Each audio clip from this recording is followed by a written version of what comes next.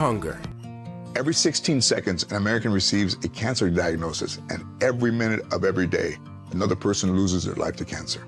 That's why Stand Up to Cancer has set a bold goal to make early-stage detection an essential part of standard of care for all cancers. So often, if cancer is detected early, the chance of long-term survival is 90%. So if we all support cancer research, more than 2 million lives can be saved in the next decade. So join the mission and help save lives today at standuptocancer.org. As a parent, you said you'd never give up the convertible. Look, the van even has its own vacuum. You said you'd never stop listening to your music. Do your happy dance, do your happy dance, yeah. You said you'd never schedule your life around a stuffed animal.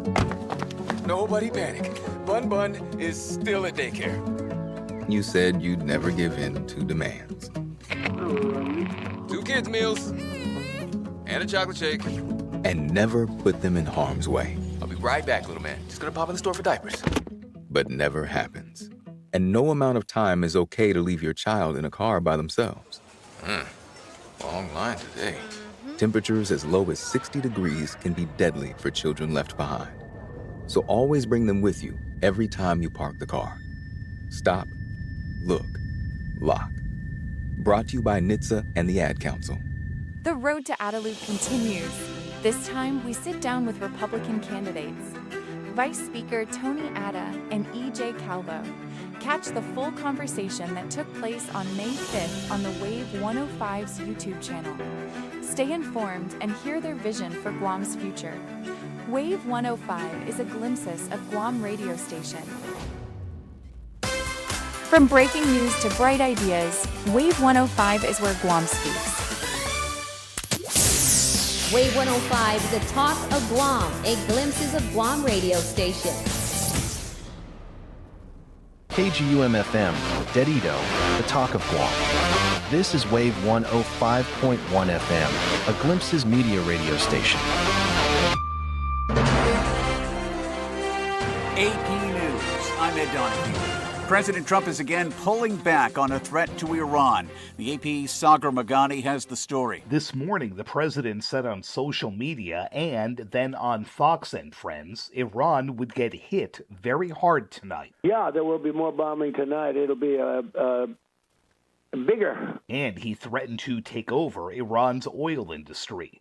Hours later, the president called off the strikes, saying talks have been brought to Tehran's highest levels and approved, suggesting progress in discussions to extend a fragile ceasefire. The president has often said over the last several weeks the two sides are on the cusp of a deal, without anything actually coming to fruition. Sagar Magani, Washington. President Trump says he plans to nominate Jay Clayton, the former head of the Securities and Exchange Commission and current U.S. Attorney for the Southern District of New York, as Director of National Intelligence. The president has been pressed to name a permanent replacement for Tulsi Gabbard. A lockdown is over at the Pentagon over an air quality issue. No hazards were found, and the Pentagon is back to normal operations. The World Cup is getting underway in Mexico City. The co-host team Mexico plays South Africa. The AP's Megan Janetsky in Mexico City reports soccer fans are there and so are protesters. Mexico's teachers union has blockaded streets in the lead up to the games, and last night we also had a demonstration of families whose loved ones have disappeared by violence. The U.S. opens the World Cup tomorrow in Los Angeles. Stocks are climbing, oil prices are falling in late-day trading. Producer prices climbed last month at the fastest pace since 2022, fueled by higher energy prices. More information at apnews.com. This is AP News. An El Nino is here, and scientists fear it will be big, bad, and costly. The U.S. National Oceanic and Atmospheric Administration has officially confirmed the existence of an El Nino, which is a warming of the Pacific near the equator that affects weather patterns across the globe. NOAA says there's a 63% chance that the El Nino will get so intense this late fall and early winter that it would rank among the largest El Nino events in the historical record. NOAA NOAA's Climate Prediction Center Operational Branch Chief, John Gottschalk. It's checking all the boxes for it evolving into being one of the historically strong events since 1950. Meteorologists forecast it will rival or exceed a record El Nino that began in 1997 and helped trigger billions of dollars in damage from heat waves, floods, droughts, tornadoes, and wildfires. I'm Lisa Dwyer. I'm Ed Donahue, AP News. You're listening to Mornings with Patti, where the conversation belongs to everyone.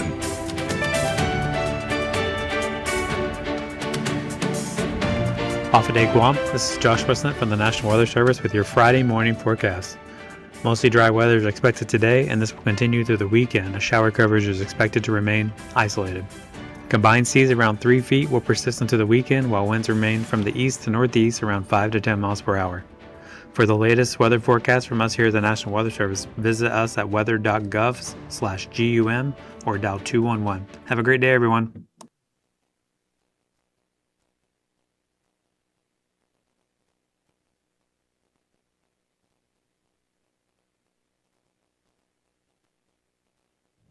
The road to Adelup is here, and this time we spoke with Democrat candidates, Senator Torius Terlahi and Senator Sabina Perez. Here is your opportunity to hear how they plan to govern Guam. Watch the conversation on Wave 105's YouTube channel, dated May 28th. This is a Glimpses of Guam radio station. When a warrior faces adversity, he fights through it. He finds a way. Freedom isn't free. Rolling strong. Belief. Believe you can, and you will. Wheelchairs for Warriors provides mobility solutions to veterans and first responders injured in the line of duty. Join the mission and visit wheelchairsforwarriors.org.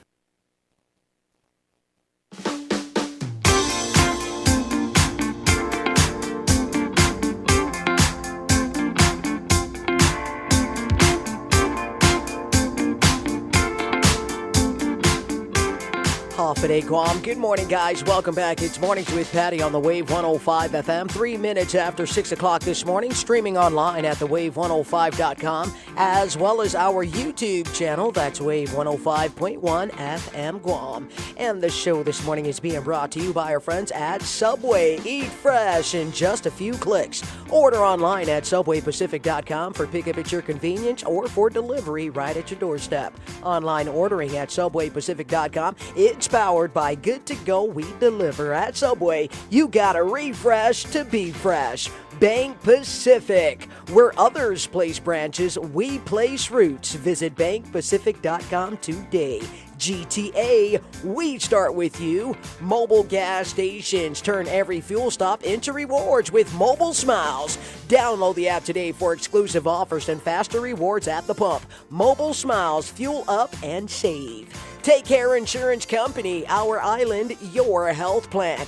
Triple J Auto Group, right now at Triple J Ford. Get a free $500 gas card when you drive home with a new Ford truck. Visit triplejguam.com and get pre-approved instantly. Shop, dine, and relax at the Agania Shopping Center. Your destination for food, fun, and local favorites all year long. Patch Tinting and Detailing for all your special interior cleaning. Call 483-7522. Code 1 Store is your tactical shop for public safety and everyday gear, serving Guam since 1999. Shop 511 Tactical and Condor Outdoor Plus Steel Toe Footwear. Stop by Code 1 Store today. And Chili's Grill and Bar at Chili's. More life, great food, and memories happen here. The Wave studio lines are at 671-922-1051 or 1052.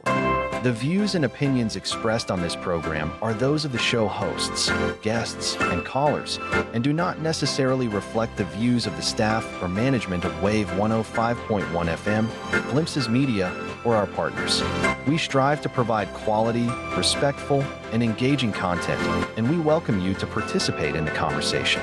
Thank you for tuning in to Wave 105.1 FM. Enjoy the show.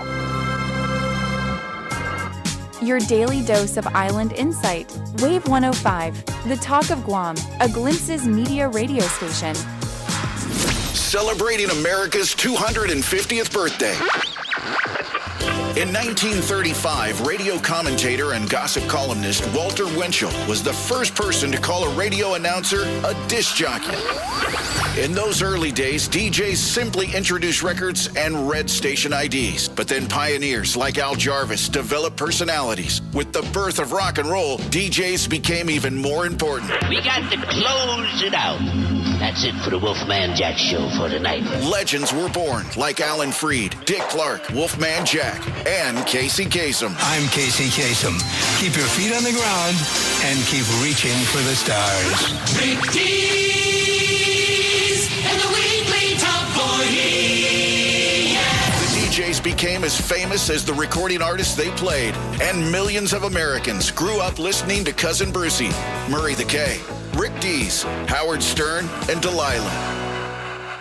Introducing the all-new Subway Wraps. Now you can make any footlong a wrap. Light, delicious, and satisfying without weighing you down. Subway Wraps make fueling your day easier than ever with bold flavors and fresh ingredients. Try the cheesy garlic steak wrap today. Subway, eat fresh, feel good. The road to Adelup is in full swing. We recently spoke with Democrat candidates Lieutenant Governor Josh Tenorio and Senator Tina Munilla Barnes to learn more about their vision for Guam. Catch the full conversation that took place on May 26th on the Wave 105's YouTube channel. This is a glimpses of Guam radio station. Half a day. This is Luella Lucinio, host of Pinas de Guam.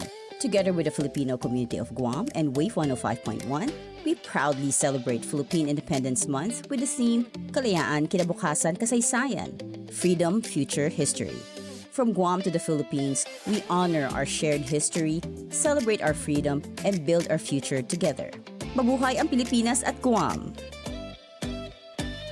Celebrate Dad in style at Roots Hills Grill House at Guam Plaza Resort. Join our special Father's Day brunch with prime cuts, seafood, and sweet treats. Adults, $85. Children, $42.50. Make it a day Dad won't forget. The road to Adelup is off and running. This time, we sit down with Republican candidate Speaker Frank Blass and Dr. Mary Okada. Catch the full conversation that took place on May 7th on the Wave 105's YouTube channel. Stay informed and hear their vision for Guam's future. Wave 105 is a glimpses of Guam radio station. My name is Emma. I am 13 years old. 6 years ago, I was injured in a car accident that left me paralyzed from the waist down. Once I completed rehab, my mom applied for a canine companion service dog. Last January, I finally got to meet my service dog, Marcia. We quickly developed a very strong bond. Together, we go to my horseback riding lessons, school band practice, swim meets, and archery classes. Together, we pick vegetables, and we like to cut flowers. I love Marcia. She makes me feel like together we can do anything. I can't imagine life without her. She's a part of the family. We are just one of the thousands of teams Canine Companions has paired together over the past 50 years. With your help, we can continue for another 50. Visit canine.org to see the many ways you can change lives. I can tell that we are gonna be friends. Do you hear that? And that? And that? Those are the sounds of a healthy and vibrant community. And to this United Way volunteer, nothing sounds better. They're the sounds of children being given greater chances to succeed in school. The sounds of neighbors receiving the support needed to overcome challenges, both big and small. They're the sounds of families gaining access to quality healthcare and nutritious food for their tables. And they're the sounds of members of our community who've benefited from United Way's financial education programs. See, wherever there's a need in our communities, there's a United Way. People working together to respond and growing the good for everyone. United is the way. So join us by getting involved or giving back. Learn more at unitedway.org. Talking about guns with others might not always feel comfortable, but it could save a life. Here's a way to start a conversation. Your family is going over to your neighbor's home for dinner for the first time.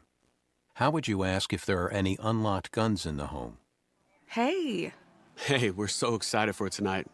Before we come over, may I ask a few questions? Yeah, of course. Do you have any pets? Yes, we have a dog. Great. Do you have a pool outside? Nope, just a big old backyard. Nice. Another question. Are there any unlocked guns in the home? Our guns are stored securely, locked in a safe that the kids can't access. Awesome. Yeah. Now, let's just talk about what we can bring for dessert. Learn how to have the conversation at agreetoagree.org. A public service announcement brought to you by the Ad Council. My name is Erica. My son, Kason, is a patient at Shriners Children. My oldest called me and said Kason got burnt. The trauma doctor came in and said he needs to go to Shriners. His injury was a big injury, and I think a testament to the care that we provide. He's fully functional. He's riding his dirt bike, doing all of the things that you would want him to do. We're just so thankful that Kason is still here. Go online right now to loveshriners.org. Real talent is defined by what people can do, not where they learn to do it. So by stopping at the education section of a resume, you might throw away the perfect hire. Skills First Hiring helps you see talent others miss, like more than 70 million stars, skilled through alternative routes. Let their story unfold and gain a competitive advantage, because hiring managers who start with skills are 60% more likely to find a successful hire. Hire skills first. Learn why at tearthepaperceiling.org. Brought to you by Opportunity at Work and the Ad Council. We are all for first-time guests and longtime friends. All for First Light and Starlight. For road trips and trail runs. All for mountaintops and monuments. River bends and battlefields. We're all for showing up and giving back. To protect, to preserve, to pass it on. All parks depend on us, and we're all for parks. Join us at nationalparks.org/allforparks. Hi, human. I'm a micro monster swimming around in your plastic water bottle. But I can't wait to swim in your bloodstream soon. Microplastics are micro monsters. Drink me. Wait, what are you doing? But you can fight back by using glass or metal reusable water bottles. No!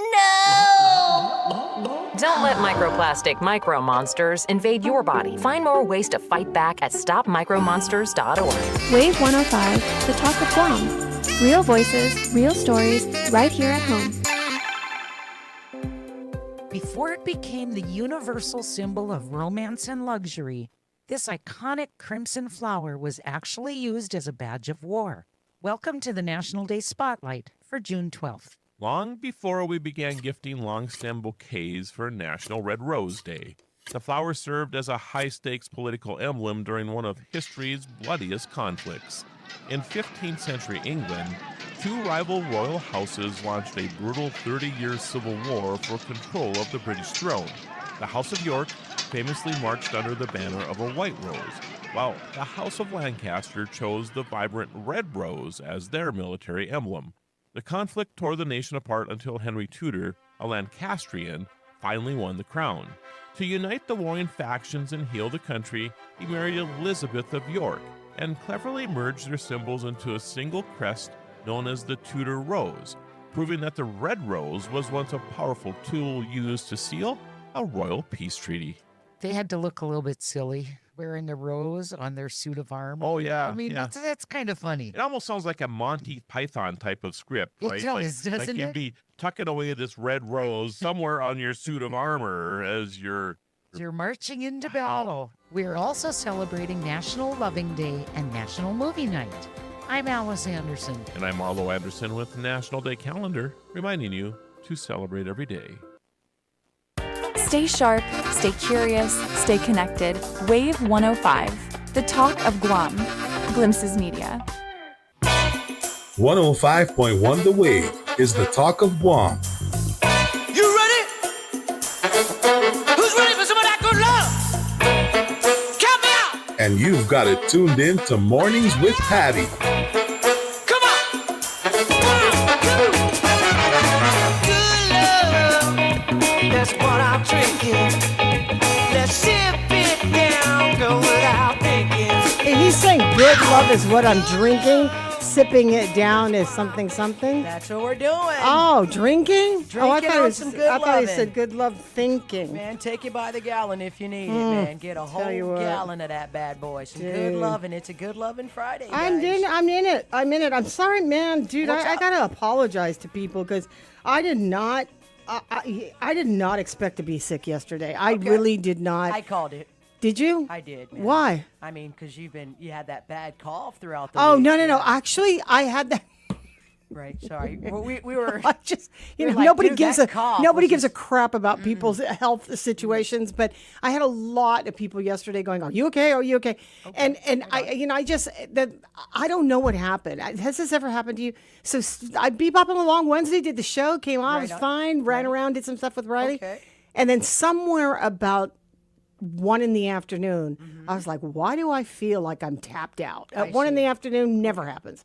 Like I am tapped out. It's like 10 o'clock at night kind of tapped out. Okay. And so, the kids wanted to do something. I was like, man, you guys, I hope you don't mind, but I am really, I don't know what's wrong. I don't feel good.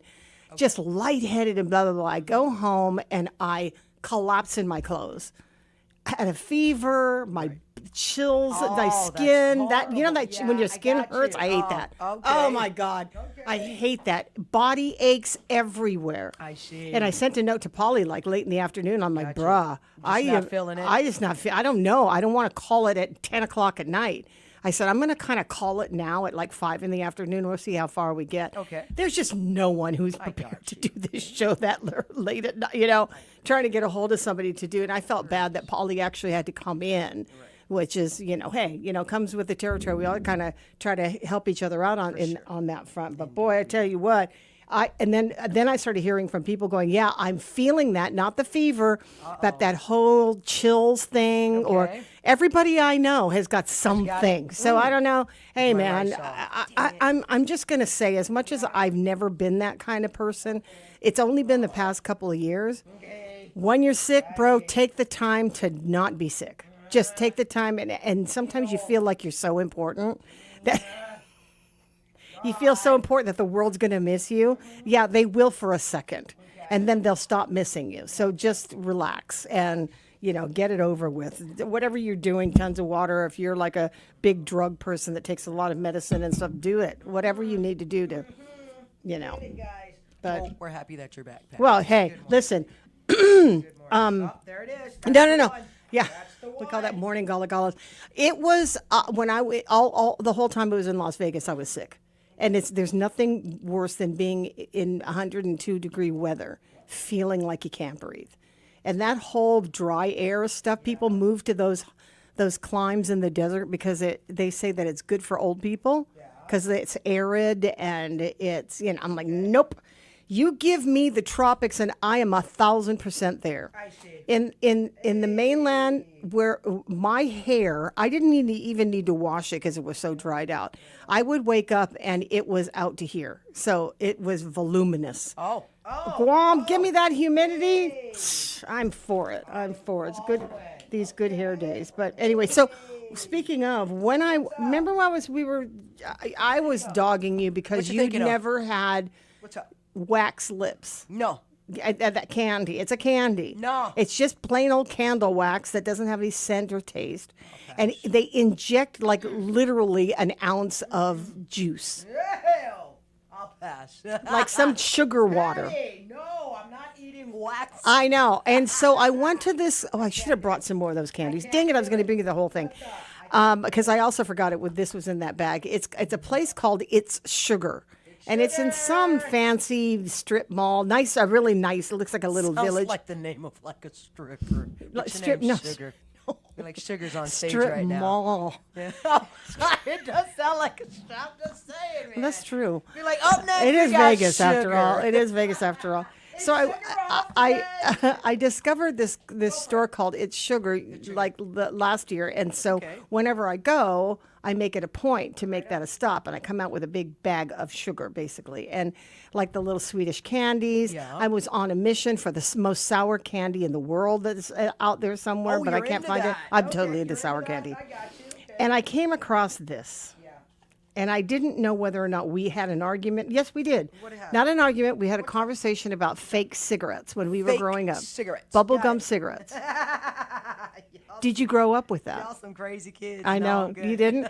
Back in the day, we used to pretend that we were smoking because you could. God, no. They made these cigarettes. They wrapped it in this little paper wrapping, and it's a tube. Okay. Well, let me just show you.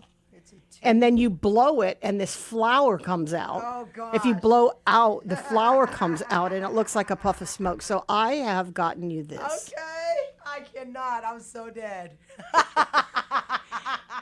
Come here, and I want you to open That it. legit looks like a pack of cigarettes. Yeah. Okay, so it's a gum. Come. It's a gum. It's a gum. Just real quick. I'm making her work. I just have to disconnect and come all the way around the corner. I want you to open it. Cigarettes. They're cigarettes. It's candy cigarettes. Interesting. Oh, you're opening it. You really are. Yeah. Okay. Well, you got to do it in front of the camera. No, that's for all. That whole pack's for you. Just all. Just. I mean, the kids are gonna. If you give it to the kids, they're gonna try to smoke. I got you. All right. So. Okay. So see it. Oh, isn't that cute? And now blow out. Okay. Blow through it. Did any flour come out? No. But it looks like. Oh, dude, you're gonna waste the whole pack with your saliva. There it is. Oh, there it is. I cannot deal with you, Patty. This is. God. God. Patty. She's got flour all over. Patty. Patty. She's. And then what do you do? Okay, so then You you eat it. Then you eat it. Unwrap it. There you go. Okay, You're pulling it out through the tube. I wish you would put yourself on camera. You don't have a camera back there. Okay, this is now interesting. Try to take a Okay, bite. some new Is it- unboxing. It's unwrapping. It looks like so a we joint. We got It's like the marble paper of a gum. joint. Right on. Right. You know what? Or cigarette paper. You know what? Can't use No, it. you're No, not. I Yeah, just she was trying to see if it adhere. No if glue. it adhere to each other. Look at you. So cheap. She. Can I use it? Can't use You it. can't. She's trying to lick it to see if it adhered to her weed. It's got no glue. It's got no glue. I think it actually had glue, but you just ate You it know off. what? The gum's not bad. Is it good? The gum's not bad. Okay. You know what? It's not. Yeah, Okay. that's one of those. That's one of those 100. Nice. That's one of those 100 chews, and then all the sugar leaves, and then you got to. And now it just becomes rubber. Right on. Yeah. But it's good, right? Yeah. Mm-hmm. And I have a chiseled jawline. Yeah, but you will. You'll definitely. really This sharp. is why we all had rotten teeth back in the 60s, just so you know. This is really wild. It oh my is. God, Patty. Look at Yeah. that. Yeah. Yeah, this is a good I little thought hack. you would This enjoy is pretty that. cool. This is actually really cool. I cannot deal with you guys. This is candy from the 60s, but it's still fresh. is. I say. In 2026, it survived the Strait of Hormuz, and it's not expired. I just felt like you would appreciate these novelties. This is wild. From when we grew up, the Candy stuff cigarettes. this is why I am how I am. I could not deal with you. Because they exposed us to all of the adult things and mimicked what they did, and they became toys for us. Oh my God. Mhm. Okay. Yeah. I yeah. like this, Patty. You do? This is you know what? I can think of a lot of fun little. No. And Thou shall prank today. Yeah. And those, by the way, are illegal on Guam to buy. Really? Yeah, to buy. To That's sell, great. actually, to sell. Okay. You can't sell that, although there are some mom and pop stores that sell that. Oh. This is actually really good. Yeah. This is really neat, Patty. You know what? I got a pack of Marble Green Lights, Marble Reds, actually. Oh, do you? I got a pack of Marble Reds Kings. These gums. It's so. I'm gonna mess with the DJs on this. Yeah. So I happened to have a clerk at this sugar store where I was telling her this is what I was looking for, and the one I had bought when I was buying didn't have the flour. And so my kids were like, "What are you talking about?" And the lady, I go, "No, I need the one with the flour in it where you make the puff." And the lady's like, "Oh my gosh, that's my childhood." I said, "Well, you and me." And so we both decided that King's, without opening, had to have been the one with the flour. Everything is the flour. Everything is the puffer. The whole gimmick is being able to push that out like it was a puff of smoke. I was like, hey, this is pretty neat, Patty. Okay, well. This is really, really cool. Yeah. You had a fun childhood. I got to give it to you guys. You sound like you guys had a really fun childhood. we were exposed to a lot of adult things, you know what I mean? But we survived it, which kind of made us a tougher people, right? I can see that. Mhm. All right, King's it is. King's bubblegum. It tastes really good. You know it does. Yeah, okay. I got the strawberry. It tastes really good. Oh, is it strawberry? It Okay. tastes like I'm getting strawberry bubblicious actually going on here, and it's Okay. not that cheap kind. So you know what? I'll take it in. Yeah. And it's still sweet. Yeah. You know what I mean? It's still sweet. It's still sweet. Wow. It hasn't is. lost No, its that- taste. No. No. I'm not even making it up. It is. It's still sweet. Okay. Okay.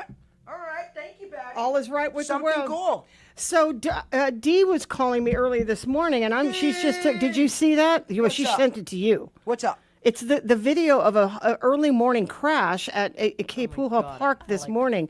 If you're in it, call us and let us know what you see. But there's an actual car that is sitting in that circle where the statue is. Oh, got you. Okay. Do you see the video? I She took a see really it. quick glance of right. it. Yes, It's a yeah. two-car accident with a car having been pushed all the way into the Kepuha statue circle. So I don't know what I have no idea what it is to this, but Not how we wanted to start our Friday. No, That's not, I early hope morning, the one of drivers those. are okay. Yeah, I don't know what the traffic looks like. What do you see anything I'm out of looking the at it ordinary being now? closed. What? I think it's going to be closed for a minute Oh, there. yeah? It might be closed for a minute there, getting around Chief Kapoor. We had a few phone calls this morning, including D. Cruz, so there was a few phone calls this morning. Okay. So we had them hopping onto like West O'Brien Drive this morning and coming out of the courtauhouse around that museum. So that should be Oh, around okay, all an right. easier route, So just go to up. avoid all of that. Don't So get go around- up yeah. Route 8. Yeah, To avoid, just to avoid, unless if you can. it's backed up all the way past Route 8, and then you got to then the only other outlet would be Airport Road. Yeah, so if you're going to try to get around Stacks or Caliente, that's probably not going to be a good idea this morning. But, hey, we'll see. We got to wait and see what happens because, Yeah. our friends at the Guam Police Department, they work pretty fast. So, Mhm. hopefully they'll get that road open sooner than later. Yeah. Right? So we're just going to have to be patient and Yeah. break out the SWAT team. We want the SWAT truck. Mm. Yay! The SWAT truck. The dog. SWAT truck, The SWAT indeed. truck with a turret on it. I'm like, okay, and I'd press every buttons in that bad boy, all the buttons, man. I'm like, what does this do? Yeah. Hey, it's pretty neat, though. It is pretty neat. Thank you to our friends at the Guam Police Department. Absolutely. And if you're stuck in it, let us know if you're stuck in it. 922-1051 or 1052. Let us know what it looks like on your end, whether or not the traffic is back. Dice has got a whole view of it online, but you could tell us how far back it goes if you're in it. What's that experience like? Otherwise, I got to tell you, I was consumed the other day during the show. We were reading the Marianas Press breaking news. Gotcha. And it was a story about a woman who was posing as Paloma Luke, right? Yes. Mm-hmm. And she was in a video, which I chose not to play when I got it because there were a lot of cuss words in it, and the content was probably not suitable for an audience without having been vetted, which is the reason why I didn't run it. Yeah.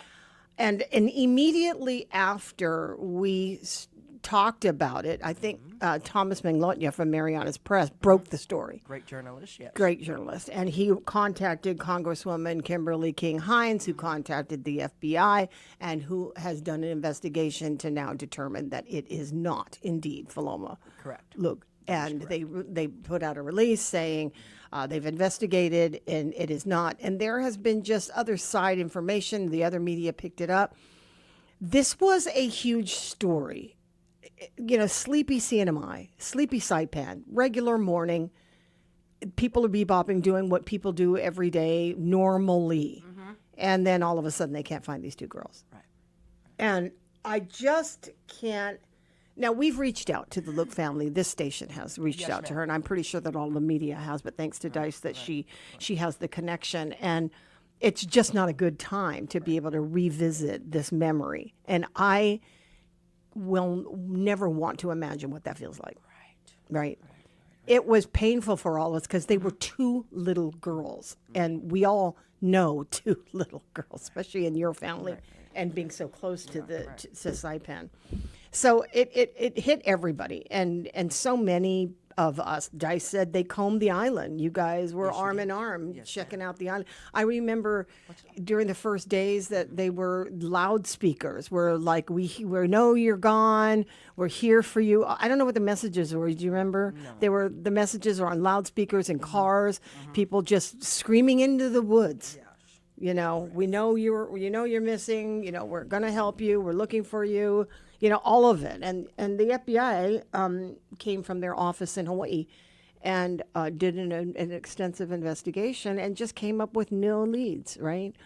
There was also implications. It was so weird because close to the family, there was a grandfather, right? Okay, yes. Remember the situation with the Yes. grandfather? Did he not eventually die?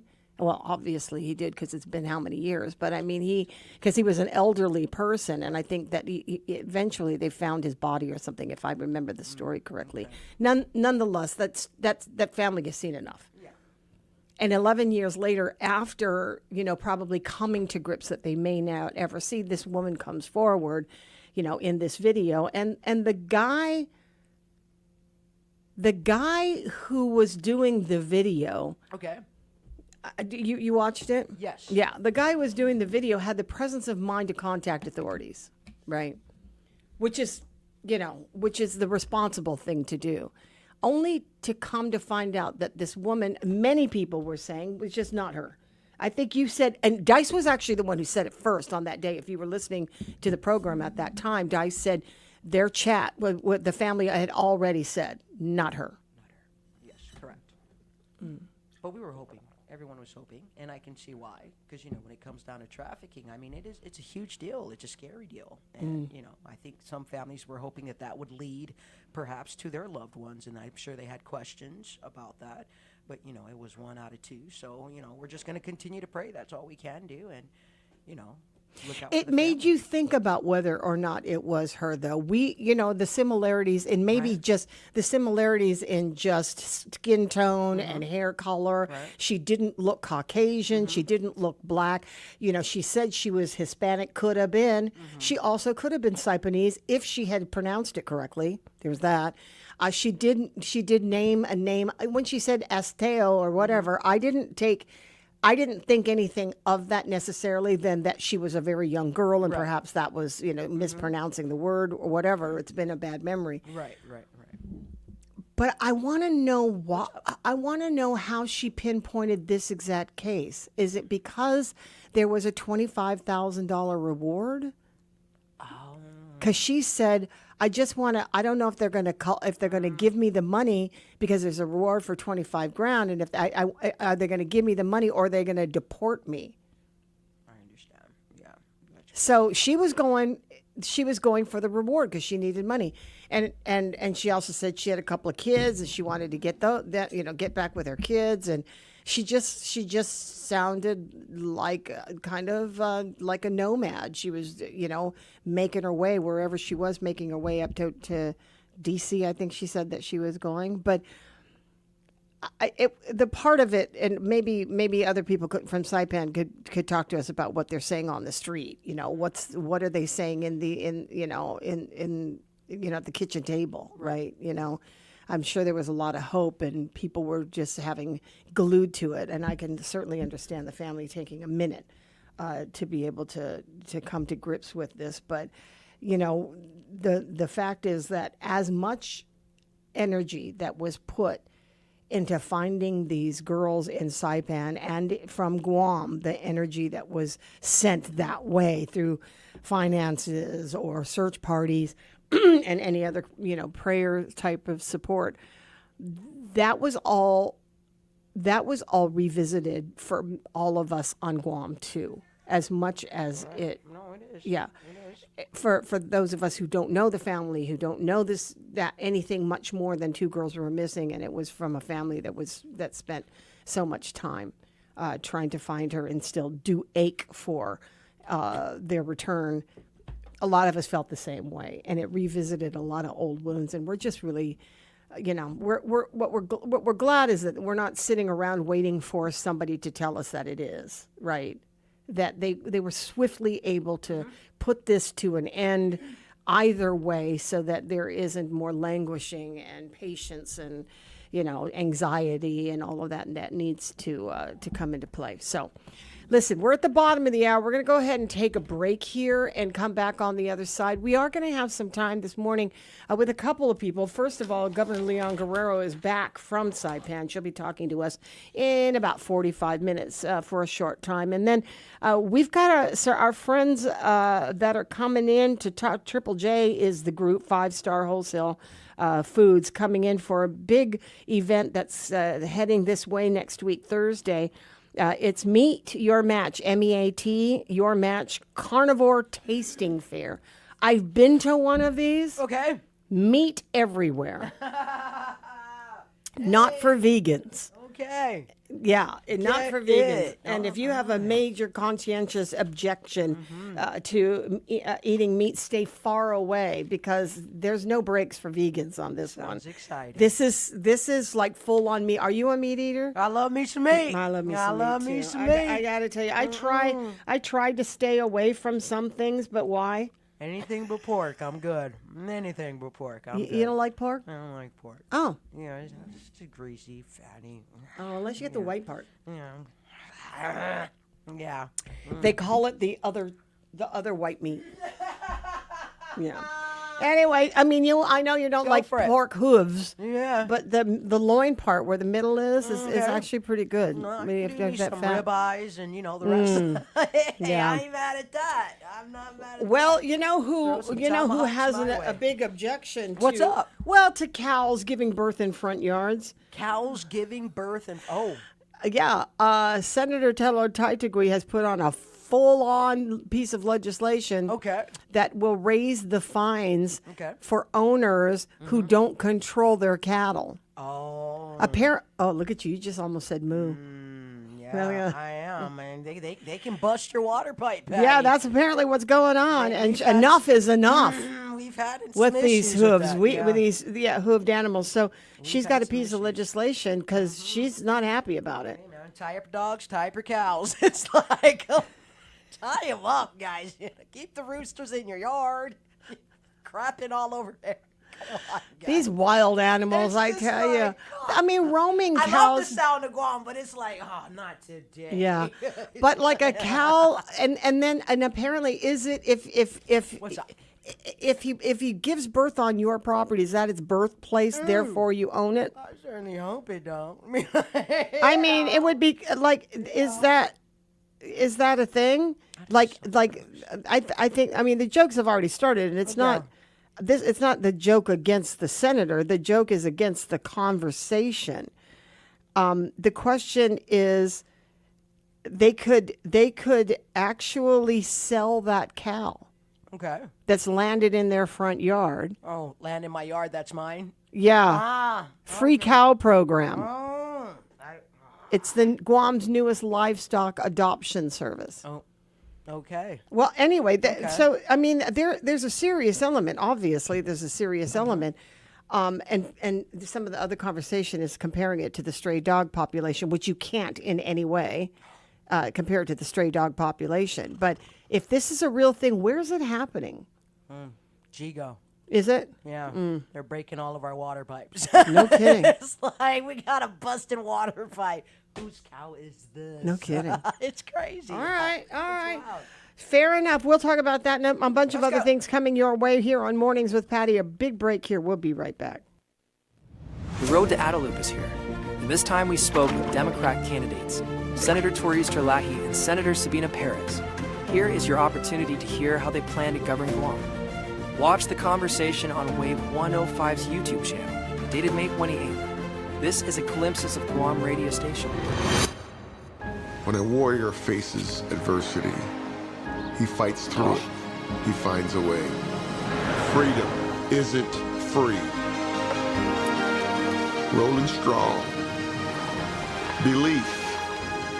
Believe you can, and you will. Wheelchairs for Warriors provides mobility solutions to veterans and first responders injured in the line of duty. Join the mission and visit wheelchairsforwarriors.org. Your daily dose of island insight. Wave 105, the talk of Guam, a Glimpses media radio station. Celebrating America's 250th birthday. In 1935, radio commentator and gossip columnist Walter Winchell was the first person to call a radio announcer a disc jockey. In those early days, DJs simply introduced records and read station IDs. But then pioneers like Al Jarvis developed personalities. With the birth of rock and roll, DJs became even more important. We got to close it out. That's it for the Wolfman Jack Show for tonight. Legends were born like Alan Freed, Dick Clark, Wolfman Jack, and Casey Kasem. I'm Casey Kasem. Keep your feet on the ground and keep reaching for the stars. Rick Dees and the weekly top 40. The DJs became as famous as the recording artists they played, and millions of Americans grew up listening to Cousin Brucey, Murray the K, Rick Dees, Howard Stern, and Delilah. Introducing the all-new Subway Wraps. Now you can make any footlong a wrap. Light, delicious, and satisfying without weighing you down. Subway Wraps make fueling your day easier than ever with bold flavors and fresh ingredients. Try the cheesy garlic steak wrap today. Subway. Eat fresh, feel good. Half a day. This is Luella Lucinio, host of Pinas de Guam. Together with the Filipino community of Guam and Wave 105.1, we proudly celebrate Philippine Independence Month with the theme Kalayaan, Kinabukasan, Kasaysayan, Freedom, Future, History. From Guam to the Philippines, we honor our shared history, celebrate our freedom, and build our future together. Mabuhay ang Pilipinas at Guam! The road to Adelup is in full swing. We recently spoke with Democrat candidates Lieutenant Governor Josh Tenorio and Senator Tina Munilla Barnes to learn more about their vision for Guam. Catch the full conversation that took place on May 26th on the Wave 105's YouTube channel. This is a glimpses of Guam radio station. Alrighty, Guam, half a day, everyone. Good morning. It's about 42 minutes after 6 o'clock. It is a Friday. Biba Betness right here on the Wave 105 FM. You are tuned in. This is Mornings with Patti, and we're going to go ahead and hit the streets right now. This will be your first look at this morning's traffic report, which is all being brought to you by Guam Auto Spot, and you can schedule a test drive. Just give us a call at 478-AUTO, or if you'd like to take a look at our inventory, you may also visit our website at guamautospot.com. All right, motorists, it looks like we had our first traffic accident for this morning, and it was quite early this morning, so you're going to find some delays along Route 1 getting up and around Chamorro Village, Chief Kapua Park this morning. I know our friends at the Guam Police Department are on site, and they are assisting with traffic. Aside from that, in Hagåtña, it looks like traffic is moving nicely. West O'Brien Drive is open. You're more than welcome to hop onto that back end, or for our friends that are using East O'Brien Drive in order to get into the Mongmongto to Maiti area. That's going to be along Route 8 this morning. Tamuning traffic is looking great coming around that ITC intersection. It looks like traffic is still light on that back end. Jack in the Box in Tamuning are coming around Teadsend this morning. So if there's anywhere on the streets of Guam that you need to be, now is probably your best bet as traffic is still light. It is a Friday. Let's just watch our speed limit, keep our eyes on the roads, make sure you're not texting and driving, get those seatbelts fastened. Remember, Guam, seatbelts are sexy. And let's get our kids in the proper booster and car seats. Allow some braking distance between yourselves and the vehicle in front of you, and we should all be able to have ourselves a great weekend. This is your traffic report, and it's all being brought to you by our friends at Guam Auto Spot, moving forward on the Wave 105 FM. Celebrate Dad in style at Roots Hills Grill House at Guam Plaza Resort. Join our special Father's Day brunch with prime cuts, seafood, and sweet treats. Adults, $85. Children, $42.50. Make it a day Dad won't forget. The road to Adelup is off and running. This time, we sit down with Republican candidate Speaker Frank Blass and Dr. Mary Okada. Catch the full conversation that took place on May 7th on the Wave 105's YouTube channel. Stay informed and hear their vision for Guam's future. Wave 105 is a glimpses of Guam radio station. My name is Emma. I am 13 years old. 6 years ago, I was injured in a car accident that left me paralyzed from the waist down. Once I completed rehab, my mom applied for a canine companion service dog. Last January, I finally got to meet my service dog, Marcia. We quickly developed a very strong bond. Together, we go to my horseback riding lessons, school band practice, swim meets, and archery classes. Together, we pick vegetables, and we like to cut flowers. I love Marcia. She makes me feel like together we can do anything. I can't imagine life without her. She's a part of the family. We are just one of the thousands of teams Canine Companions has paired together over the past 50 years. With your help, we can continue for another 50. Visit canine.org to see the many ways you can change lives. I can tell that we are gonna be friends.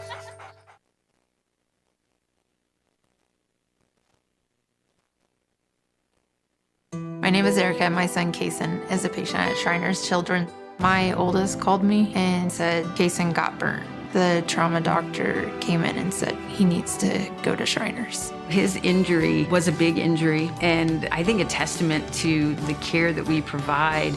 He's fully functional. He's riding his dirt bike, doing all of the things that you would want him to do. We're just so thankful that Kason is still here. Go online right now to loveshriners.org. We are all for first-time guests and longtime friends. All for First Light and Starlight. For road trips and trail runs. All for mountaintops and monuments. River bends and battlefields. We're all for showing up and giving back. To protect, to preserve, to pass it on. All parks depend on us, and we're all for parks. Join us at nationalparks.org/allforparks. Hi, human. I'm a micro monster, swimming around in your plastic water bottle. But I can't wait to swim in your bloodstream soon. Microplastics are micro monsters. Drink me. Wait, what are you doing? But you can fight back by using glass or metal reusable water bottles. No! Don't let microplastic micro monsters invade your body. Find more ways to fight back at stopmicromonsters.org. Stay sharp, stay curious, stay connected. Wave 105, the talk of Guam. Glimpses Media.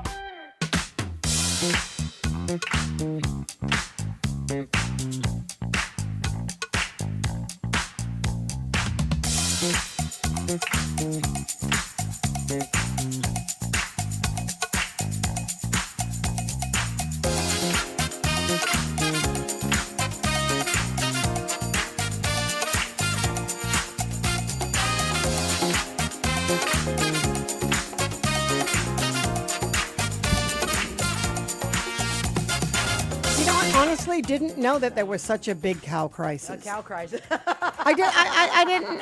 I mean, how out of touch am I living in the city? I don't know. You know, You live in the concrete jungle. That's I why. do. You're in the concrete jungle, and that's living in the city, and we don't have cows. Yeah, I mean, we does just it. we have homeless. I understand. We have stray dogs, Okay. Okay. but No cows. Chickens, none of that. No roosters. chickens. No chickens. Well, goats. No goats. No goat. You guys don't have goats. we don't have any farm animals up there. I mean, in my hood, if they are, they're being contained. They have Good responsible owners, I guess. Yay. I don't know. Are there agricultural areas that are deemed agricultural that will allow you to have livestock like that? Right, chickens you can't. Chickens, stray cats, stray dogs. I mean, you know, they may come to the city, but in farm towns, felines, stray cats. Yeah. You know what Riley is most from this naked eye. This is a child who left here when he was what, 10? How old do you have to be when you're out in 8th grade? 11. I guess so. 7th, 8th grade, 11th, 10th. Okay. Yeah, so he must have been 9, 10 when he left Guam, and now he's 17. Grown man. And so, you know, he came back a couple of times, and they were just one, you know, family stuff, and then another for a surprise for me for Christmas. They came for Christmas. But he was also still even yet younger 4 years ago, right? So he's coming now as a 17-year-old, and things have changed quite a bit. He does know his way around the island, not everywhere, but, you know, he knows, like, where his old school was and stuff like that. He said he could find his way. I always ask him, can you find your way back home from here? You know, yes, no, I don't know, you're not sure kind of thing. But he's amazed. He's amazed whenever he sees a stray animal. Okay. Stray animals. Yeah, like stray animals. He's like amazed. Like he's like, oh wow, there's a dog. I'm like, they live here, and he's like, and without saying it, he lives in a state where you don't have stray dogs like that. I mean, not to this magnitude or to this volume of numbers of dogs. And so I thought it was kind of interesting because he's pointing it out, right? And what is an everyday thing to us is a big deal for him. The other day, he saw 2 stray cats, and he was like, wow, look, there's a cat right there outside. I'm like, yeah, there was a cat outside our window in the dining room. We were having dinner, and he looks out the window. He goes, wow, there's a cat right at the window looking in through the screen door. I mean, through the glass window. Glass window. That's redundant. Anyway, he saw it and was freaking out that there was a cat there. Like it was a cat that needed to be found and returned to its owner. I'm like, no, whenever you see stray dogs or stray cats like that, maybe they come from people's houses, but they go outside. And they go outside and they hang out and they catch things and then they run back inside. They let the cat out. He's like, he has a cat. The cat does not. He strays downstairs and hangs out every once in a while. But for the most part, the cat stays in his cat house, whatever. So I thought, wow, that's looking at it from these kinds of eyes where people don't recognize that these animals run around and it's commonplace for us. Cows, a whole thing. Cow is a whole nother animal, obviously. And so Senator Taitigui has introduced a piece of legislation that will impose fines on, it's Bill 330, and it overhauls the stray livestock laws, calling it so outdated that according to I think it's a PDN this morning or Daily Post, it's so outdated that its fine for a violation is pocket change. The legislation would raise penalties, give mayors new enforcement authority, and create a community-based stewardship program to help wrangle animals that neither the government nor their owners seem to contain. The current law right now is so antiquated. It goes back to, it is a Daily Post. It goes back to where the fine is $10. Everybody's signing on to this one. Department of Agriculture flagged a growing number of cattle-related incidents as far back as early 2024, where the territorial veterinarian noted that at least 2 vehicle collisions involving cattle had been reported to GPD after having none the year before. Residents of Hoggett have been particularly vocal but Taitigui said the affected villages now include Talafofu, Chalampago, Ordat, Mangilau, and areas around Windward Hills where poor lighting compounds the problem. Oh, so big in the south, big down south, big in Chalampago, Orgat, Mangilau, and now you say in Jigo for sure. Yes, ma'am. Yes, ma'am.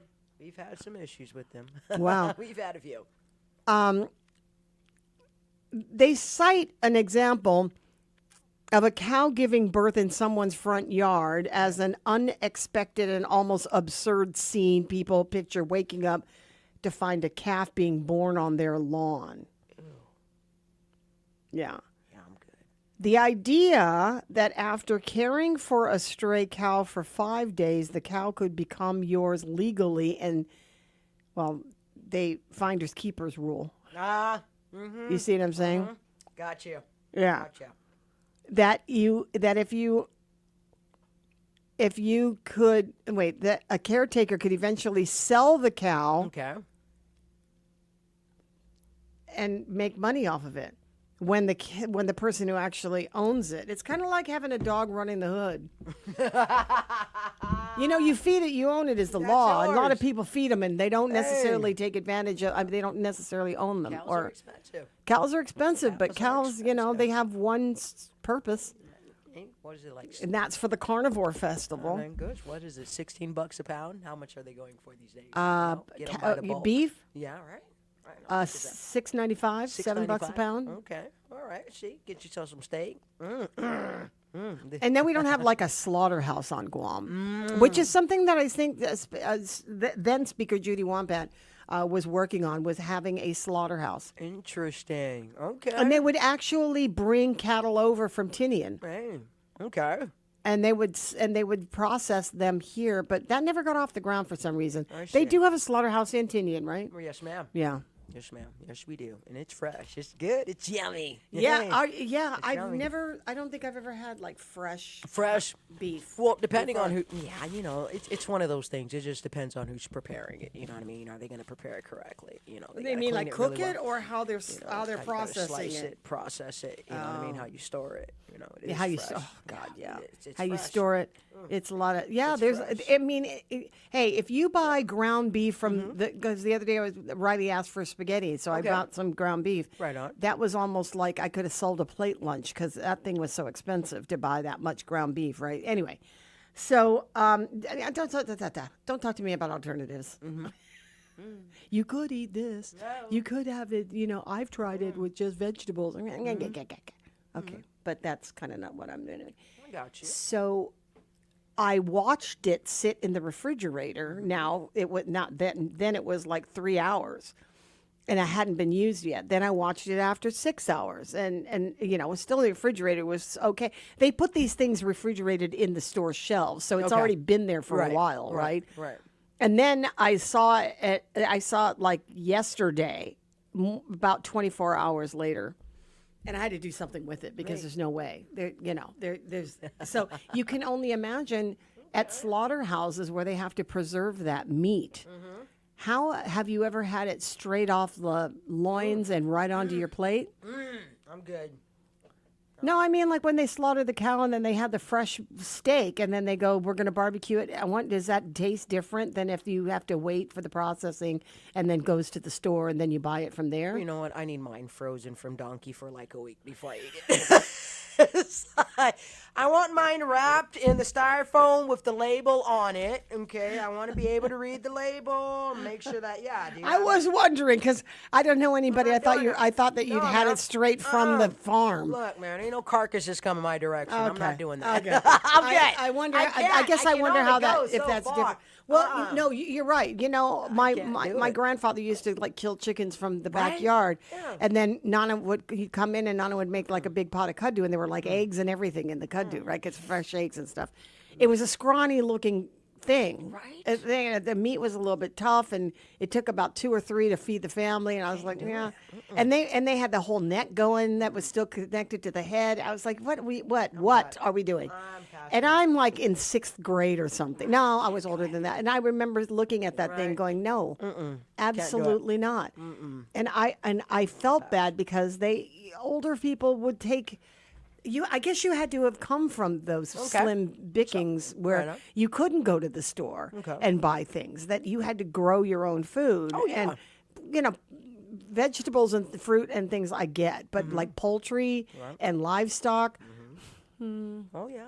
Oh, yeah. I remember saying at the time, I'd rather get it packaged in its blood sitting in the refrigerator for some reason. With all those steroids in it, and they're huge and they look abnormal. I said, for some reason, that just seems more delectable than the way that they used to eat it. But be it far from me to criticize my aunties and uncles that were feasting over fresh chicken killed just an hour ago, right? I'm good. I'm good too. You can hold on to that 550-pound carcass. I'll be over here on my side. Eating I'm good. steroid-filled chicken. I'm all right. Yeah, I'm You cool. know what I mean? Give me something. I want all that. I want the preservatives. There you go. All right, I'll take. I want all the freezer burn. All the artificial flavoring. I'll take it.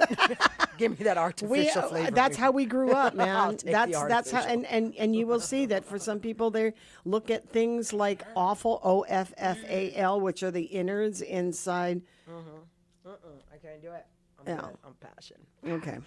Listen, it's time to take a break. More things happening with this Iran war. Big threats, no threats, and then we're done kind of threats. It's all over the place. We'll be hearing that in a couple of minutes with the AP News. And then Dice has got your traffic.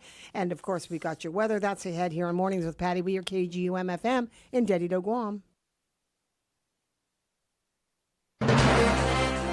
AP News, I'm Ed Donahue. President Trump says plans to hit Iran very hard tonight are off. On social media, he says there is a breakthrough in negotiations and significant points under discussion have been brought up to the highest level of Iranian leadership and approved. He did not offer any details. Jay Clayton has been picked as the permanent director of national intelligence. Here's the AP's Sagar Magani. The president was under intense pressure to nominate a permanent replacement for Tulsi Gabbard after her resignation last month.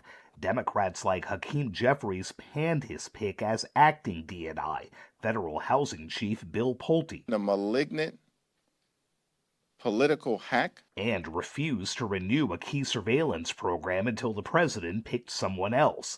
The president had doubled down on Pulte, but at the same time, we're interviewing people right now. Clayton is a former Securities and Exchange Commission chief, and as Manhattan's top prosecutor has a wide portfolio, from terrorism, ISIS-inspired actions, to corruption. The president had said Pulte would take over as DNI next week. It's unclear if the Senate can move fast enough to confirm Clayton before then. Sagar Magani, Washington. In Minnesota, Vance Belter pleaded guilty to the shooting deaths of the top Democrat in the state house and her husband, and the wounding of a state senator and his wife. U.S. Attorney Daniel Rosen says the chance of getting the death penalty was dropped. Political violence is a scourge plaguing America in our times. The murders of Speaker of the House Melissa Hortman, Mark Hortman, shooting of Senator John Hoffman and Yvette Hoffman, and the attempted shooting of Hope Hoffman are among the worst political violence crimes that we have seen. Stocks are higher at the closing bell. This is AP News.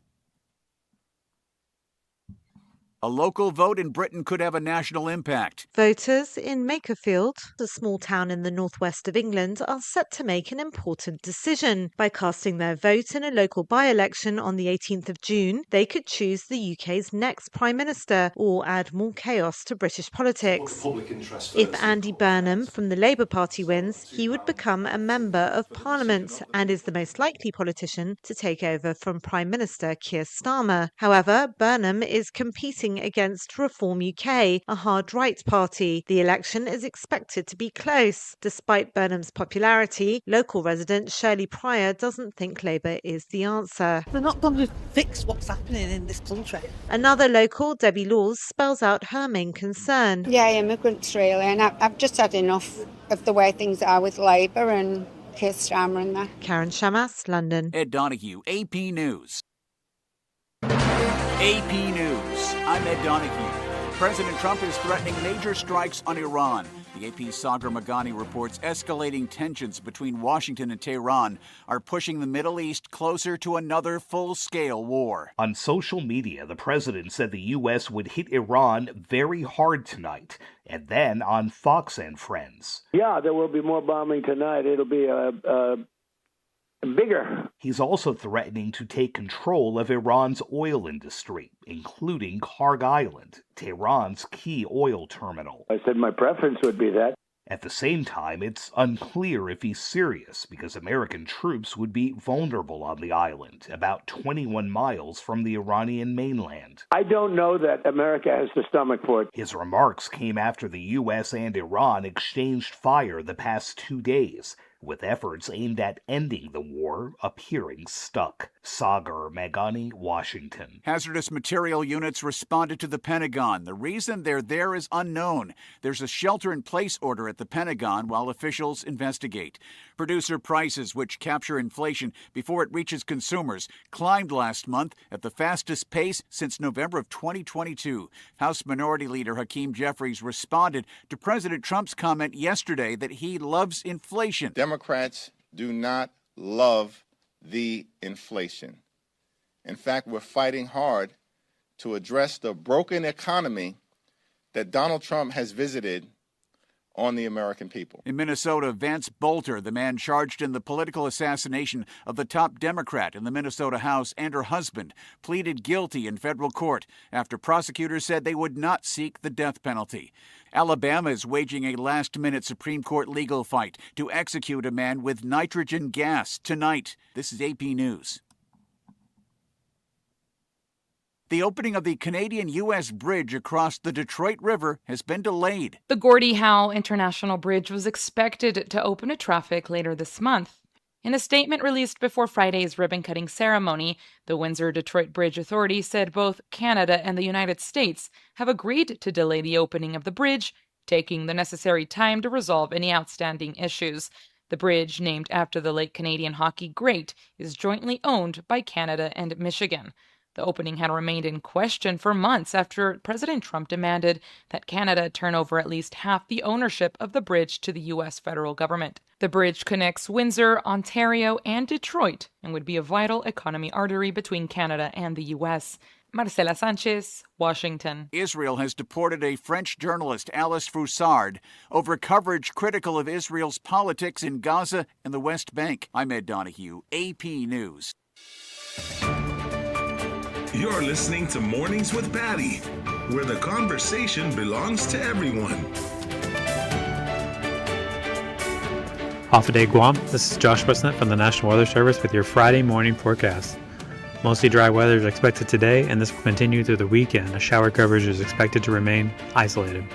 Combined seas around 3 feet will persist into the weekend, while winds remain from the east to northeast around 5 to 10 miles per hour. For the latest weather forecast from us here at the National Weather Service, visit us at weather.gov/GUM or dial 211. Have a great day, everyone. Celebrating America's 250th birthday. America loves a competition, whether it's an athletic event or a political battle. But one of the most famous American competitions of all began on June 11th, 2002. Who will be next? This is American Idol.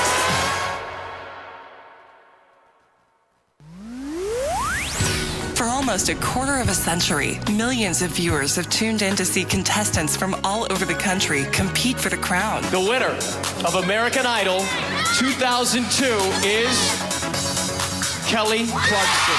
No other television series has created as many stars. The winner of American Idol 2005 is Carrie Underwood. Not just Kelly and Carrie, but Jennifer Hudson, Adam Lambert, Scotty McCreery, Philip Phillips, Benson Boone, and so many more.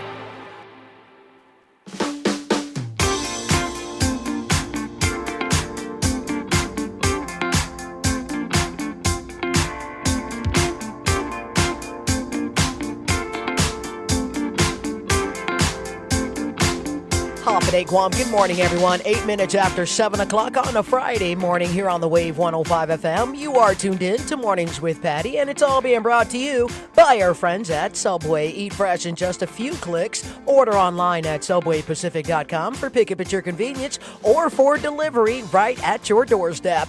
Online ordering at SubwayPacific.com. It's powered by Good to Go. We deliver at Subway. You got to refresh to be fresh.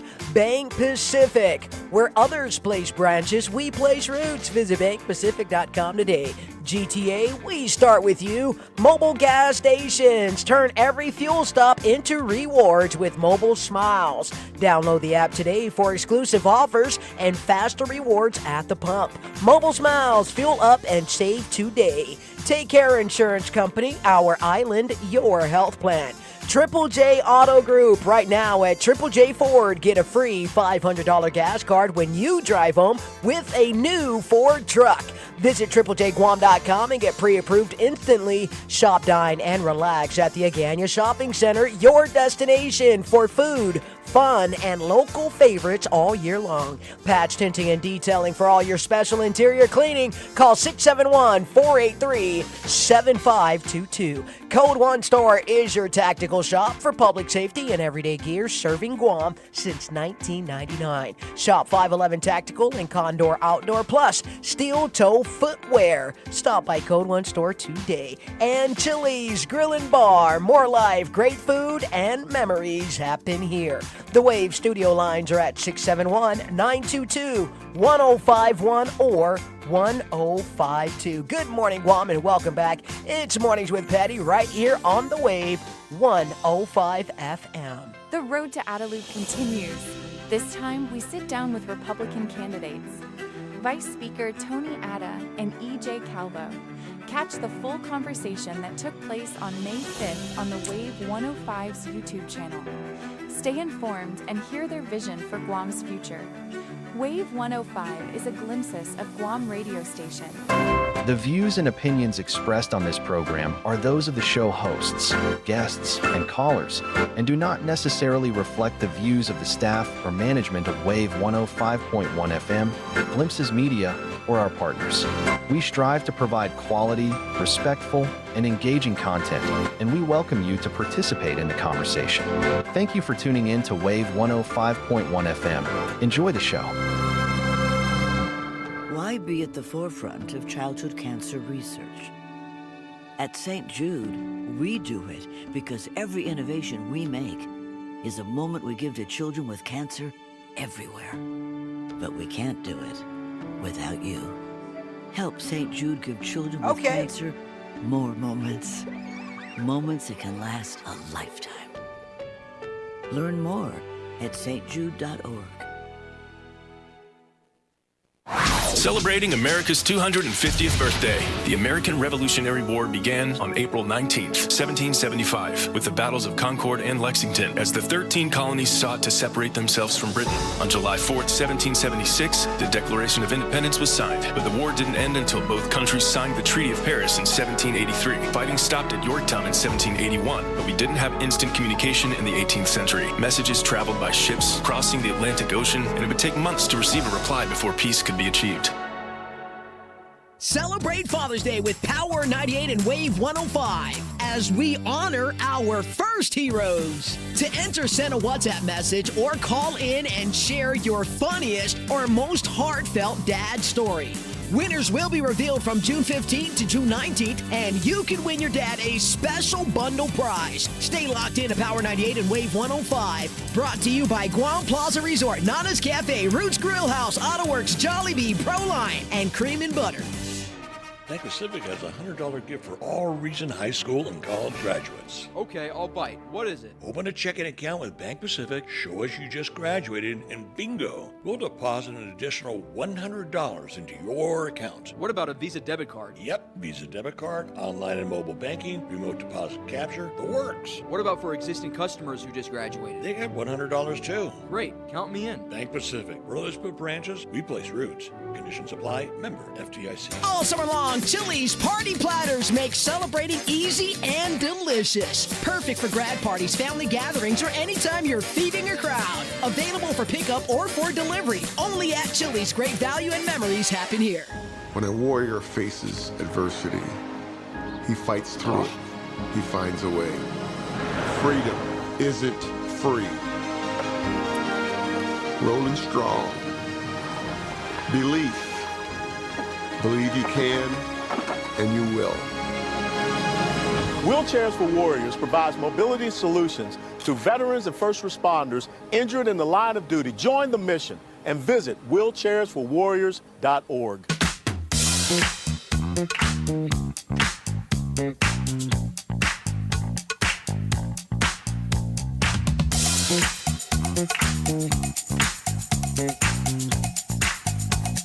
$7:13 in the morning. Here we are on a Friday. Welcome to it. Another big weekend coming up for just, I don't know, summer. Always exciting. Always exciting. Summertime is exciting. Kids are out of school. Kids are working.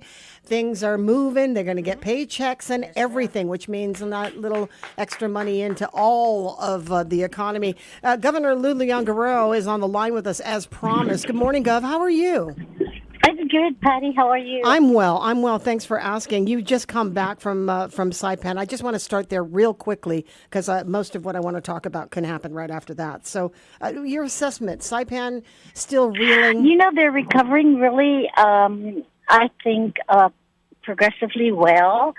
Power is up like, I'm going to say maybe 85%. GPA, John Beneventi was there. He's targeting by July 13th that he's going to get most of the island up. So they've got most of the main lines all wired up and powered up. So now it's just, connecting to the houses. So that's going to go really fast. Yeah. Oh, good.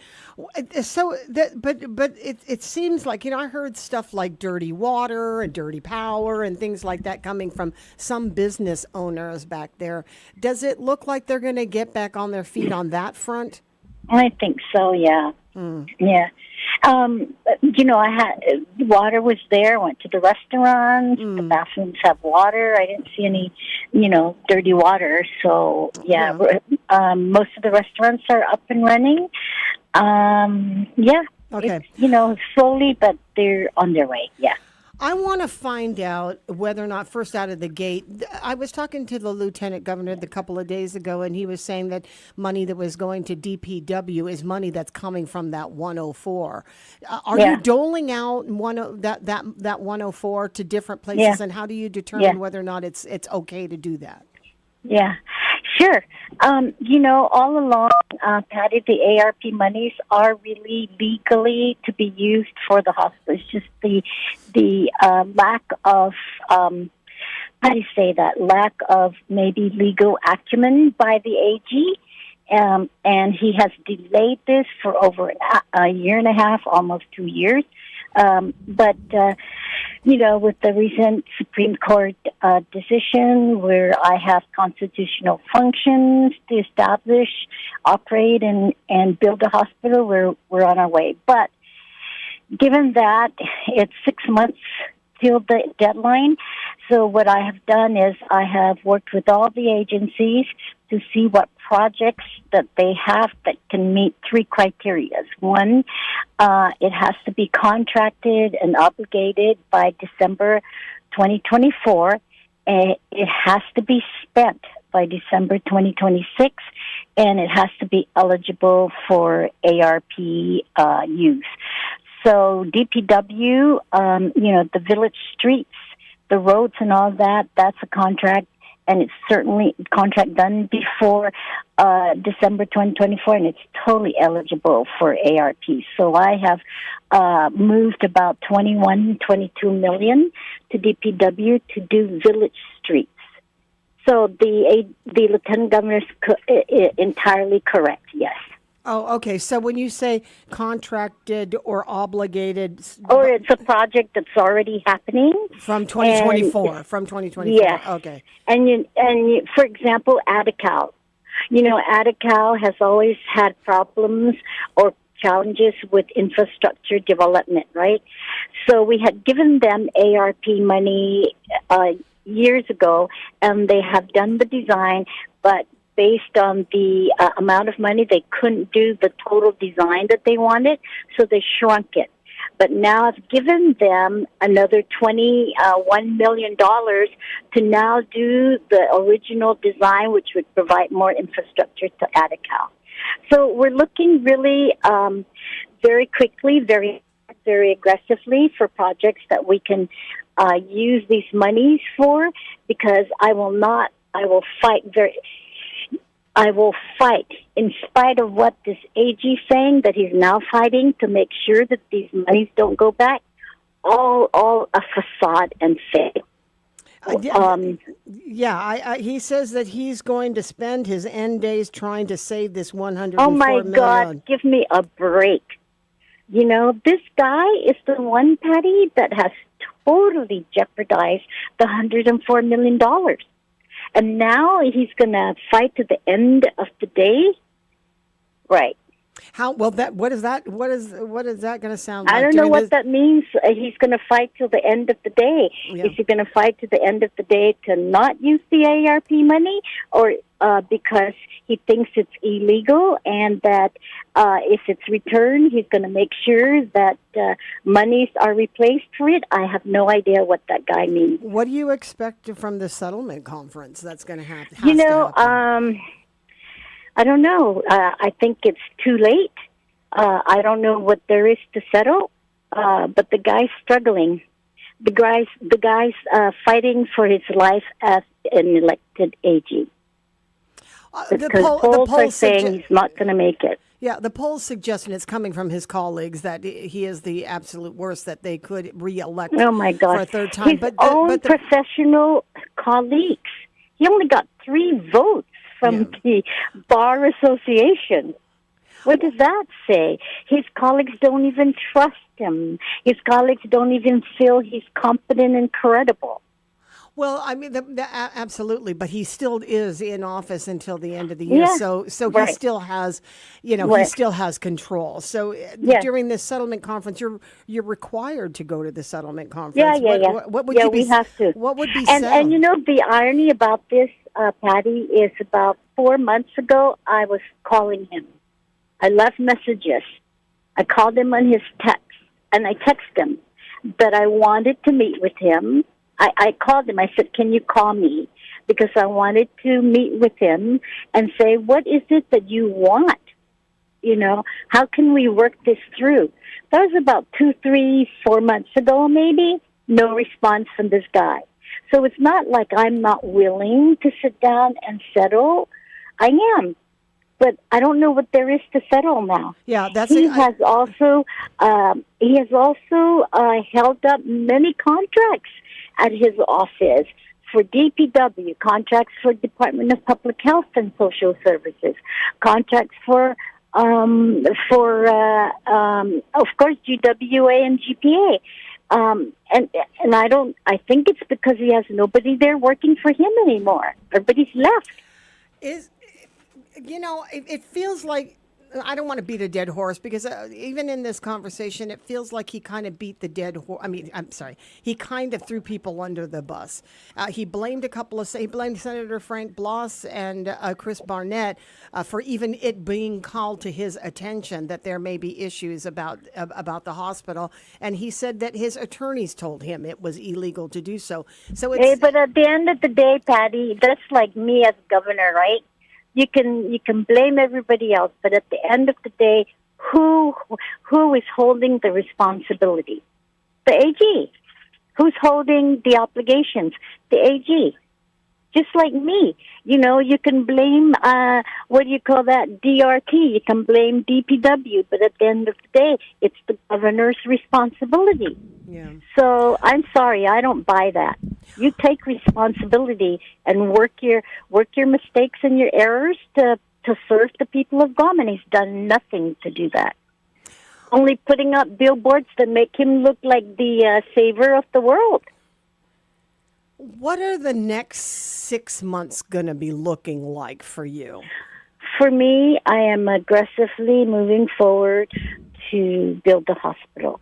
And I am working very closely with DPW and the Lieutenant Governor to build Simon Sanchez. Those are the two priorities. Those are my 2 priorities. Of course, we continue to make sure people are served.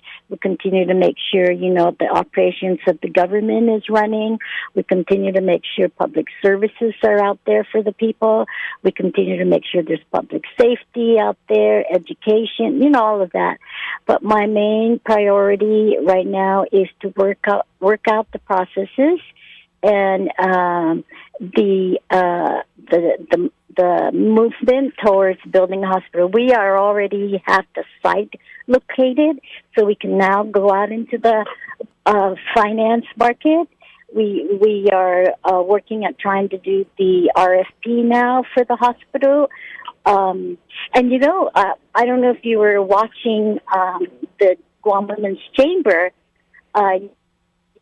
debate. I was totally surprised that Frank Bloss and Mary Okada, Tony Atta, and EJ do not support building the hospital. That was kind of my next question. Yeah, I was really surprised. Well, we know that Treister Lahi has had issues with the hospital. Yep. We know that there's reasonable support from Joe and from Dwayne, and obviously Josh and Tina will carry out the mission.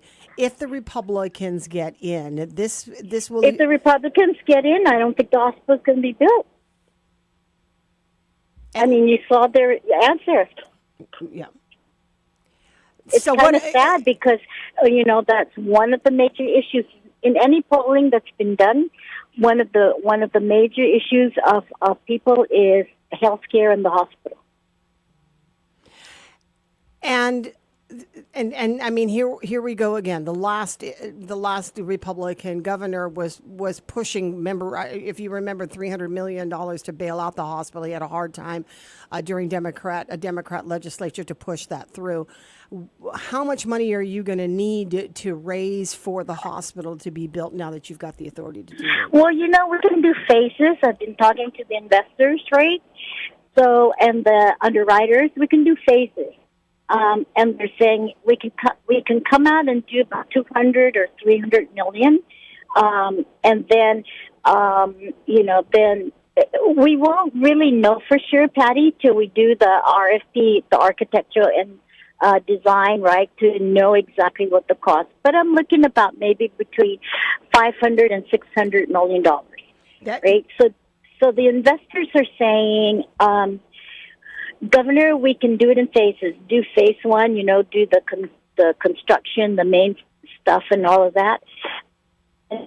I'm working very hard to get federal monies because if we can do a mix of federal grants, federal monies, and financing from the capital market. Yeah.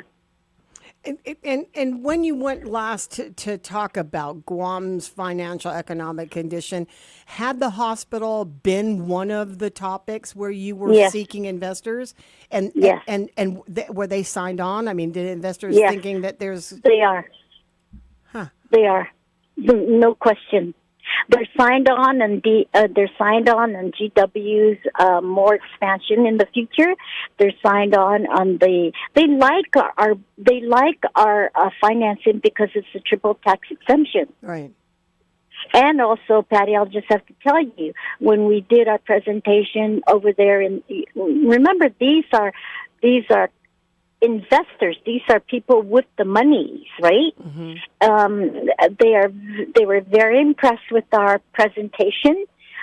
Each one of them, as we talked one-on-one, said they like that they are face-to-face discussing with the key people that are looking for the funds. They are very much appreciative that the governor was there to actually give them the lay of the land, the economy. Our credit is really good. They love that we have reserves. Liquidity is always a good tool when you go out in the market because it shows your financial. It shows your financial credibility, your financial stability, your financial strength, and your growth. So all of the positive indicators for good investment we have shown to them. So they are very, very willing. One of their concerns, I'll tell you, is with the new upcoming administration, will this kind of financial stability continue on? That was one of their concerns.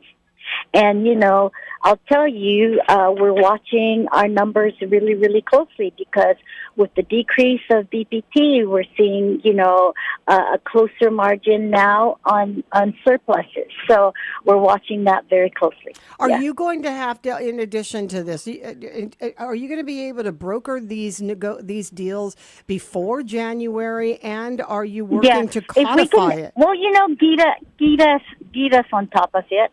I don't have to be the one to go and broker. GITA and BBMR and DOA, these guys are well known over there in the investment market. How much money They know Lester very well. They know Ed very well.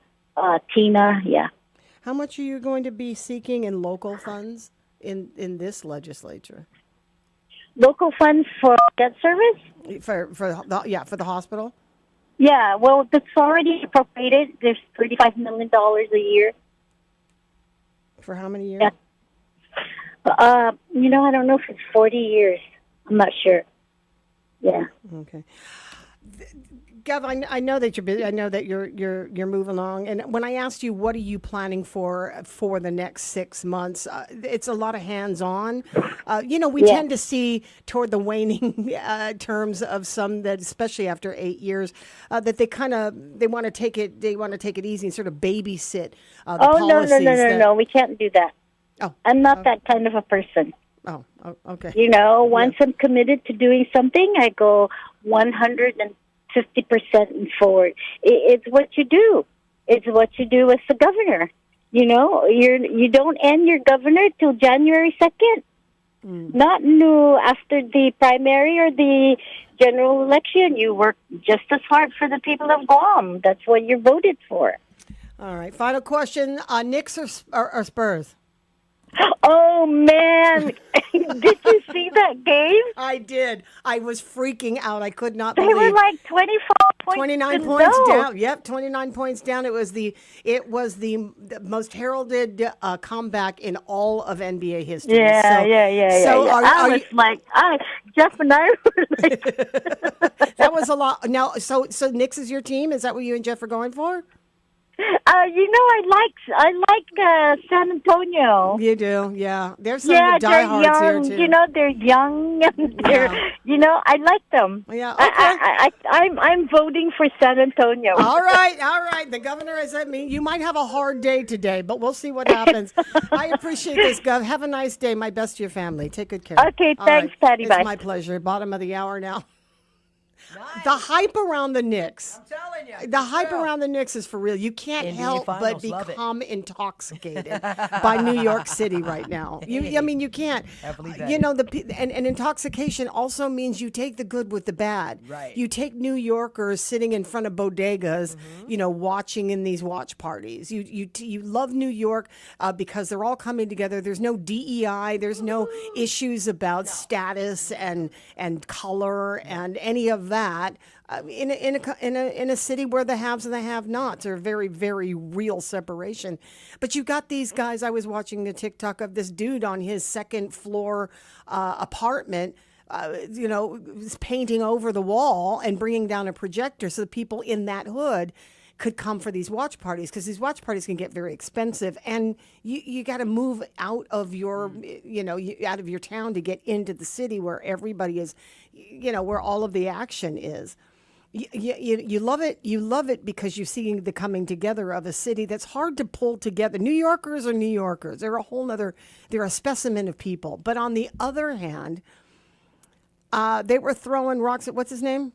Rocks. Eggs at the guy. Wembanyama? Yeah. They were throwing eggs at him Wow. yesterday as he was making his way back to the hotel. Oh, my. After losing yesterday. Or was it the day before? Whatever. It was tough. Okay. It was absolutely tough. And that's where New Yorkers go. You know, I mean, they also are people that, you know, don't pay attention to a lot. For sure. Of the you know, or pay too much attention sometimes to the they can make a mountain out of a molehill, and that when they come together like that, it's brutal, right? They have a whole different, like I said, it's a different species.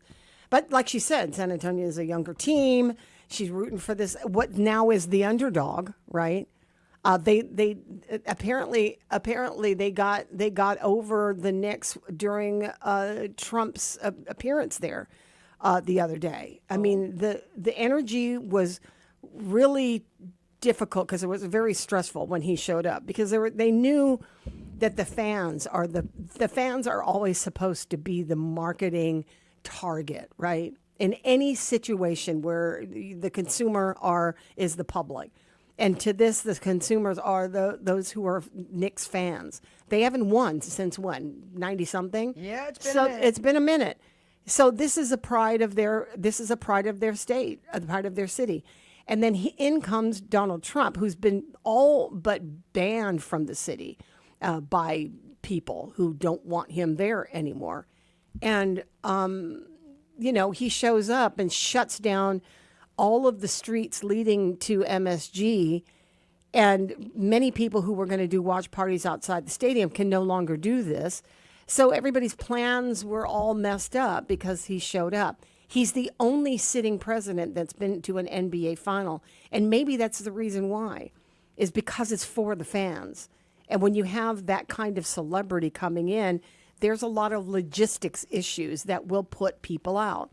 These are games for the people, and they'll watch it any way they can. The haves will spend their $1 million courtside tickets, but you know, for the average person who didn't, I mean, The mayor of New York said he couldn't afford the second night of watching. He's going to watch it in some bar like everybody else because he could only afford the $1,000 SRO ticket. That was standing room only, and that's where he went that one night. The president was there, and Mondani was standing in the back. With a $1,000 ticket where you don't get to sit down, and there were no extra. He's not going to take the free seat up in the box, because he's going to be there he's going to do what the average New Yorker is doing. But anyway, it's hard to not get swept up in the celebration of these guys. So I have zero dog in a fight, but I'm always going for the underdog. And apparently we know who it is. All right, bro, we got to go. I got you. Big time. We'll be right back. The road to Adelut is here. And this time we spoke with Democrat candidates, Senator Torius Terlahi and Senator Sabina Perez. Here is your opportunity to hear how they plan to govern Guam. Watch the conversation on Wave 105's YouTube channel, dated May 28th. This is a glimpse of Guam radio station. All right, Guam Hapade, everyone. Good morning, guys. Welcome back. You are tuned in to the Wave 105 FM. This is Mornings with Patti. We're going to go ahead and hit the streets right now for another quick look at your traffic report brought to you by our friends at Guam Auto Spot. And you could schedule a test drive. All you have to do is give us a call at 478-AUTO. Or if you'd also like to look at our inventory, visit our website. That's GuamAutospot.com. We had an early morning traffic accident. Our friends at the Guam Police Department and emergency responders, it was all hands on deck around Chief Kapua Park this morning. And it looks like traffic is moving great coming around the Bank of Guam intersection right now. I see a lot of folks hopping onto both East and West O'Brien Drive. Now, for our friends in Tamuning this morning, you will find additional delays. It's going to be both north and southbound at the ITC intersection, the Donkey intersection, as well as Kmart in Upper Tumon. We got ourselves some north and southbound around St. John's this morning. Lower Tumon traffic seems to be moving great. Coming around the Micronesia Mall, traffic flowing from Dedido, trying to hop on to Route 16, and working your way around Harmon as well as Barragata, you will find a little delay. But it looks like traffic is moving nice for our friends on the northern end of the island as well as our friends down south. Let's continue to keep our eyes on the roads. Make sure you're not texting and driving. And remember, guys, seatbelts are sexy. Let's get our seatbelts fastened and our kids in the proper booster and car seats. Let's also allow braking distance and not tailgate each other this morning, and we'll all have ourselves a great weekend. This is your traffic report, and we are moving forward with our friends at Guam Auto Spot right here on the Wave 105 FM. My name is Emma. I am 13 years old. 6 years ago, I was injured in a car accident that left me paralyzed from the waist down. Once I completed rehab, my mom applied for a canine companion service dog. Last January, I finally got to meet my service dog, Marcia.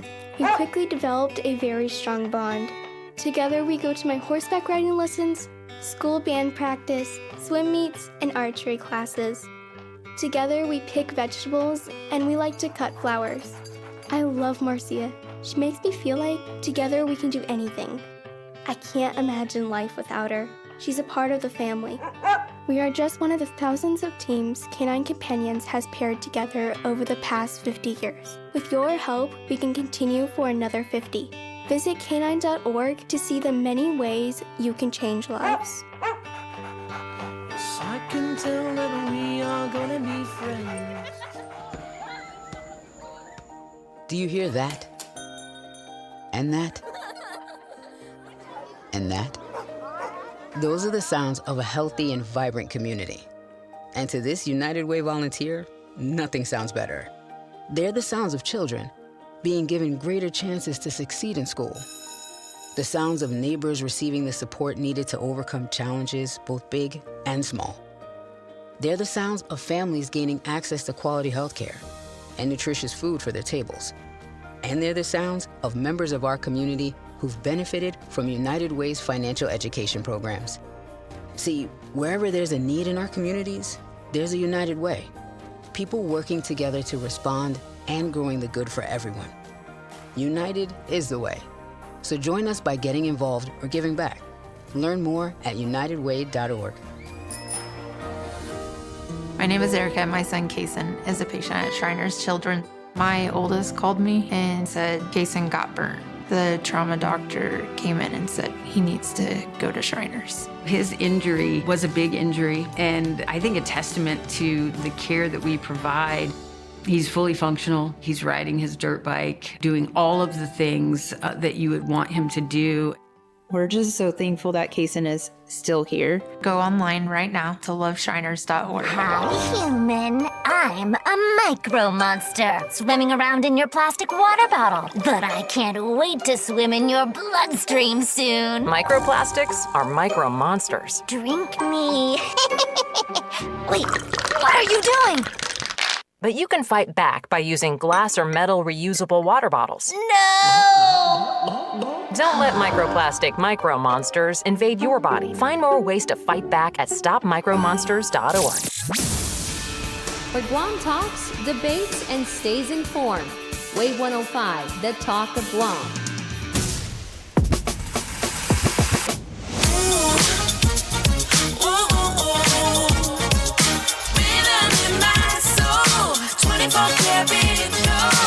Ooh.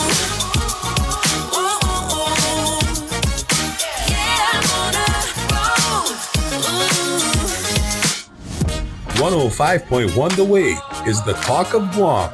Start your morning with confidence right here on Mornings with Patti. Who's that? Oh wait, that's me. Reflection so on fleek. I'm it, that's all I need.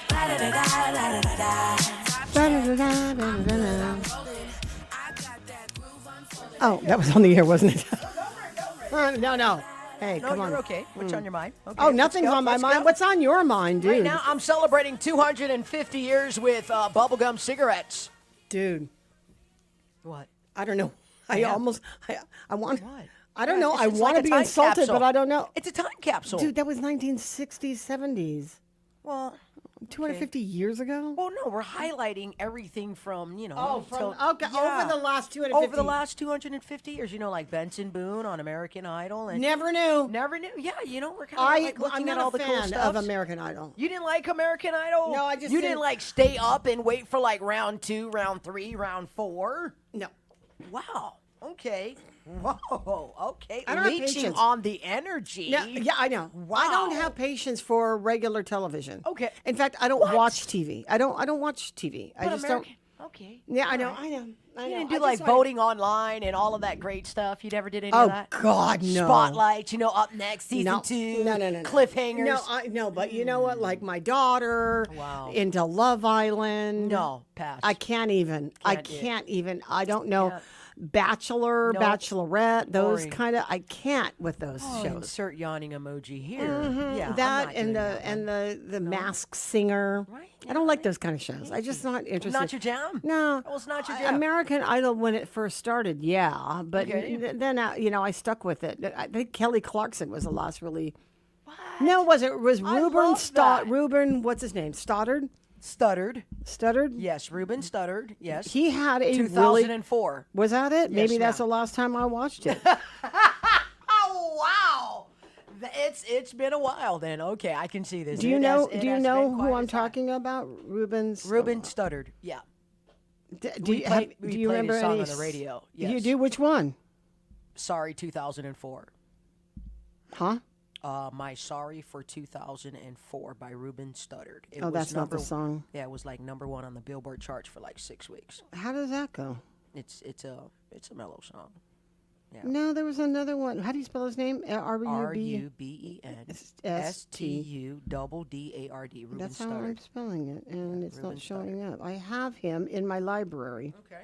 Yeah, he's got some good stuff. Yeah, he had that one really good song, and I can't now remember what the name of the song was. S-T-U-D-D-A-R-D. Yeah, Ruben I Stuttered? no, I had no. There's a song that's in my playlist, and Okay. it was like one that he. I don't know if it was during. He didn't the, have many. Yeah, he didn't have many. He was very much a one-hit wonder. Yeah. For sure. But Kelly Clarkson, though. Oh, for sure. Didn't Jennifer Hudson win on? Jennifer Hudson. Oh, yeah. Oh, Was that American Idol or The Voice? who does not love Jennifer Hudson? Well, I do totally. Yeah, yes, that would have been American Idol. I think they had a few Didn't they have like American Idol here on Guam? Because I know we had Mariana's Idol. I don't know if you guys did that here, but everybody was trying to be an artist at that time. They're like, I'm up next. I'm launching my album. It's like, girls, sit down. We're not gonna.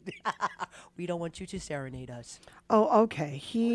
Ruben Studdard. Ruben Studdard, yeah. Won the second season in 2003. R&B, yep. 2003, and his song "Sorry" 2004 earned a Grammy Award nomination. It's a great song.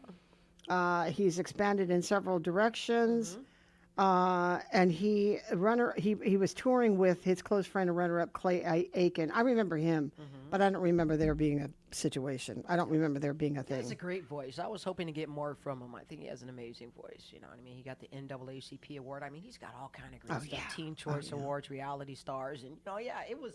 He's got a great voice. It was a great era. I really enjoyed American Idol. I wasn't a big fan of Ryan Seacrest, but I liked the judges. Though the judges were a lot of fun because the judges were judging.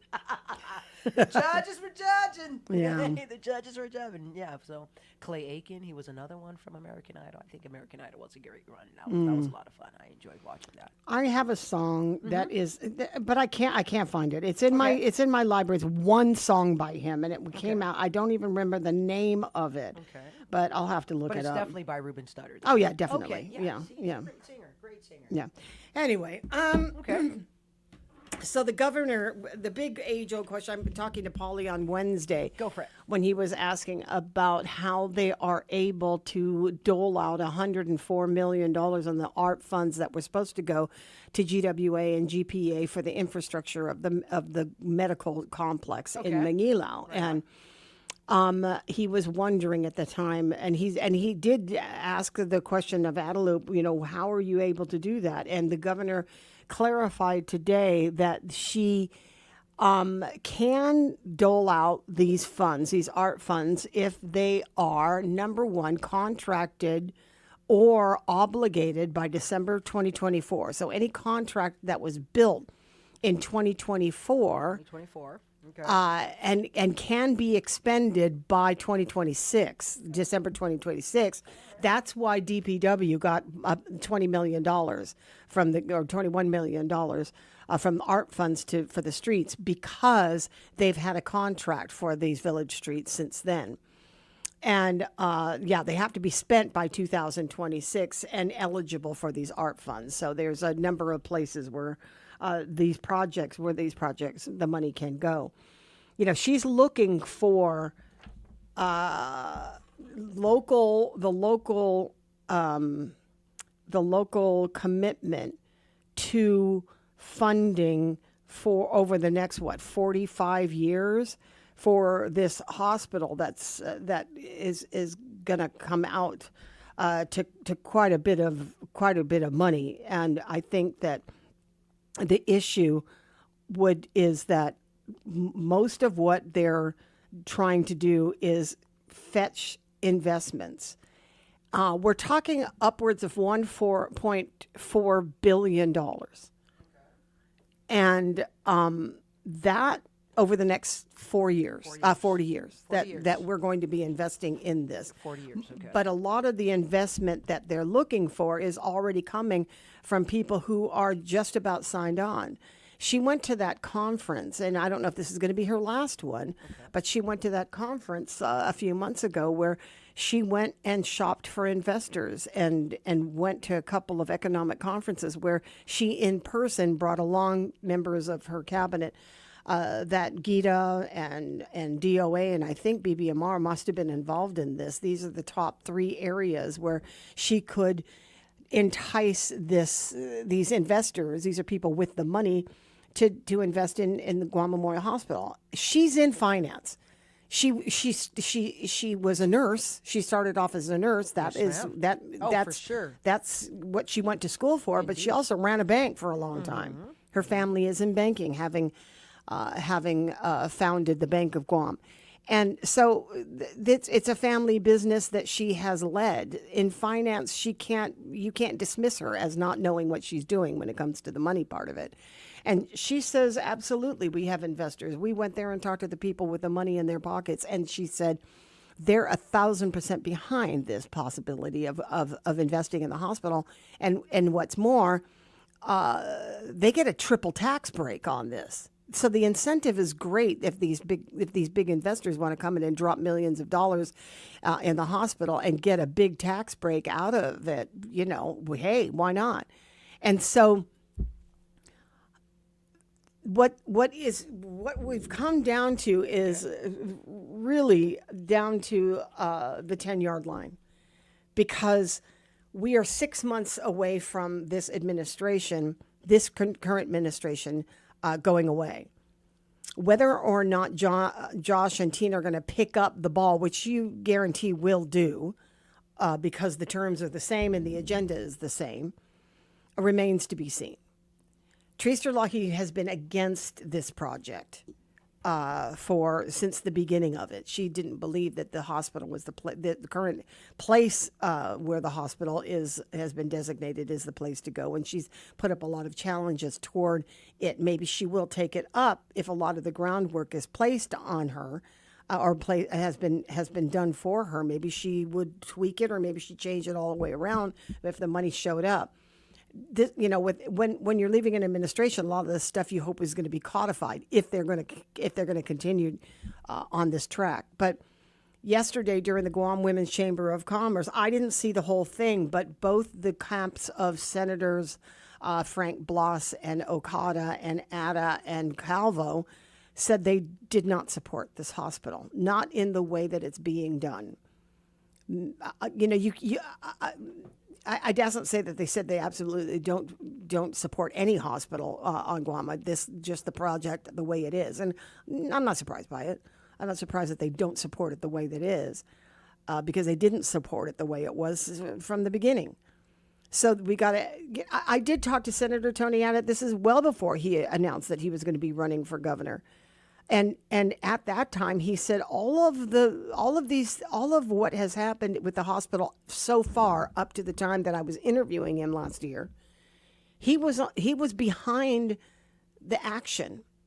He said it's already gone to the courts, and it is in the system. We've gone this far. Let them do what has to be done. He said that on the radio last year, that all of the ducks seemed to be in order at the time, and we should just do it. He said, I don't have any problem with the way with the property being seized under eminent domain. If this is on the up and up and the courts already have the money and have accepted this, then let's do it. So then he agreed with what was happening at the time. Not much has changed between then and now, except for the battle just started being played out in the district court and the Guam Supreme Court over the authority of the governor to do it, to even use ARPA funds for it. And second of all, whether it was legal for Gura to accept these funds and then buy off this property. And so not much has changed from his idea when he agreed that everything appeared to be in order, and let's just do it, to a full-on rejection of the hospital during yesterday's Guam Women's Chamber of Commerce forum. And she said that she was very surprised to hear that. I didn't hear it, and I'll have to go back and educate myself. And if any of you did hear it, let me know. And I've reached out to some people who are actually there to let me know what it is that they heard. But the governor said this is what she heard, this is what she saw, and unfortunately, that would not be the way to go. So we'll see. And so we, the hospital is definitely going to be the one thing that and Simon Sanchez that the governor thought that she was going to concentrate between now and the time that she is voted. When her term ends on January 2nd, she's saying, I am going to be concentrating on getting the money for this hospital and for starting the project. Josh Tenorio had a resolution, move ahead with the breaking ground of Simon Sanchez, get that in order while we are still arguing this point out about the contract. We can still do stuff within the authority of the law. And then, obviously, the hospital is going to be the. So I think get ready for it. Get ready for some action. I asked her, a lot of governors that I have seen come down the pike, and I've seen a few that, in the last year of their time in office, that they tend to sort of babysit the things that they have already done. I remember in the last term of Governor Eddie Calvo, that he said that he was going to spend his last term sort of tying up the ends of policies that had been introduced during his administration and sort of babysit what he's already been done. I do remember the last minute push for hundreds of millions of dollars to go into GMH as a bailout plan. That was a bone of contention for a lot of people. It was a huge fight. And it was also, granted, it was also happening during a gubernatorial campaign. And the hospital is always the death knell for an office when it comes to issues that will carry your legacy. And back then, who wouldn't want to go out with the hospital as their legacy accomplishment? Absolutely. Who didn't want to be the one to finally solve this issue over how many years that it's been an issue? Whether or not you like the person, eventually you're going to be sitting in a brand new hospital that they helped to build, or it was their idea to lay their entire term on building. You won't be able to deny it when it actually happens and you go there and it is everything that you didn't think it would be.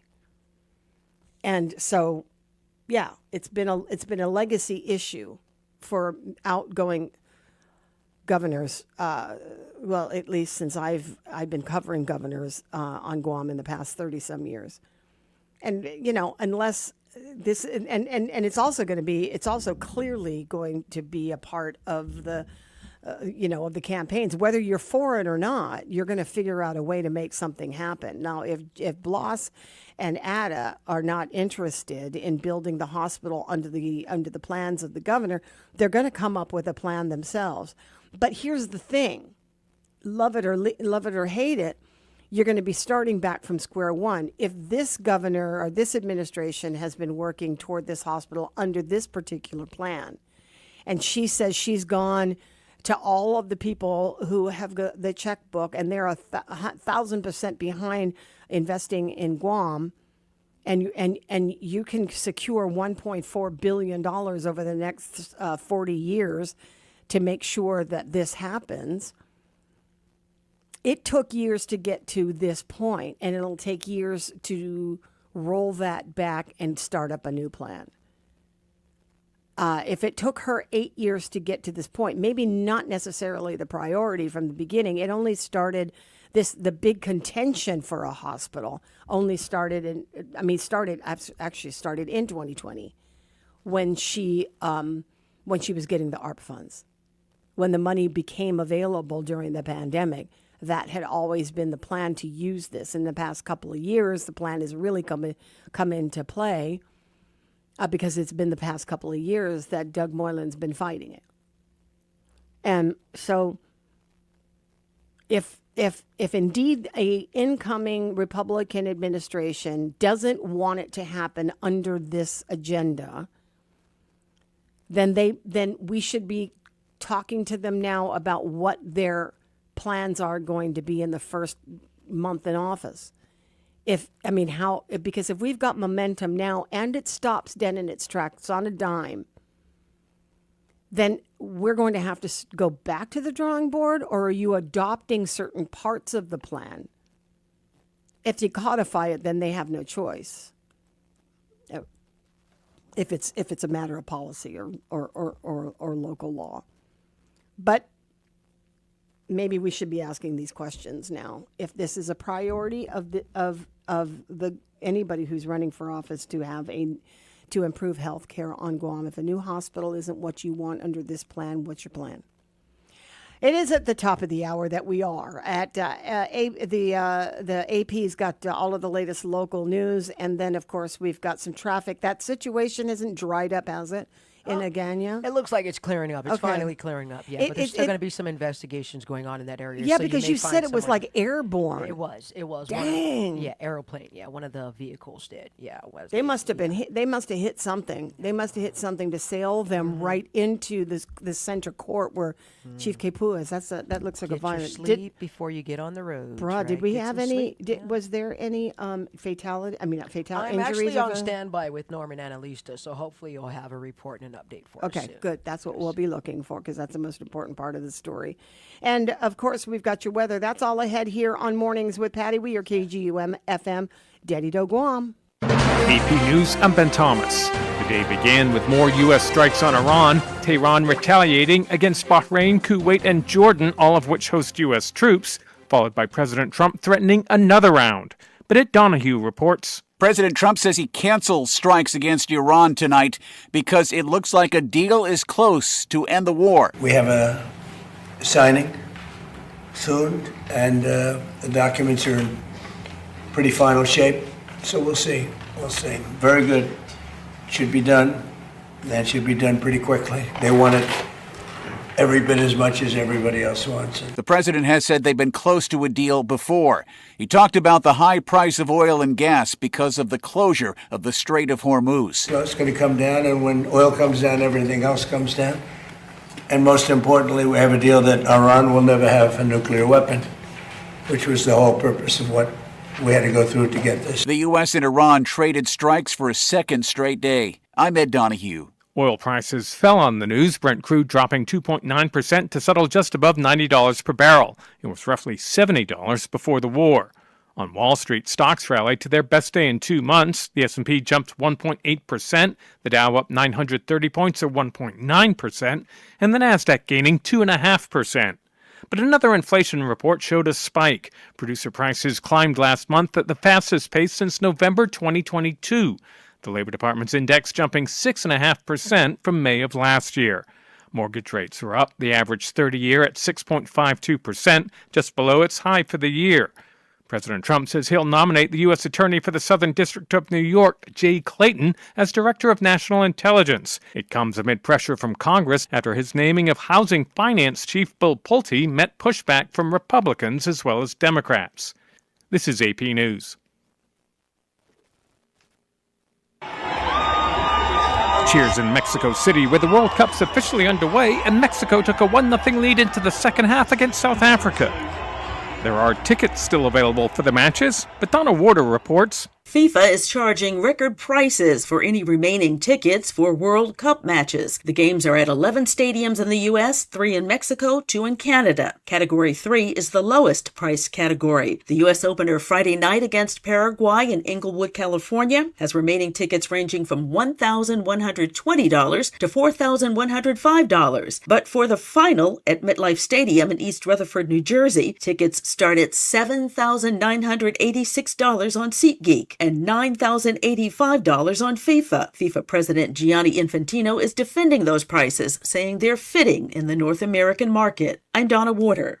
The latest at apnews.com. I'm Ben Thomas. Celebrating America's 250th birthday. We the People hasn't always meant all the people. It took 144 years after our nation's founding for women to win the right to vote. The suffragette movement in the U.S. began in 1848 with a women's rights convention. But back then, the idea of women being able to vote seemed too extreme to some of the attendees. Susan B. Anthony became the leader of the movement in the 19th century. It was we the people.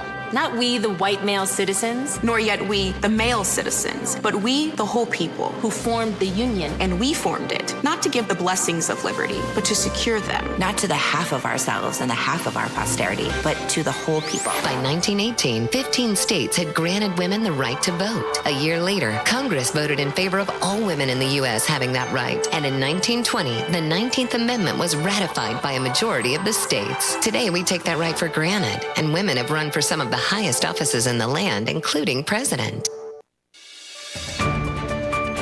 You're listening to Mornings with Patti, where the conversation belongs to everyone. Off a day, Guam. This is Josh Westnett from the National Weather Service with your Friday morning forecast. Mostly dry weather is expected today, and this will continue through the weekend. A shower coverage is expected to remain isolated. Combined seas around 3 feet will persist into the weekend, while winds remain from the east to northeast around 5 to 10 miles per hour.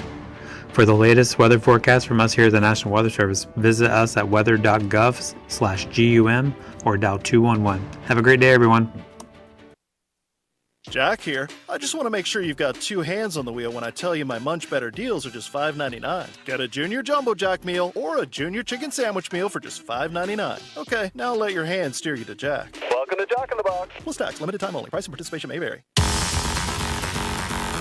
Off a day, everyone. Good morning, Guam. All right, guys, welcome back. We're at the 8 o'clock hour, about 5 minutes right now after 8 o'clock. It is a Friday morning here on the beautiful island of Guam. We are all in store for an exciting weekend. We're going to go ahead and hit the streets right now. Here's another look at your traffic report. It's all being brought to you by Guam Auto Spot, and you could schedule a test drive. All you have to do is give us a call at 478-AUTO, or if you'd like to take a look at our inventory, go ahead and visit our website at guamautospot.com. Bush cutting activities will continue along Route 4 this morning, starting from the Ilic Bridge heading north towards Sinahanya. Side cutting along Route 4 starting from the Talafofo Bay Lookout heading south towards Inalahan. This begins at 9 a.m. this morning, possibly until 4 o'clock. Motorists are advised of intermittent lane closures in both directions along Route 17. That's going to be Cross Island Road between Route 5 and Route 4A as Samsung America continues power pole installation. That began at 7 a.m. this morning. Construction activities will also continue between Route 27 and Juan Jacinto Road. That's going to be coming around Half Day Market. Contractor crews are going to be working at various locations along the area of Route 1, and it looks like it could roll into our weekend. Let's just keep our eyes on the roads, make sure we're not texting and driving, and remember, Guam, seatbelts are sexy. Traffic is moving great for our friends in the northern end of the island, both Jigo as well as Dedido this morning.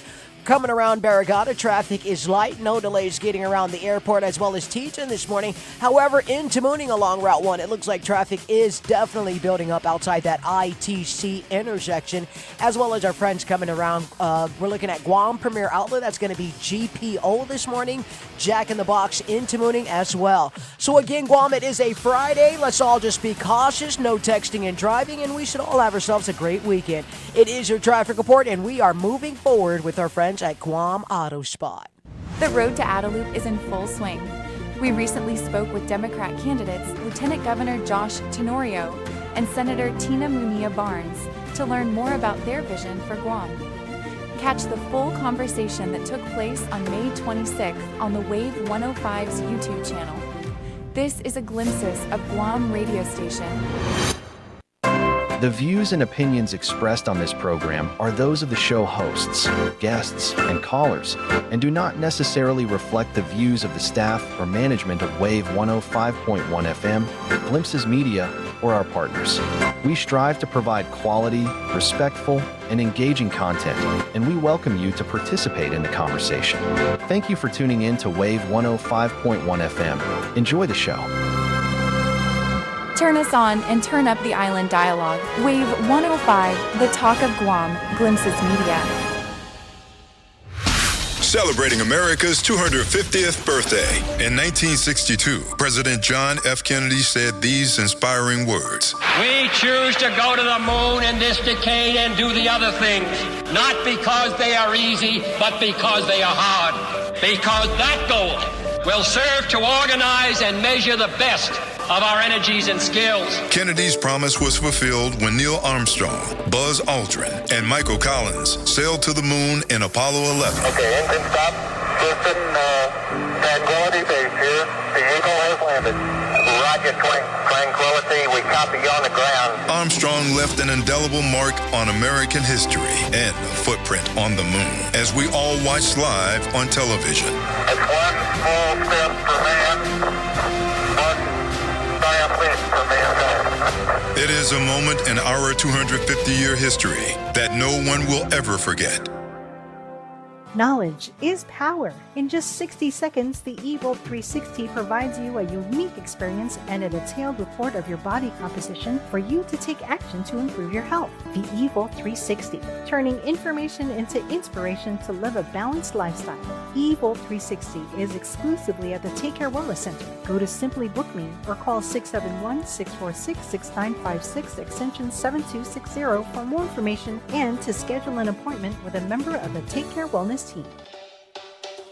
Half a day. This is Luella Lucinio, host of Pinas de Guam. Together with the Filipino community of Guam and Wave 105.1, we proudly celebrate Philippine Independence Month with the theme Kalayaan, Kinabukasan, Kasaysayan, Freedom, Future, History. From Guam to the Philippines, we honor our shared history, celebrate our freedom, and build our future together. Mabuhay ang Pilipinas at Guam! When a warrior faces adversity, he fights through it. He finds a way. Freedom isn't free. Rolling strong. Belief. Believe you can, and you will. Wheelchairs for Warriors provides mobility solutions to veterans and first responders injured in the line of duty. Join the mission and visit wheelchairsforwarriors.org.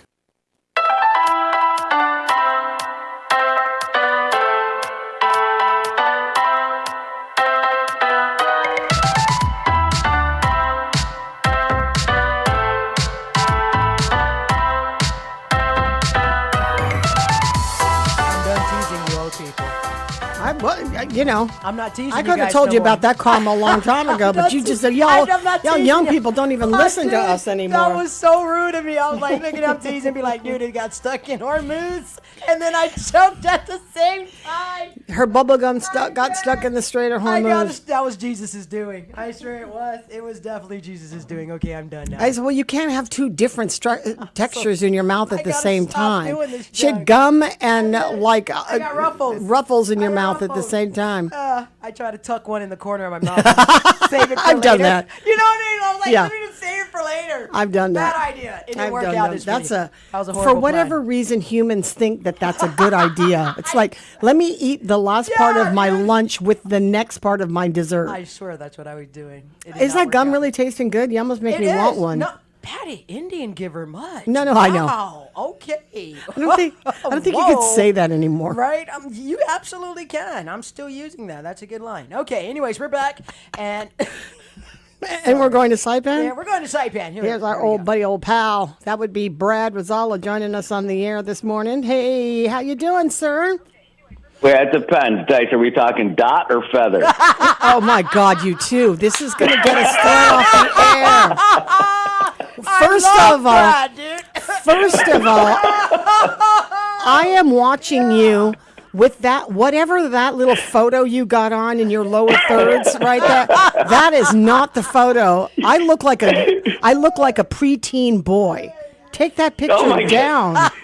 Get me another photo. This is, by the way, this is a great photo. It is not. You look like you look super cool in it, but Dice. It's you don't like it clearly. Oh my but God. I think it looks good. But if you've got another one, send me like one of your glamour shots from somewhere. Does you have a do you have anything with a better picture of me? He's got to take that thing You down. look I great in look all like the a photos. boy. All right.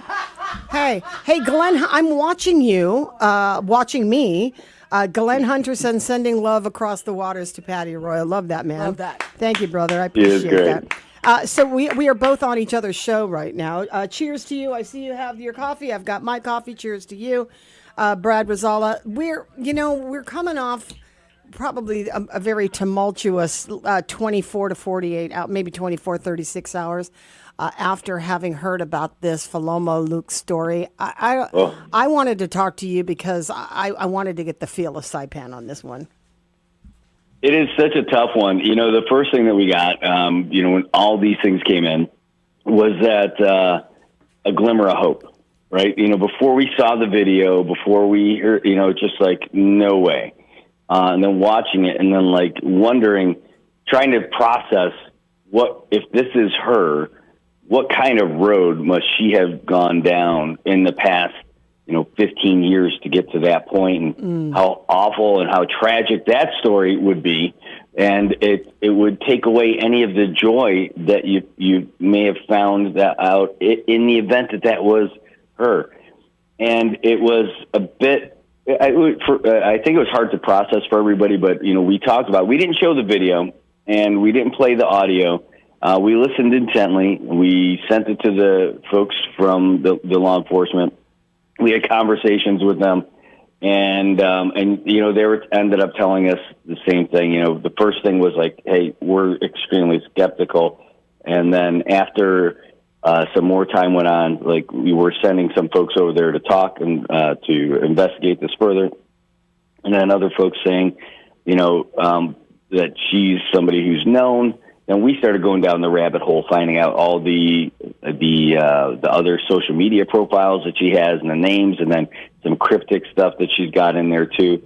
And but then we spoke with the folks from the family who are like, no, that is not her. And the whole thing is just, it's tough. Now it's interesting watching the reporting from outside, right? From folks who weren't here and part of that, and knowing that I still remember those days. I remember people volunteering and being one of those volunteers, just stomping through the boonies, calling their names.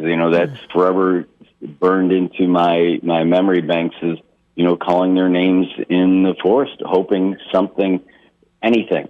And then hearing as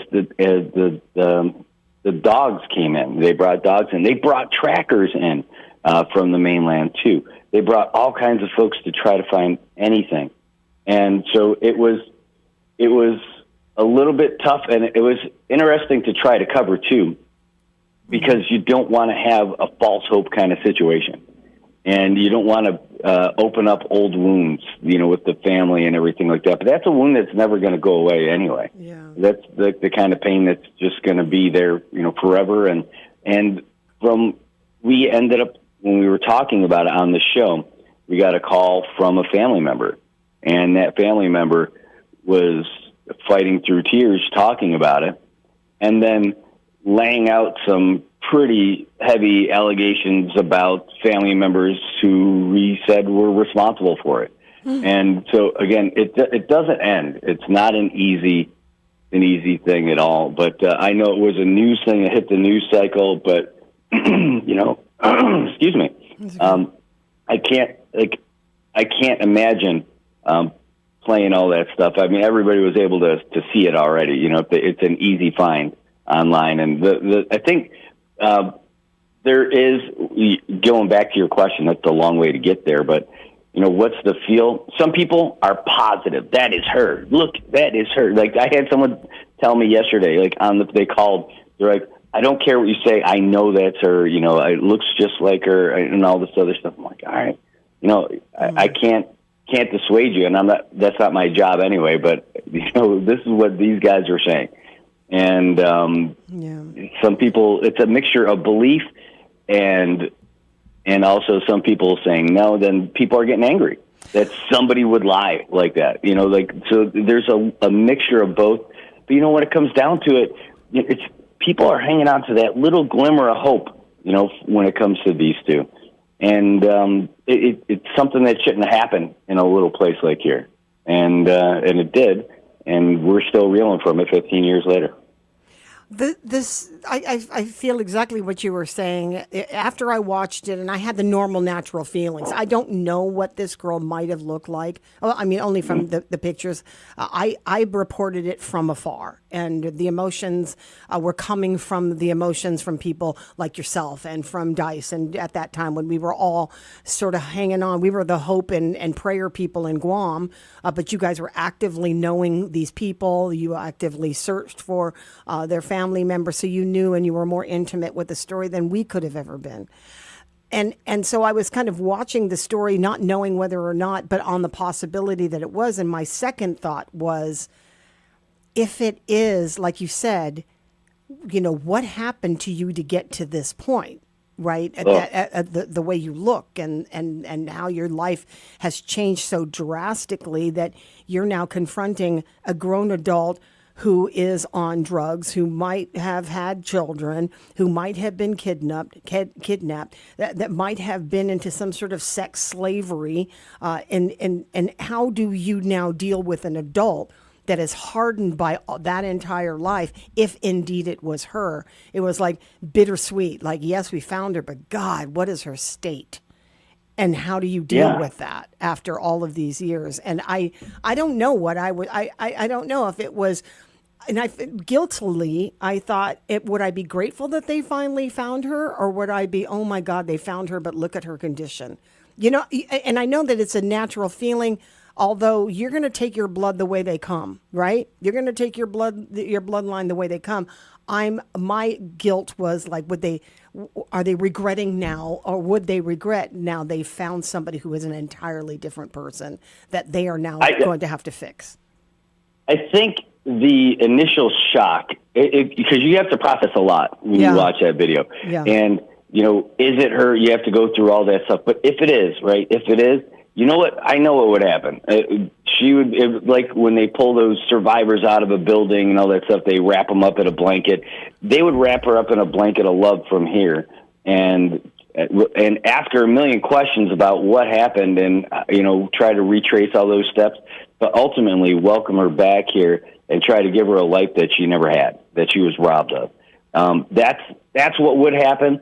But just that initial shock first, I think, was absolutely that initial shock was enough. But I'm sorry that I really feel a lot of just sorrow for the family that have to, you know, rip open that open wound and then relive, you know, through all of it, and then all of the drama side stories, you know, and accusations back and forth over, you know, over how it happened from the beginning. These, again, like you said, they're old wounds that are probably going to be there for a long time. But otherwise, you know, the governor was just up there, and she brings back this good news that the power is on in a lot of places, and that things are slowly getting back to normal. Or are you at a pace that it is happening faster than you might have thought? All right, I am going to fake my way through part of it, and I'll tell you about it afterwards. But things are getting better here for sure.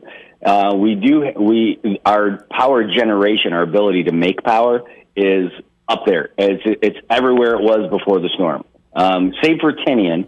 Tinian does have enough power now, but it's not using the same generators. They're using a combination of the generators that are at the old IBB, and then also from the 249th Engineers. But they're able to put enough power into the lines for everybody. They just don't have everybody ready to get it. Excuse me. And they also don't have all of the transformers. They don't have all of the little accessories. Yeah. So Tinian's still a little bit there.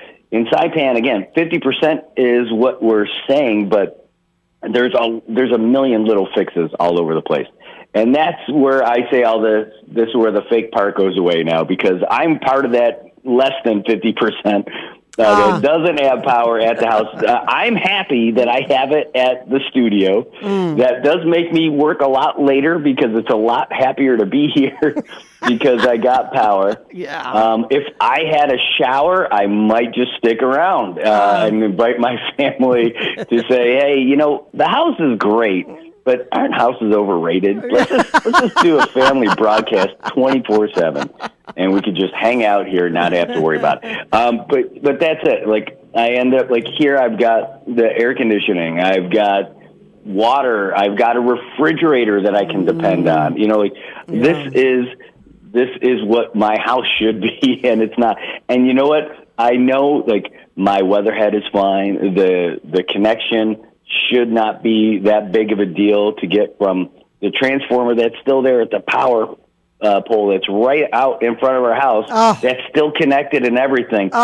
And I would be such a jerk to try to get closer in line than anybody else. You know, that's it. So, like, and, you know, some of my friends have a lot of my friends have power, to be fair, but I'm like, dude, I can't be that guy. They're like, to be fair, I would be that guy. I'm like, damn it, so you got that struggle, right? Like, I know a lot of people could, whatever. Yeah. But what? So you're going to send one truck, you're going to pull a truck off of a line that's helping like a neighborhood that could affect a whole lot of people, where instead, you're going to, the people who are closest to me get it, and that should make me happy. But like, crap, man, I guess I'm just going to have to suffer through this crappiness and just enjoy that I've got nice water and nice cold water. It's not a water heater, even though I love the water heater. I haven't been able to take a hot shower in 2 months. I'm enjoying that I have that when there's no breeze at night, because if I didn't have that, then that would really suck. So at least, hey, we're all part of it. We're all going through it. So at least I can say I got a little bit of dirty street cred. Like, hey, I can't iron my clothes. I can't anything, but dirty here's what I can do. Cred. I'm part of it. Well, you also, I would rather have the dirty street cred than the guy that's got the only outdoor lights on my street. You know what I mean? That's embarrassing. Oh, that's awesome. That's like Thomas Edison when he first created it, right? He's like, hey, what's going on? Yes, I got it made over here. I'm watching Friends, and you guys got nothing. But, here's what we do have. So I can't really complain. This is the internal thing. Like, I know I'm not happy about it, right? Like, I would really, really love to sit down and just relax. And I can't, because it's like that hot, sticky, all that stuff, right? But we have solar lights that are charging all day. So at night, it's not like I'm walking around the house with a flashlight. And we have water. We have a generator, but, you spend $1 million if you're keeping that thing going all the time. Yeah. So we are way better. Like, we already patched up our house. We're good. We don't have any broken windows anymore. It's not dry. It's not wet anymore. And when I think about it like that, I'm like, Brad, you got nothing to complain about, dude. Why don't you just chill? Did you guys do FEMA, or you didn't need FEMA? Or you're like, no, we did, and we got it. It wasn't like we didn't have our house blown away and all that other stuff. But what they did was help pay for the cleanup costs, like the windows, some of the some of the personal belongings that I had forgotten. But they took care of a lot of that stuff, and it helped mitigate what we're paying for the fuel for the generator, helped mitigate buying the generator, and stuff like that. And it paid for it paid for a couple of months of basically our regular expenses, which was, I'll tell you, when you're going through all this stuff, you lose all that food and all that stuff. Mm-hmm. It's a big thing. But hey, I'm telling you, all that complaining, it almost makes me sick if I was listening to myself complain, because I am blessed out here. I got nothing to complain about, and I still can find something. Hey, as long as you didn't pull strings to get what you got, you're getting what everybody's getting when they're getting it for whatever reason they're getting it, right? So you got that to fall back on, so you're cool. You're good. Hey, it's an inconvenience. I don't care how much money you have. It's an inconvenience when you've been wiped out by a storm and all your neighbors are sitting around trying to find out where their next, frozen ground beef is going to come from. I mean, it's not an easy place to be, and complaining is a natural part of it. And if you don't complain, then you can't incite these utilities to get on the stick, because if they think that everybody's just living high on the hog without power and water, then they're completely detached from the situation. So I say complain away. Hey, and speaking of utilities, your men and women from GPA are awesome. Rock stars. I'm not, and I'm saying because I know I'm playing to the home crowd over there in Guam, but for our guys, I know our CUC got men and women are doing a great job. And so if our folks are listening thinking that we're only like giving love to GPA, don't worry, because our CUC folks are great. But when I get to talk to you, and I know that we're able to tell the folks in Guam, I'm telling you, you have a bunch of ambassadors in reflective vests and hard hats doing more for the reputation of the folks in Guam than GVB ever could. They are improving lives one house at a time, one neighborhood at a time, one village. They are so great, and none of it is fake. It is all real. They're individual interactions with the folks, one-on-one with families. Man, They are incredible. And the folks who are coming out from Polyphase, I know that they're usually folks who retired from GPA. Mm-hmm. So we're going to get more of the same from them as well.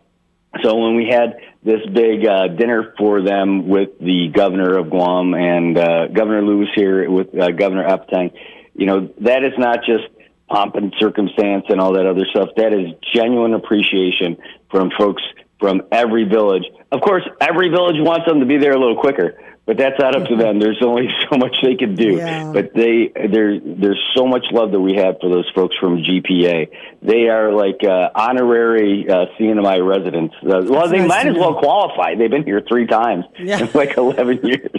Yeah, they take a lot of hits on this side, but I think that when the chips are down, most people are grateful for the kind of work that they do, honestly, because these are guys that live next door to us, right? So it's hard to hate your neighbor.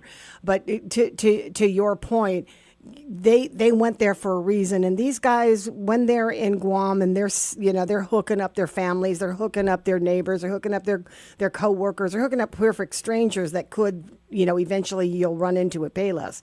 So it's that island feeling you get. Clearly what that feels like. It's you pull together, stuff happens much quicker. So I'm glad that you had some nice words for them. I try to talk about them all the time, and sometimes it doesn't fall on easy ears, but for the majority of the time, we're proud of our guys and gals over at GPA. Thanks for the shout out to them. Thanks for the shout out, Brad. Is there anything else that you want me to know before we detach from each other? We didn't talk about missiles falling from the sky, rocket pieces, and all that stuff. Oh yeah, you guys are getting rained on. What are those missile pieces, or is that just like space matter? Rocket stuff. It's from China, so it's like it's raining, Chen. It was literally. So we looked it up, and there was the official info that we got from the CNMI Homeland Security Emergency Management was that it was space debris, which is like what they just add space to everything to make it sound cool, like in a sci-fi movie. But the space debris is what they said. Now, we looked it up from this really cool thing. So one, there's a launch preview site. NASA's got something, and then there's a bunch of people who just track things all over the place. And there was a Chinese launch that went up, and it was like one of those classified missile launches. Well, they're all classified at some level. And so it launched about 15 minutes before what happened, and that is consistent with one of the core separations, like as they keep going. Mm-hmm. And so that's what it ended up being. So they sent it's from the Wenchang Space Launch Site, and it was one of the Long March 5 rockets, I think. Yeah. What did it hit? The atmosphere. No, so it was like separated.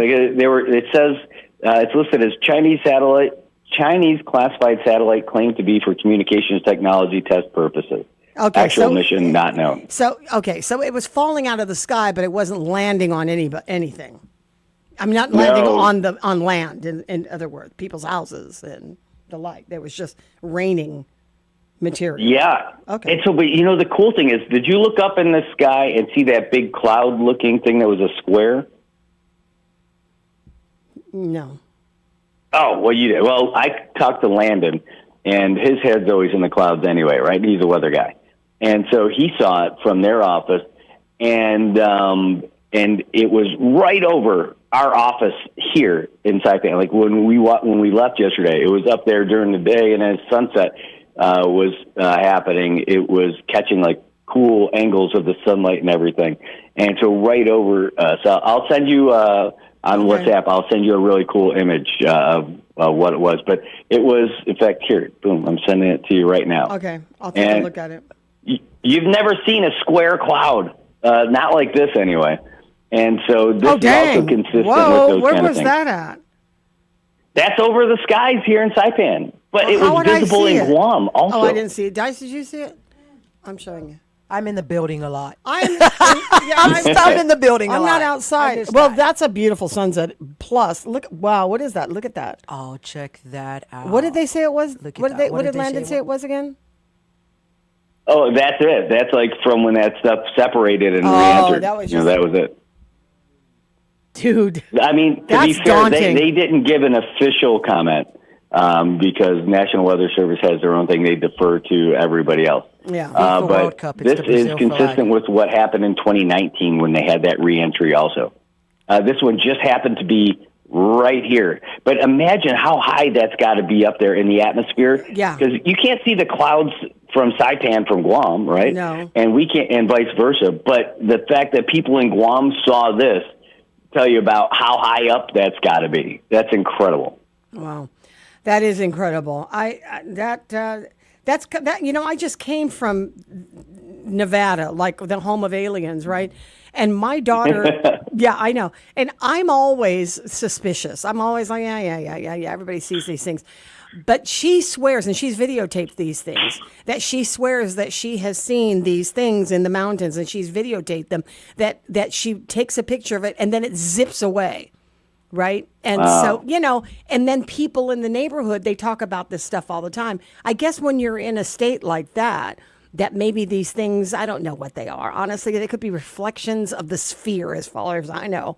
But these people in Nevada, they take this stuff seriously. They still feel like the aliens and the UFOs are like settling in this desert, and they get to see them on a pretty regular basis, and nobody that you talk to is going to tell you otherwise unless they're a scientist and they neither confirm nor deny anything. But it's these phenomenons that we see that are always a great topic for conversation, including one on the air. We could build anything we wanted out of a square cloud if we wanted to, couldn't we, Brad? We got the platforms to do it. You want to start something? I think we join forces. Let's road trip. We're going. Dice, pack your bags. Let's go. We're headed to Vegas. We're Vegas, baby. Here we go.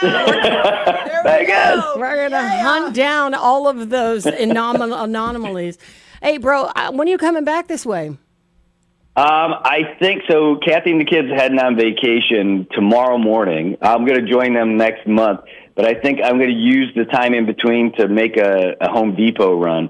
So I think I might be there sometime next week. Oh, okay. Are they coming here? No, going mainland. They're going to Washington because Kathy's got a sister there. And then nice. While they're there, they're going to road trip down to Vegas, funny enough. Yeah. She's got another brother and sister over there. Oh, cool. And then from there, they're going to be there for a while, and then they're going to meet me in New York. And then we'll go see my family, and then we're going to take a train. We're going to head out to New York City, see a few things over there, and take a train down to D.C., and do some, let them see the Capitol and everything. And, that's a great idea. That sounds like a lot of fun. That sounds like road trips are always good on paper. Yeah, well, so that, by the way, okay, so I know you're going to move on to other stuff, but I'll tell you, I had the same conversation with my wife. The romantic idea of, like, traveling the country and all that stuff. I'm like, yeah, I've driven cross country a lot. I've gone from Vancouver, BC, down to LA. I've gone from Toronto all the way down to Key West. I've gone cross country three times.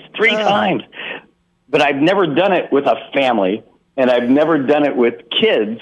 Like, I was on a mission to get to where I was going, not fall in love with Americana along the way, right? And stop like, oh, Dad, how come you didn't use the restroom last stop? I didn't have to go there. No, I don't know if I like this idea of taking a big road trip unless we get like one of those big RVs. That's where it's fun. Big RVs are fine, but the small little cars where, I can see where that and like I said, they're great on paper. Well, I hope that they have a great time. You know, vacations are a wonderful time. It sounds like a long one. The last question I have for you, Brad. Yeah. Knicks or Spurs? Oh, really?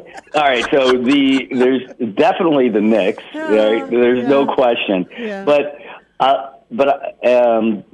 I could definitely enjoy it just being a good series because I'm not like a big, huge, like, it's not like the Buffalo Bills. For the Buffalo Bills, I would say I don't want it to be a close game. I want the Bills by a million, right? But for this, I at least want the games to be good because I like the players on both teams. I like both of the teams in general. They're a I good like matchup. the storylines and all that stuff. But for this one, the Knicks, what a comeback in this game. They were down by 29. Yeah. 29! That's crazy. It's incredible. That's And they crazy. came back. And the way they got it on a couple of hustle plays, they keep showing that one play, That one where play the at guy the very- gets yep. a putback. But Yep. the blocks and the steals, No, all they're hustle. really they're perfectly matched. And if you're not a Knicks fan or a Spurs fan, then you're enjoying basketball, which is I'm neither one, but I'm enjoying the hustle. But the bigger part of it is the sideline story that I was just talking to Dice about. That I've never lived in New York. I've been in New York. I'm not familiar with the landscape like you are, but if you know, you know. New Yorkers are a different species, and having something like this as a win for the city is kind of a big deal. And when you can go to see a state or a city as hardened people as New Yorkers are, and see them sort of come together. And like I was saying, you're having watch parties in front of bodegas. You know what I mean? You're anywhere there's a hood, somebody's got a wall and a projector, right? And they're playing this for the hood. And I think that watching people, come together when they're usually kind of hardened in the heart for things like that, to be able to demonstrate what it looks like to be on the same page. And we haven't had that in a long time. So it's great to watch it on display. Yeah, anyone who knows me knows that I'm a tough kid from the streets, right? And you can insert laughter right there. I do. So now, I'm not from New York City, but Right. I am from the state. So I'm from the Buffalo side of it. So way across the state. Right. But I have been to New York City a bunch of times, and I definitely can't call myself a New Yorker from the city at all. Like not even in the same world. But I can appreciate it from being down there that every block is a different community, and it is a different. You can have a different experience every other block. I mean, it's just that kind of a place, like any major city. But having that one unifying thing that everyone can get together behind, man, and the Knicks have been the Knicks for so long. I'm telling you, and that's not saying something. It's like some people would know, it's like the Jets being the Jets. They're just awful, or give you enough hope or whatever. But to see them pull this off, and the character it took for those guys, the hustle it took to get this win after falling back so far, but to come back for it, man, that's the kind of thing that's going to unite everybody down there, and it's going to be great. So it is kind of cool to see. It's not going to happen for the Jets, though, Scott. Scott, if Scott's watching, Scott from Godfather, Scott Patino, Jets, it's not going to happen this year, my friend. It's not. Well, it's happening for the Knicks right now, and for the for the whole state. Whether you're a New Yorker, city New Yorker, it's a great sense of pride, and I think America kind of watches, and roots both teams on until Trump shows up saluting during the national anthem. So that's a whole other conversation that we might have or may not have, but it's good to have. I love the hoops. The hoops are great. I love the color of the rim. One of my favorite colors. I wear it on my face every day. It's fantastic, Patti. Patti, they're great people. They're basketball people. They're American people. Good people. I can't stand you right now, but hey, buddy, it's always good to talk to you. Happy vacation. Hope we'll run into you next week when you're shopping at Home Depot. Just come through. I will. Thank you. Right, great sweetie. to hear both. I love hearing your voices on the other side. It's always great. It's always great to have you on the air. Somebody just wrote you and what did they say? Somebody just wrote me a text saying you and Brad are good together. Okay, well, we'll make that happen as often as we can if it's pleasurable. I like that. You want to go? You want to go to the prom?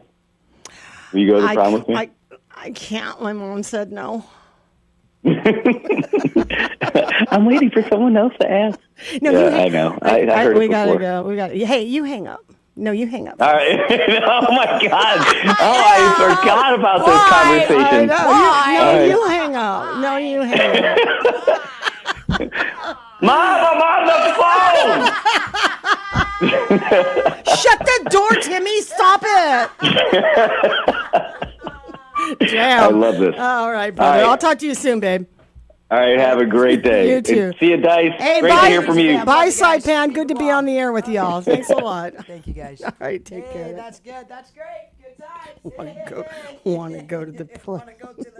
Gross. It's 8:43. I guess we got to take that break, don't we? Okay, we'll be right back. Jack here. I just want to make sure you've got two hands on the wheel when I tell you my Munch Better deals are just $5.99. Get a Junior Jumbo Jack meal or a Junior Chicken Sandwich meal for just $5.99. Okay, now let your hands steer you to Jack. Welcome to Jack in the Box. Plus tax, limited time only. Price and participation may vary. The road to Adelup is in full swing. We recently spoke with Democrat candidates Lieutenant Governor Josh Tenorio and Senator Tina Munilla Barnes to learn more about their vision for Guam. Catch the full conversation that took place on May 26th on the Wave 105's YouTube channel. This is a glimpses of Guam radio station. Celebrating America's 250th birthday. In 1962, President John F. Kennedy said these inspiring words. We choose to go to the moon in this decade and do the other things, not because they are easy, but because they are hard. Because that goal will serve to organize and measure the best of our energies and skills. Kennedy's promise was fulfilled when Neil Armstrong, Buzz Aldrin, and Michael Collins sailed to the moon in Apollo 11. Okay, engine stop. Houston, Tranquility Base here. The Eagle has landed. Roger, Tranquility. We copy you on the ground. Armstrong left an indelible mark on American history and a footprint on the moon, as we all watched live on television. It's one small step for man, one giant leap for mankind. It is a moment in our 250-year history that no one will ever forget. Knowledge is power. In just 60 seconds, the Evo 360 provides you a unique experience and a detailed report of your body composition for you to take action to improve your health. The Evo 360, turning information into inspiration to live a balanced lifestyle. Evo 360 is exclusively at the Take Care Wellness Center. Go to Simply Book Me or call 671-646-6956 extension 7260 for more information and to schedule an appointment with a member of the Take Care Wellness team. Half a day. This is Luella Lucinio, host of Pinas de Guam. Together with the Filipino community of Guam and Wave 105.1, we proudly celebrate Philippine Independence Month with the theme Kalayaan, Kinabukasan, Kasaysayan, Freedom, Future, History. From Guam to the Philippines, we honor our shared history, celebrate our freedom, and build our future together. Mabuhay ang Pilipinas at Guam! When a warrior faces adversity, he fights through it. He finds a way. Freedom isn't free. Rolling strong. Belief. Believe you can, and you will. Wheelchairs for Warriors provides mobility solutions to veterans and first responders injured in the line of duty. Join the mission and visit wheelchairsforwarriors.org. Guam is building the future, and the right conversations start here. SAME Guam Post invites you to the 2026 Industry Forum happening July 28 through 30 at the Dusitani Resort. Join military, government, and industry leaders as they come together to discuss Guam's future in infrastructure, resilience, and regional growth. This premier event connects you to Guam's next generation of infrastructure. Registration is open. Visit GuamIndustryForum.com. The 2026 SAME Industry Forum, delivering Indo-Pacific readiness. My name is Emma. I am 13 years old. 6 years ago, I was injured in a car accident that left me paralyzed from the waist down. Once I completed rehab, my mom applied for a canine companion service dog. Last January, I finally got to meet my service dog, Marcia. We quickly developed a very strong bond. Together, we go to my horseback riding lessons, school band practice, swim meets, and archery classes. Together, we pick vegetables, and we like to cut flowers. I love Marcia. She makes me feel like together we can do anything. I can't imagine life without her. She's a part of the family. We are just one of the thousands of teams Canine Companions has paired together over the past 50 years. With your help, we can continue for another 50. Visit canine.org to see the many ways you can change lives. I can tell that we are gonna be friends. My name is Erica, and my son, Kason, is a patient at Shriners Children. My oldest called me and said Kason got burnt. The trauma doctor came in and said he needs to go to Shriners. His injury was a big injury, and I think a testament to the care that we provide. He's fully functional. He's riding his dirt bike, doing all of the things that you would want him to do. We're just so thankful that Kason is still here. Go online right now to loveshriners.org. Real talent is defined by what people can do, not where they learn to do it. So by stopping at the education section of a resume, you might throw away the perfect hire. Skills First Hiring helps you see talent others miss, like more than 70 million stars, skilled through alternative routes. Let their story unfold and gain a competitive advantage, because hiring managers who start with skills are 60% more likely to find a successful hire. Hire skills first. Learn why at tearthepaperceiling.org. Brought to you by Opportunity at Work and the Ad Council. We are all for first-time guests and long-time friends. All for First Light and Starlight. For road trips and trail runs. All for mountaintops and monuments. River bends and battlefields. We're all for showing up and giving back. To protect, to preserve, to pass it on. All parks depend on us, and we're all for parks. Join us at nationalparks.org/allforparks. Hi, human. I'm a micro monster, swimming around in your plastic water bottle. But I can't wait to swim in your bloodstream soon. Microplastics are micro monsters. Drink me. Wait, what are you doing? But you can fight back by using glass or metal reusable water bottles. No! Don't let microplastic micro monsters invade your body. Find more ways to fight back at stopmicromonsters.org. The road to Adaloop is off and running. This time, we sit down with Republican candidate Speaker Frank Blass and Dr. Mary Okada. Catch the full conversation that took place on May 7th on the Wave 105's YouTube channel. Stay informed and hear their vision for Guam's future. Wave 105 is a glimpses of Guam radio station. Where the coffee is strong, the opinions are stronger, and the vibe is always local. Wave 105, Glimpses Media. Before it became the universal symbol of romance and luxury, this iconic crimson flower was actually used as a badge of war. Welcome to the National Day Spotlight for June 12th. Long before we began gifting long-stem bouquets for National Red Rose Day, the flower served as a high-stakes political emblem during one of history's bloodiest conflicts.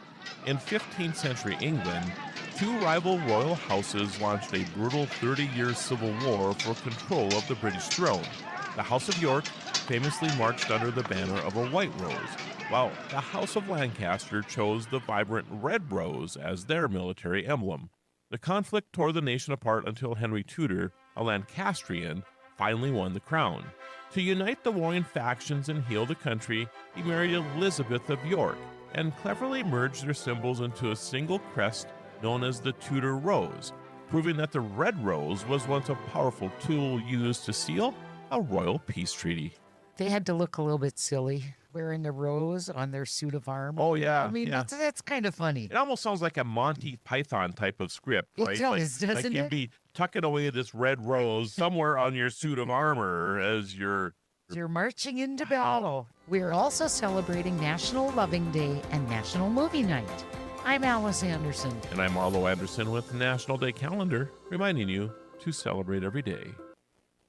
Jack here. I just want to make sure you've got two hands on the wheel when I tell you my Munch Better deals are just $5.99. Get a Junior Jumbo Jack meal or a Junior Chicken Sandwich meal for just $5.99. Okay, now let your hands steer you to Jack. Welcome to Jack in the Box. Plus tax, limited time only. Price and participation may vary.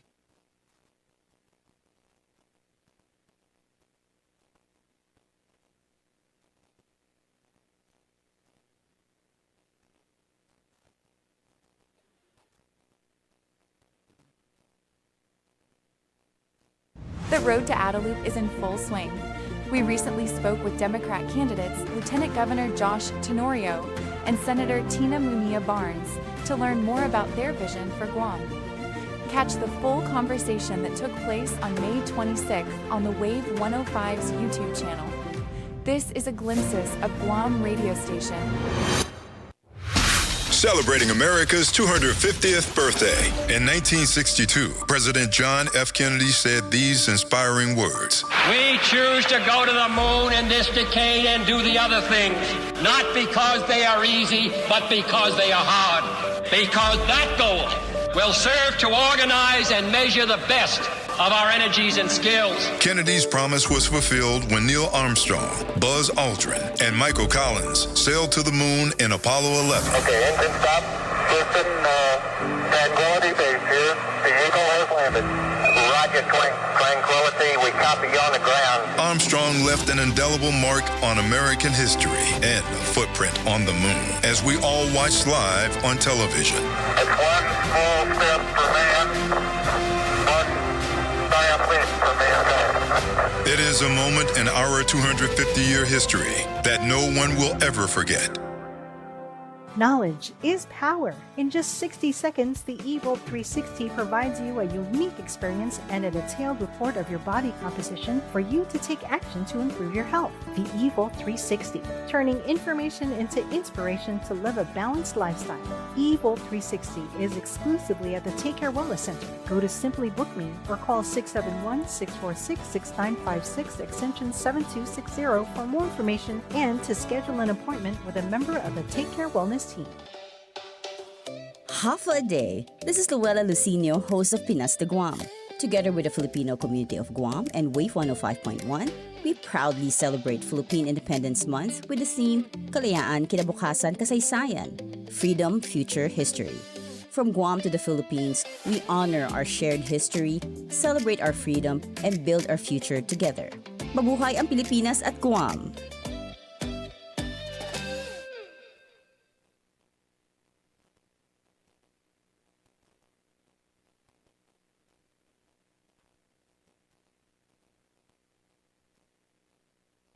When a warrior faces adversity, he fights through it.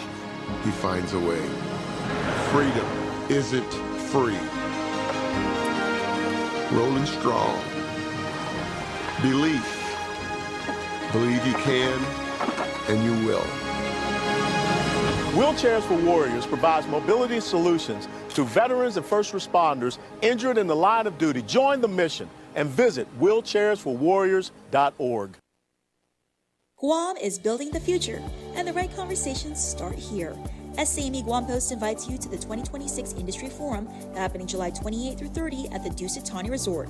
Join military, government, and industry leaders as they come together to discuss Guam's future in infrastructure, resilience, and regional growth. This premier event connects you to Guam's next generation of infrastructure. Registration is open. Visit GuamIndustryForum.com. The 2026 SAME Industry Forum, delivering Indo-Pacific readiness. My name is Emma. I am 13 years old. 6 years ago, I was injured in a car accident that left me paralyzed from the waist down. Once I completed rehab, my mom applied for a canine companion service dog. Last January, I finally got to meet my service dog, Marcia. We quickly developed a very strong bond.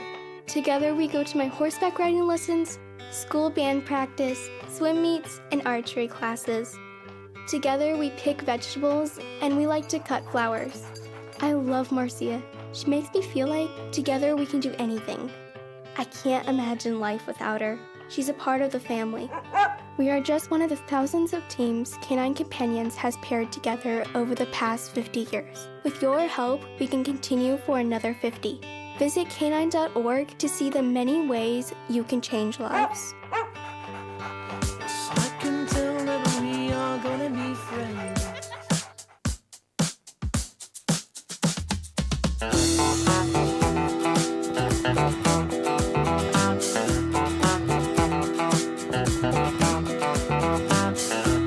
No ghetto man goes talking that jive around. You don't bang up on my door and wake the whole town. Yeah, you once had my love, baby, but you gave all that. I will have you know that Ed Suarez likes the Pringles. He likes the Pringles that we hated. I tried it on the air. It tasted like plastic, and it tasted like it was just old Pringles. Hey, props to the distributors on Guam. Sorry about that, bro, but you might have to do one of those Costco sample things because then you don't want to waste your time on people like me and Dice who gagged at the time. Have you tried those new Pringles? Oh, God. We got to have Julius try it. It's we have good. to have Julius You try love it. It's basement flavored. It's really... It's basement. I called it the balut of Pringles because Ed Suarez loved it.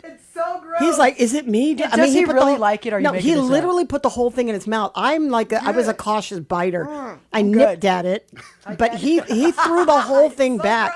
And then he was like heartily chewing it, mixing saliva and everything. And I'm looking at him. I'm like, yo, bro. He's such a champion. But he's also a balut eater, so I'm figuring nothing could taste worse. He's got a strong palate. Yes, he does. He has a very Them boys from the Philippines, don't rest on those guys, man. Dang. Don't play with my Calderetta boys. You know, I'm not. I honestly, I big props. I was very impressed by him. What's up? Because he's one of those kids that would eat anything. He's like, here's ducktail. Got it. My favorite food. It still has hair on it. No problem. That's You should see his face light up on those candy cigarettes. He did the candy cigarette. He puffed it out and the flower cake. Have you ever seen those candy cigarettes? I have not, no. From back in the day. Oh, yeah. The old school ones. When you blow out and the smoke comes out and it's whatever kind of sugary powder. Yeah, it was powder. I think it was just flour, right? It went all over her. She looked like a Coke girl for a second there, but it was all over her. Lines in the studio here. What are we doing right but now? I said, this is what they did in the 60s and 70s to pollute our minds. They made us want to smoke cigarettes. That's the back in the day. They started. That's how it started. That's how we were smoking cigarettes really Peer young. pressure much. And it was coming from the Wow. industry. Marlboro and those guys, they wanted us to smoke. It those does cigarettes. look like a pack of Marlboro Reds, though. It does. It looks does. like a pack of Marlboro It really Reds. does. And anyway, he did it. He was on TikTok. So if you want to find him on TikTok, doing that, anyway. So you were on TikTok. I was on TikTok for a second, but hello. Hey. I see two chefs with with cutting boards in their hands, and that could not be a bad thing. Okay. Because we're going to be talking about this upcoming event at the Hyatt called Meet Your Match. It's the Carnivore Meet Your Match. Tasting Fair. Exciting. And if there's anybody who knows beef carnivorism, okay, it'll be the chefs from Hyatt, and they both came in armed. So we'll see what that looks like coming up in just a few minutes. Because right now we're going to hit that AP News here on Mornings with Patti. We are KGUM FM and Daddy Do Guam. AP News. I'm Ed Donahue. President Trump is threatening major strikes on Iran. The AP's Sagar Magani reports escalating tensions between Washington and Tehran are pushing the Middle East closer to another full-scale war. On social media, the president said the U.S. would hit Iran very hard tonight. And then on Fox and Friends. Yeah, there will be more bombing tonight. It'll be bigger. He's also threatening to take control of Iran's oil industry, including Karg Island, Tehran's key oil terminal. I said my preference would be that. At the same time, it's unclear if he's serious because American troops would be vulnerable on the island, about 21 miles from the Iranian mainland. I don't know that America has the stomach for it. His remarks came after the U.S. and Iran exchanged fire the past 2 days, with efforts aimed at ending the war appearing stuck. Sagar Magani, Washington. Hazardous material units responded to the Pentagon. The reason they're there is unknown. There's a shelter-in-place order at the Pentagon while officials investigate.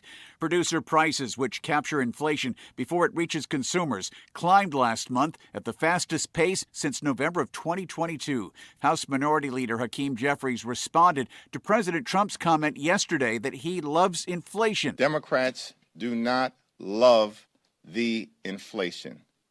In fact, we're fighting hard to address the broken economy that Donald Trump has visited on the American people. In Minnesota, Vance Bolter, the man charged in the political assassination of the top Democrat in the Minnesota House and her husband, pleaded guilty in federal court after prosecutors said they would not seek the death penalty.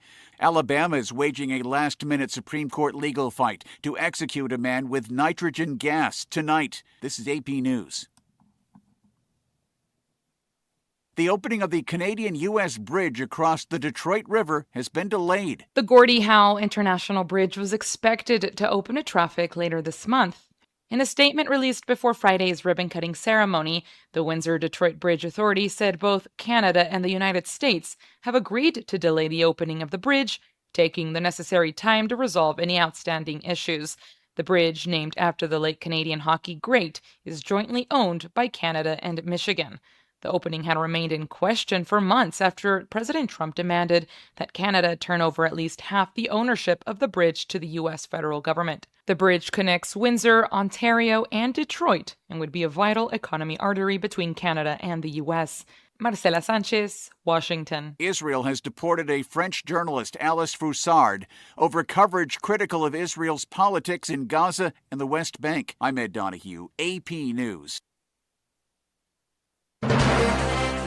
AP News, I'm Ed Donahue. President Trump says plans to hit Iran very hard tonight are off. On social media, he says there is a breakthrough in negotiations and significant points under discussion have been brought up to the highest level of Iranian leadership and approved. He did not offer any details. Jay Clayton has been picked as the permanent director of national intelligence. Here's the AP's Sagar Magani. The president was under intense pressure to nominate a permanent replacement for Tulsi Gabbard after her resignation last month.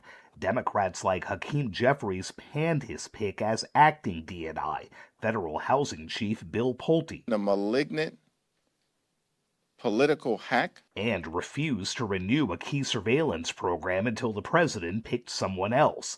The president had doubled down on Pulte, but at the same time, we're interviewing people right now. Clayton is a former Securities and Exchange Commission chief, and as Manhattan's top prosecutor has a wide portfolio, from terrorism, ISIS-inspired actions, to corruption. The president had said Pulte would take over as DNI next week. It's unclear if the Senate can move fast enough to confirm Clayton before then. Sagar Magani, Washington. In Minnesota, Vance Belter pleaded guilty to the shooting deaths of the top Democrat in the state house and her husband, and the wounding of a state senator and his wife. U.S. Attorney Daniel Rosen says the chance of getting the death penalty was dropped. Political violence is a scourge plaguing America in our times. The murders of Speaker of the House Melissa Hortman and Mark Hortman, shooting of Senator John Hoffman and Yvette Hoffman, and the attempted shooting of Hope Hoffman are among the worst political violence crimes that we have seen. Stocks are higher at the closing bell. This is AP News. A local vote in Britain could have a national impact. Voters in Makerfield, a small town in the northwest of England, are set to make an important decision. By casting their vote in a local by-election on the 18th of June, they could choose the UK's next Prime Minister or add more chaos to British politics. If Andy Burnham from the Labour Party wins, he would become a Member of Parliament and is the most likely politician to take over from Prime Minister Keir Starmer. However, Burnham is competing against Reform UK, a hard-right party. The election is expected to be close. Despite Burnham's popularity, local resident Shirley Pryor doesn't think Labour is the answer. They're not going to fix what's happening in this country. Another local, Debbie Laws, spells out her main concern. Yeah, immigrants really, and I've just had enough of the way things are with Labour and Keir Starmer and that. Karen Shamas, London. Ed Donahue, AP News. AP News. I'm Ed Donahue. Celebrating America's 250th birthday. He grew up in poverty and never attended high school or college, but Abraham Lincoln became one of our greatest presidents, keeping our nation whole after the Civil War, even after 11 southern states tried to secede from the Union. 77 years ago, our fathers brought forth on this continent a new nation, conceived in liberty and dedicated to the proposition that all men are created equal. He persuaded Congress to pass the amendment that abolished slavery, and he delivered one of the most important speeches in the history of our nation, the Gettysburg Address, honoring our fallen soldiers and advocating for equality and our democratic government. We here highly resolve that these dead shall not have died in vain, and that this nation, under God, shall have a new birth of freedom, and that government of the people, by the people, and for the people shall not perish from the earth.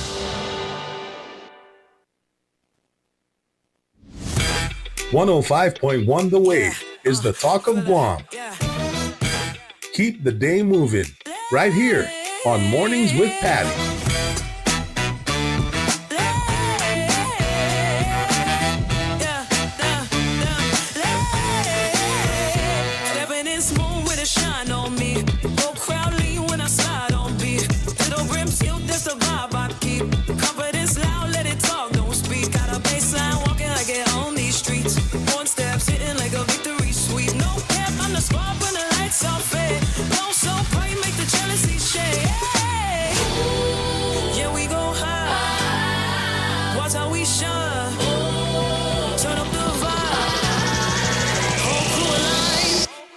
I'm the spark in the room when the bass go boom. I'm the spark in the room, yeah. When the bass go boom. Yeah, feel it, yeah. I don't even know what to do right now. I thought we were just going to I know, have it like a smells good. face-to-face conversation with a couple of guys. Just, hey, what's going on?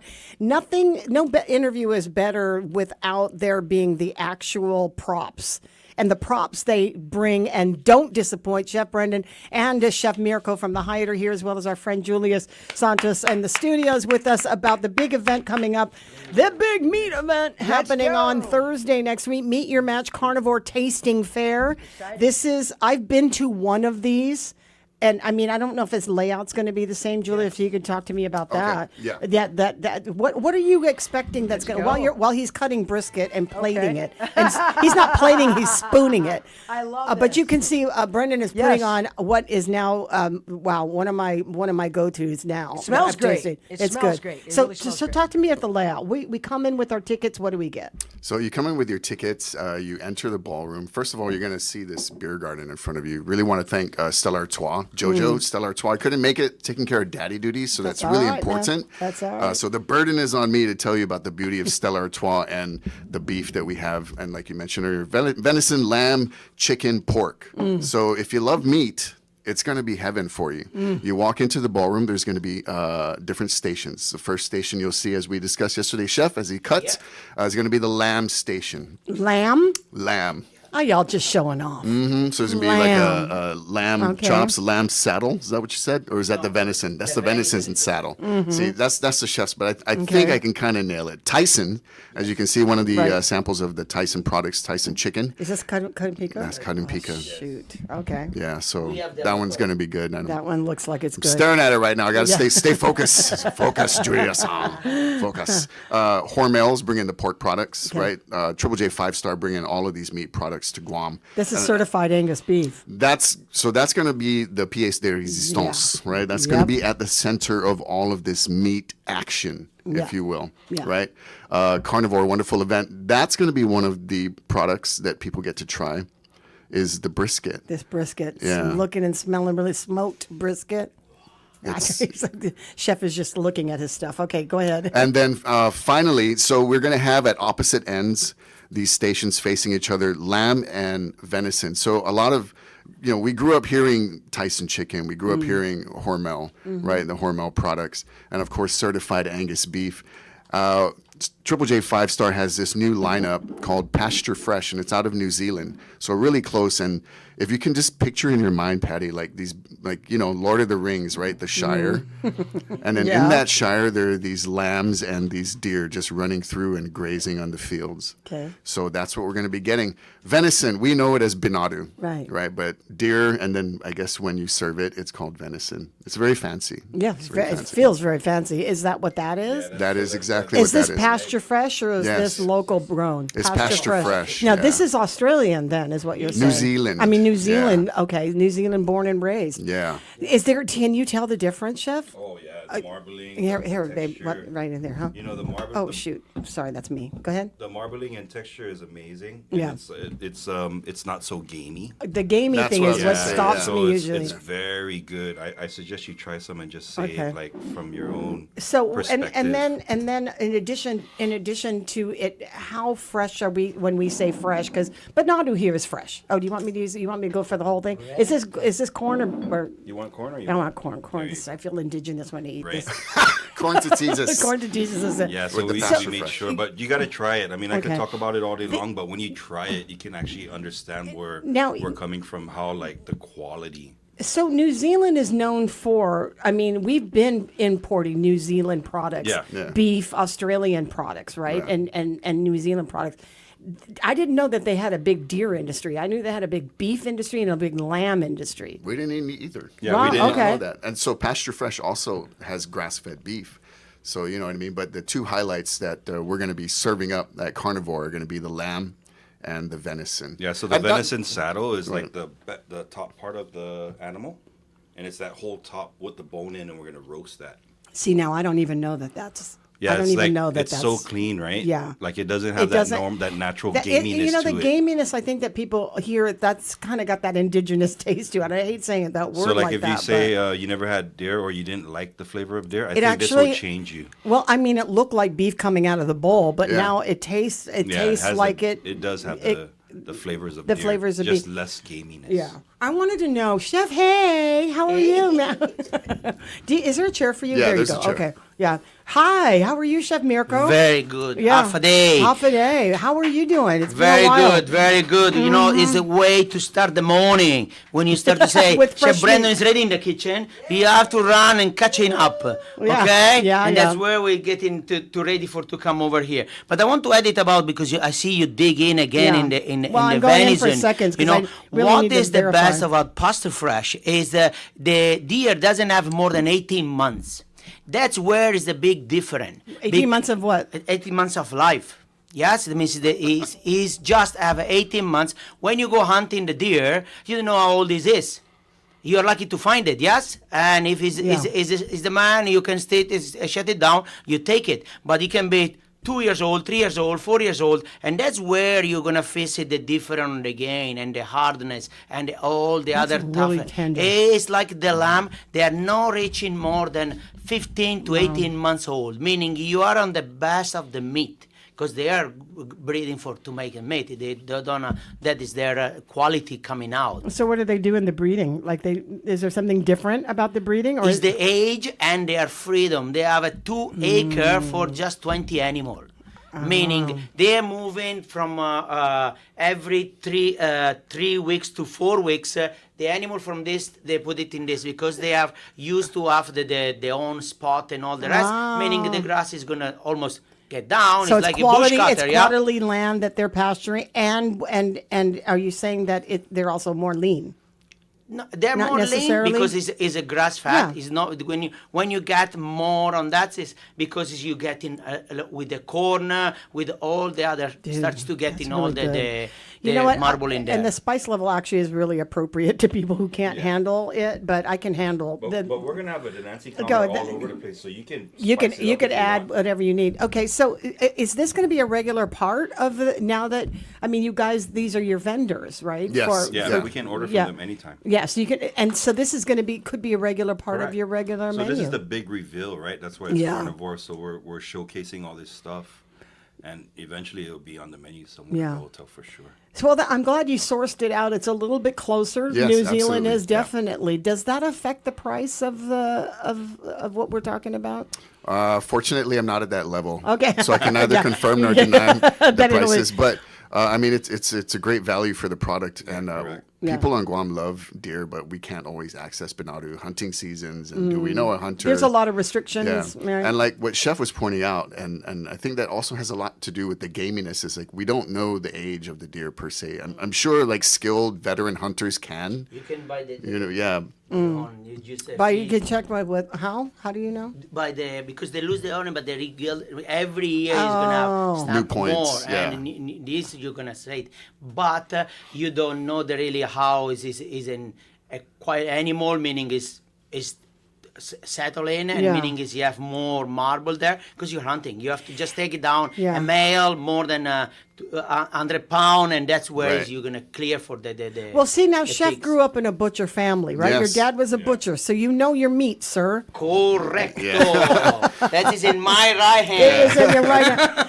you can tell the difference between the banadu that's in Guam and the venison that from New Zealand. You can definitely tell there's a Yes. difference aside from Yes. just the taste, but the texture and the tenderness. Because as you said, Miss, it's a wild animal. You don't know anything. They are a business, meaning they are from the day one is born from parents which they are classified for just to have the best breed, meaning is selected all from the parents to the kid from when it's growing and who gonna keep it for to keeping the breed alive and who they're gonna use it for just to come to our plate. Yeah. You know, all of this stuff is making the difference for the quality you're gonna get it. Yes. Then when you go hunting, you don't know what you're getting. Yeah. You Correct. don't know what they've Bada boom, bada consumed. bing. You don't know what you're going to get. Correcto. Brendan, is Julian there- knows about it. Yeah. Bada boom, bada bang, you bring it down. Is there a different Guamanian palate for deer than there is anywhere else that you might know? Where think, yeah, because you're of the right, 'cause- accessibility of it, or Well, most of the time, me growing up, whenever we had it, it was like a special.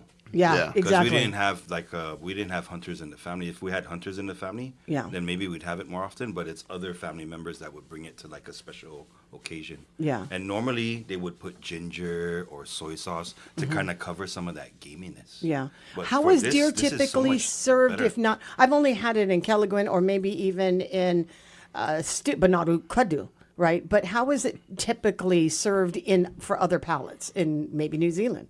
How is it prepared? New Do Zealand, what's the you know, cuisine? venison is a good piece of meat, and you can play around it. Means, as I say, in al dente we serve a nice pappardelle pasta with the venison ragu. Oh, really? Meaning that's you How did I braising miss down, that? Okay. you braising down until it's breaking apart, and you saute with the beautiful Oh, yeah, I pasta, have tried that. and you have a dish, and Yeah. or you just have the lamb, like you say, braise it as this way with a nice polenta, meaning it's a nice piece of meat if you know how to treat it, and you get out a beautiful dish. Is it typically tough? It's a typically tough meat that you have to leaner, soften. I would say. Yeah, it's more lean than it is for Correct. beef. Well, the star, like you say, pièce de résistance would be the brisket. This is something that you guys do better than most. Yeah, there you go. It's if it doesn't have this on it, this little skewer on the star, don't go for it because this is usually that. It won't be certified. Yeah, that's That And one's if it's not certified? It's not the best. It's not the best. But it's that story that Chef told about the parents of the animal and it being raised, certified Angus beef is the same thing, right? There's the strictest of standards as far as the quality of the beef. It's going to be amazing. Certified Angus beef, Hormel, pasture fresh, Lamb. Tyson's chicken. You're throwing You're in gonna some get to try. cook- Even Dice going to get to try all of this food here. Let's But- talk about the chicken. Oh yeah, let's talk did about you the want chicken to- real let's quick. just talk After that, about we'll talk about the drink pairings that are going to go with. I'm going to Yeah. go for that too. Let's talk about this. Cutting pico, where does that fit into the whole meat extravaganza? See, Brendan is there. What Okay. you expected? Well, you gotta have a local flair, right? So we Yeah, got have the deer to. Kelaguen, the Binado, you got the Kadumpica, and it all matches like a Chesa type of Okay. flavor profile, right? Because Right. there's gonna be drinks, entertainment, and it's more of a cocktail type setup. Mhm. So everything is Chesa size, Yeah. so you can survive the whole night. 'Cause there's Just so picking much to your eat, main. right? Yeah. So you got the Tyson's bringing chicken thighs, chicken drumettes, and the chicken wings. So the wings we're Nice. gonna fry up and then sauce it up. The thighs we're gonna do. What did we say we're gonna do on the thighs, chef? Oh, there you go. Okay, here we go. And then the wings we're gonna do the Kadumpica. Okay. But yeah, so Tyson's bringing these from Triple J. It's really good, and this is the one that I wanted to just break out local style. Something spicy, right? Do you put coconut milk in your Yes, cutting there's some pico? coconut milk there. Is that a different? There's difference. I feel differences. like the creaminess from the coconut milk Yeah. kind of helps with the heat. See, I've heard it that. makes it rich. I never had it with coconut milk. I'd only had it in the way it looks like stafau with duni in it. But Yeah. this is different with the coconut milk, and so it brings down a lot of this. It complements the heat, but it brings down the Yeah, and severity then also of it. we're gonna do one version is more like a chicken tikka. Okay. So it's got some Indian spices and Okay. stuff. Nice. Yeah, so we're trying to develop the flavors, not all just local. We're Sure. bringing some international style there too. Okay. Yeah. And then along with that, like to your point, you got to pair this with something to drink because somebody's got to drink something during this time. What Yes. are we doing? So we'll talk about those perfect pairings next. Okay. Let me get these notes in here because there's a lot going on. Yeah, sure. And the chef's basically 3 pages of food and menu items.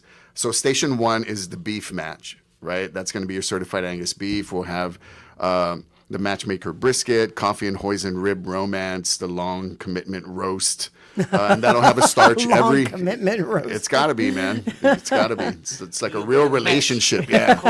It's a marriage, a meat marriage.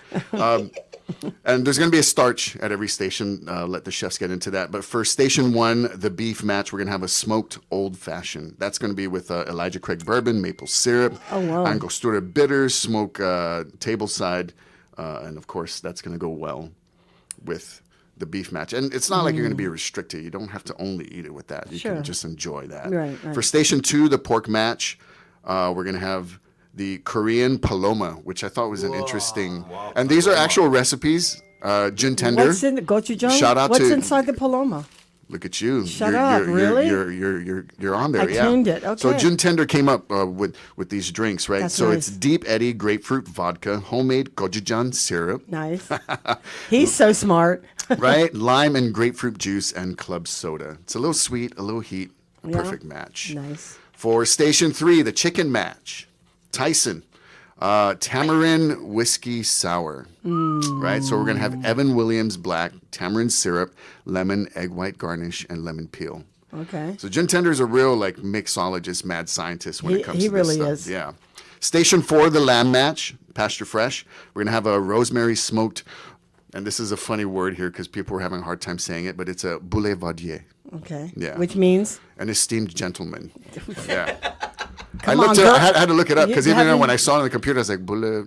Esteemed Boule, gentleman. Okay. Yeah. Rosemary smoked boulevardier. That's going to be Elijah Craig rye, Campari, sweet vermouth, glass smoked and garnished with rosemary.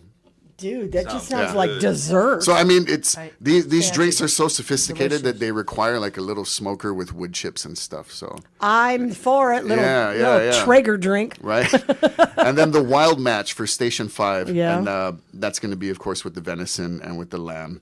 We're going to have a lemongrass mule. So that's a lemongrass Sounds good. infused Okay, that Deep makes Eddy sense. vodka, ginger beer, fresh nice. lime. Oh God, I love. The smell of So lemongrass, we right? always try to be sustainable, you know. She just bit into it. I love it. Yes. That's my favorite when I'm bush cutting. I always save the lemongrass, What like is trimming that? the lemongrass for For last. the last one. Yeah, because then it's just the scent is just so amazing. And that's Oh my God, that's so here good. in the drink. And we're gonna use lemongrass with the saddle of the deer saddle. This is so good to eat. And plus, this basil, bro. Do you guys are growing this? Yes. This is That's so what nice. we're It gonna do. smells. Yeah, when he's It just. Pick up by Ira this morning with me.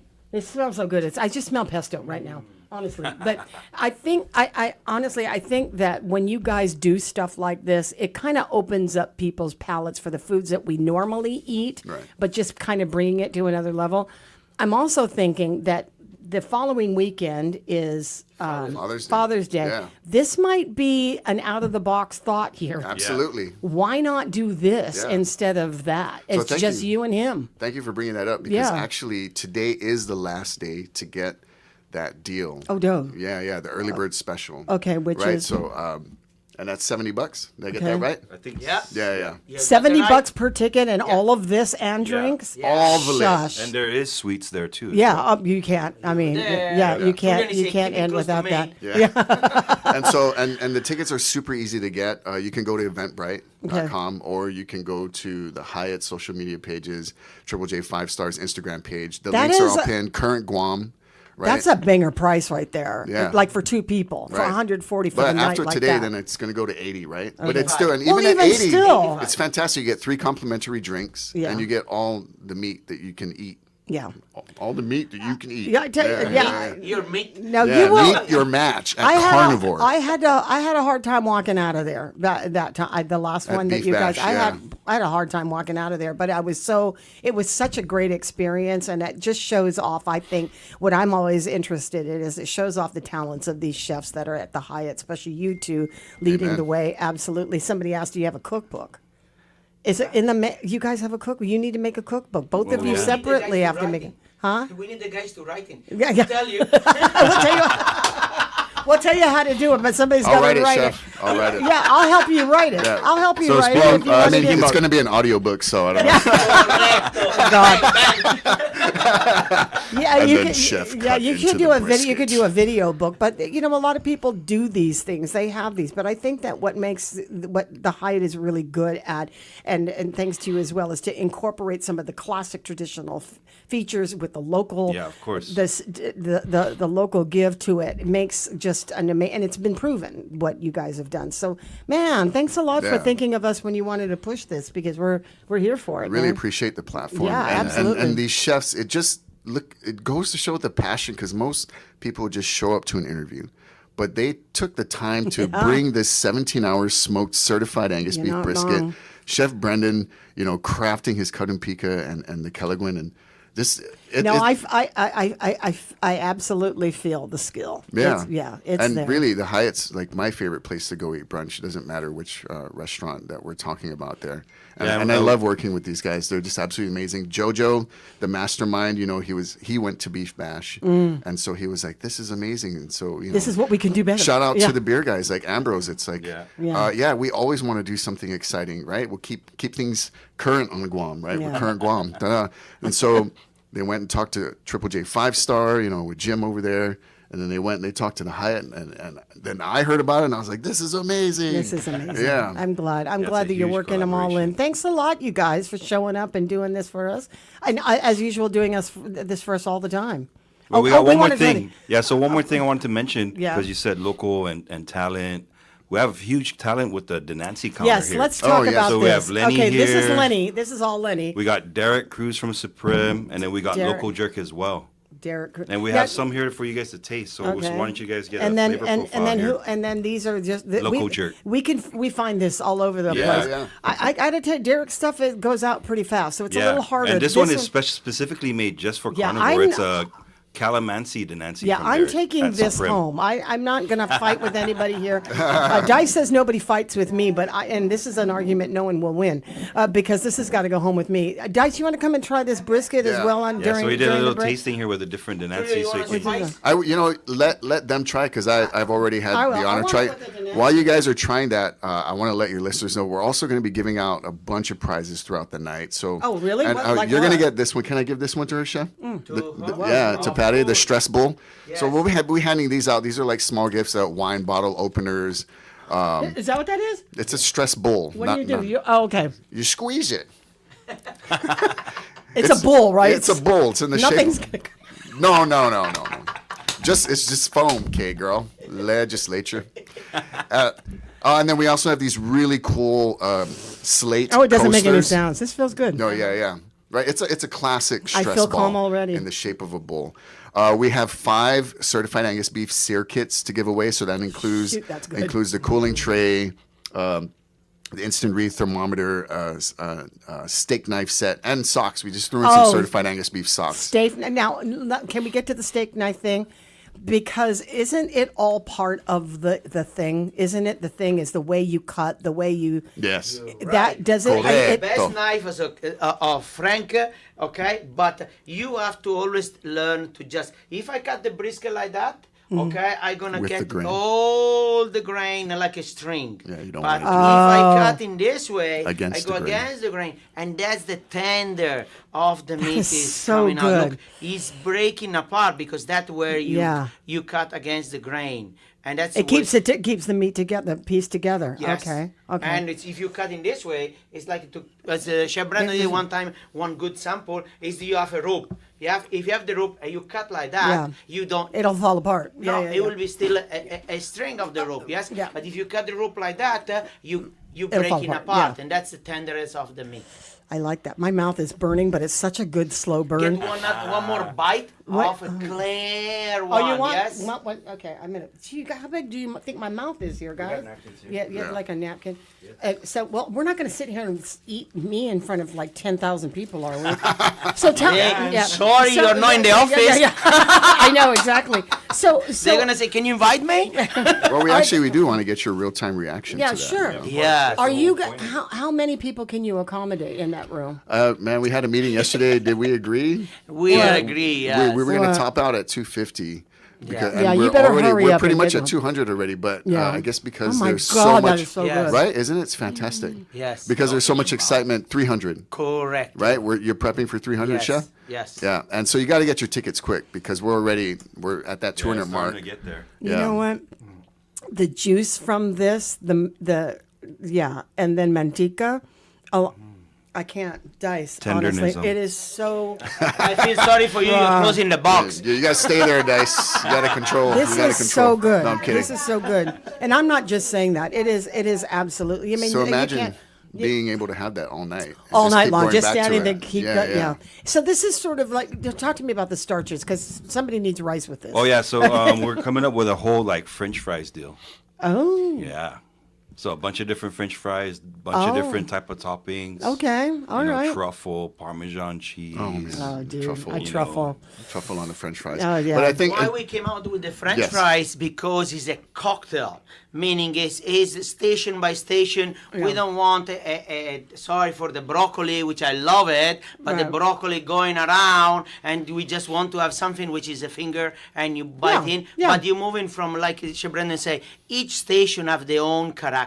You know, we have the basil pesto from Chef Tony Garden, which is our garden. You go for the truffle and Parmesan cheese. You go in from the cheese and paste of truffle. Okay, you go for the classic one, and you're gonna garlic butter. Meaning each station you're gonna have just two piece because as you have so much, you have to pace yourself to say, okay, I just tasting, and going around.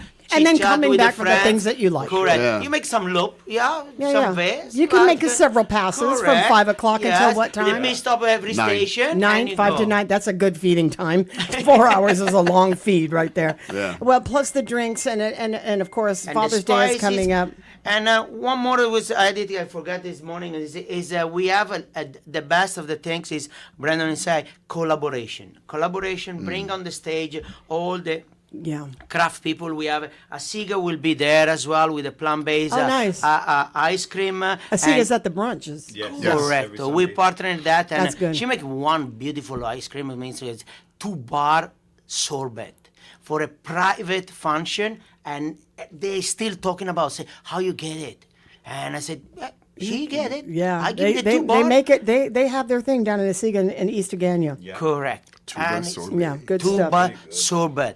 Yeah. Is really the one off the mind. And she's working on to make maybe one with the Stella Artois. Stella Artois a sorbet.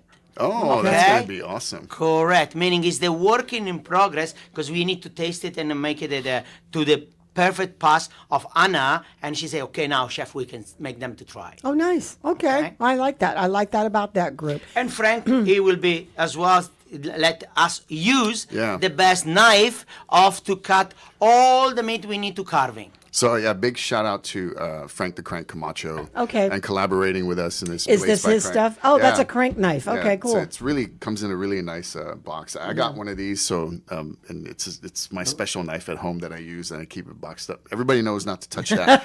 But yeah, I want to thank him so much for collaborating with us and helping to push this. He's super excited about the event. All we did was reach out to him and say, hey, can we do some work together? And he's like, yeah, totally. Shoot, yeah. Yeah. That's good to know. That's hopefully he good to can know. make it that night. I just saw a reel. He said he's going to be there, but I don't know. There might be a conflict of scheduling. So, All right. Well, so- hey, that's another celebrity you get to see along with Yeah. you three. So, good. Thanks for Me, the hookup. celebrity, I don't know about that. Hey, you bring us in the stage. Yeah, this is true. We are need a that celebrity. spot as well. So those are the important points to remember, right? It's Meet Your Match at Carnivore 2026, and it's all thanks to Stella Artois, Certified Angus Beef, the Hyatt Regency Guam, Triple J 5-star, and you can get your tickets at Eventbrite. You can get them at Hyatt's website. You can get them at Current Guam, and you can get them at Triple J 5-star Instagram. There. And- or at the deli at the Hyatt. Correct. You can I was just- if you're at the almost Hyatt thinking or I you was want to go there, listening go to the deli. And you don't want the website? I didn't Come forget, at the yeah.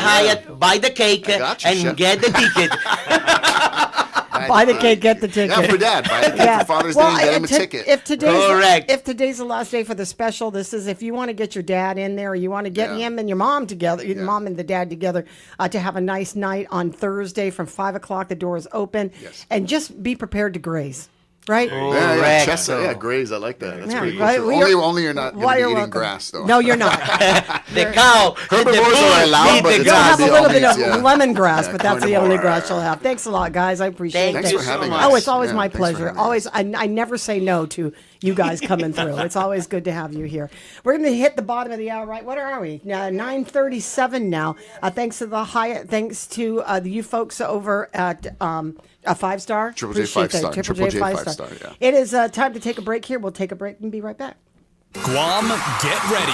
On Sunday, June 14th, the Tumon Night Market becomes the stage for something extraordinary. Triple J Mazda invites you to the official unveiling of the all-new 2026 Mazda CX-5. See all 4 models revealed together. Close your eyes and open your senses. Enjoy complimentary Mazda giveaways and product samples while supplies last. One night, one reveal, one all-new 2026 Mazda CX-5. Only at the Tumon Night Market, Sunday, June 14th.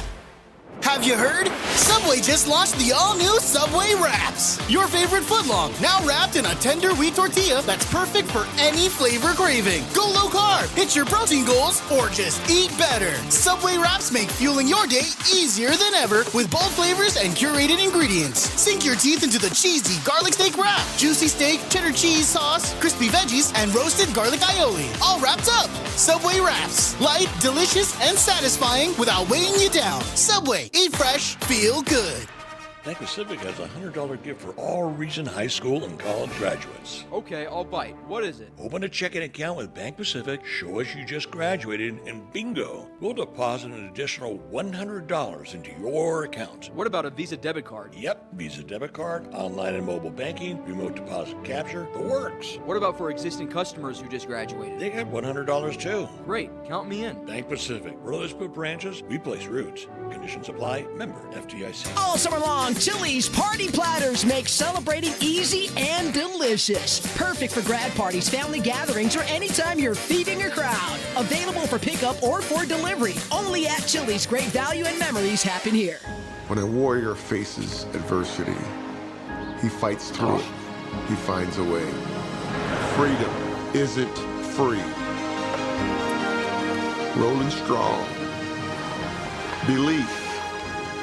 Believe you can, and you will.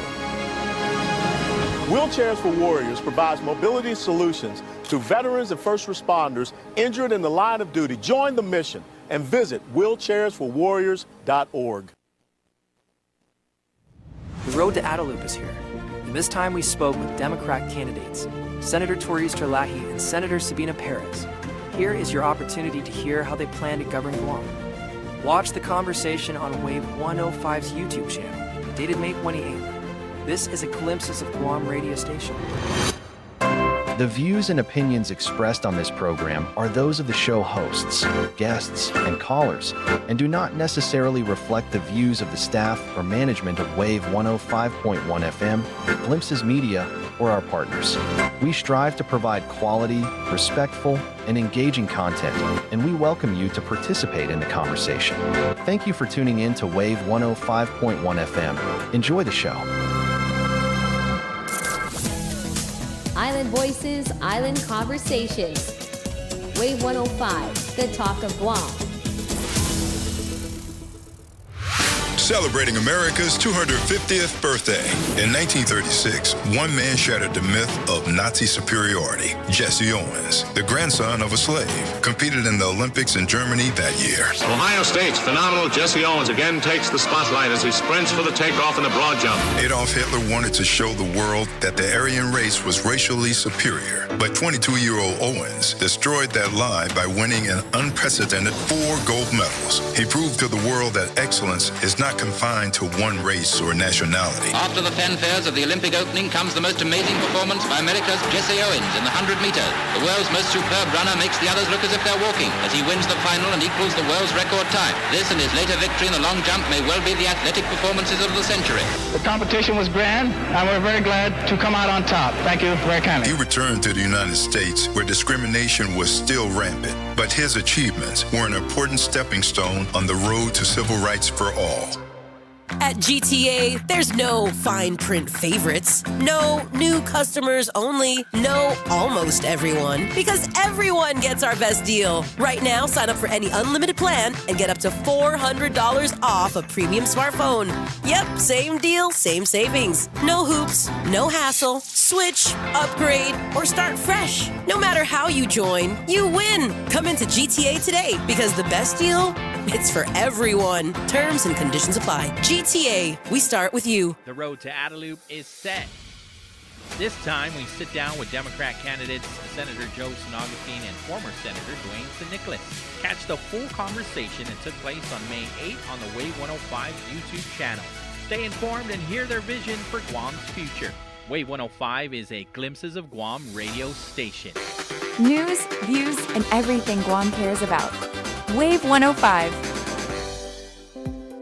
Before it became the universal symbol of romance and luxury, this iconic crimson flower was actually used as a badge of war. Welcome to the National Day Spotlight for June 12th. Long before we began gifting long-stem bouquets for National Red Rose Day, the flower served as a high-stakes political emblem during one of history's bloodiest conflicts. In 15th century England, two rival royal houses launched a brutal 30-year civil war for control of the British throne. The House of York famously marched under the banner of a white rose, while the House of Lancaster chose the vibrant red rose as their military emblem. The conflict tore the nation apart until Henry Tudor, a Lancastrian, finally won the crown. To unite the warring factions and heal the country, he married Elizabeth of York and cleverly merged their symbols into a single crest known as the Tudor Rose, proving that the red rose was once a powerful tool used to seal a royal peace treaty. They had to look a little bit silly, wearing the rose on their suit of armor. Oh, yeah. I mean, yeah. that's kind of funny. It almost sounds like a Monty Python type of script, It right? does, like doesn't you'd it? be tucking away this red rose somewhere on your suit of armor as you're... You're marching into battle. We're also celebrating National Loving Day and National Movie Night. I'm Alice Anderson. And I'm Arlo Anderson with the National Day Calendar, reminding you to celebrate every day. Real conversations, real issues, real Guam. This is Wave 105, the talk of Guam. Half a day. This is Luella Lucinio, host of Pinas de Guam. Together with the Filipino community of Guam and Wave 105.1, we proudly celebrate Philippine Independence Month with the theme Kalayaan, Kinabukasan, Kasaysayan, Freedom, Future, History. From Guam to the Philippines, we honor our shared history, celebrate our freedom, and build our future together. Mabuhay ang Pilipinas at Guam! When a warrior faces adversity, he fights through it. He finds a way. Freedom isn't free. Rolling strong. Belief. Believe you can, and you will. Wheelchairs for Warriors provides mobility solutions to veterans and first responders injured in the line of duty. Join the mission and visit wheelchairsforwarriors.org. The road to Adelup is off and running. This time, we sit down with Republican candidate Speaker Frank Blass and Dr. Mary Okada. Catch the full conversation that took place on May 7th on the Wave 105's YouTube channel. Stay informed and hear their vision for Guam's future. Wave 105 is a Glimpses of Guam radio station. You're listening to KGUM-FM Dedido, Wave 105.1 FM, the talk of Guam, a proud Glimpses media radio station.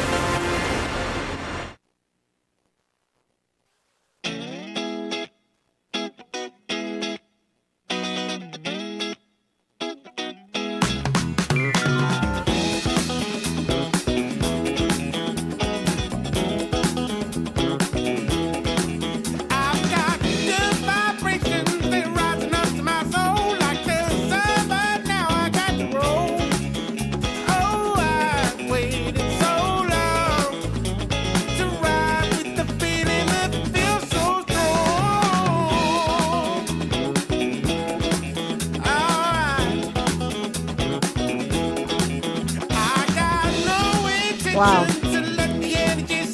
I'm like, I got like, you know, I got like, can I have this lemongrass? This will be good in a soup, but I like lemongrass anyway.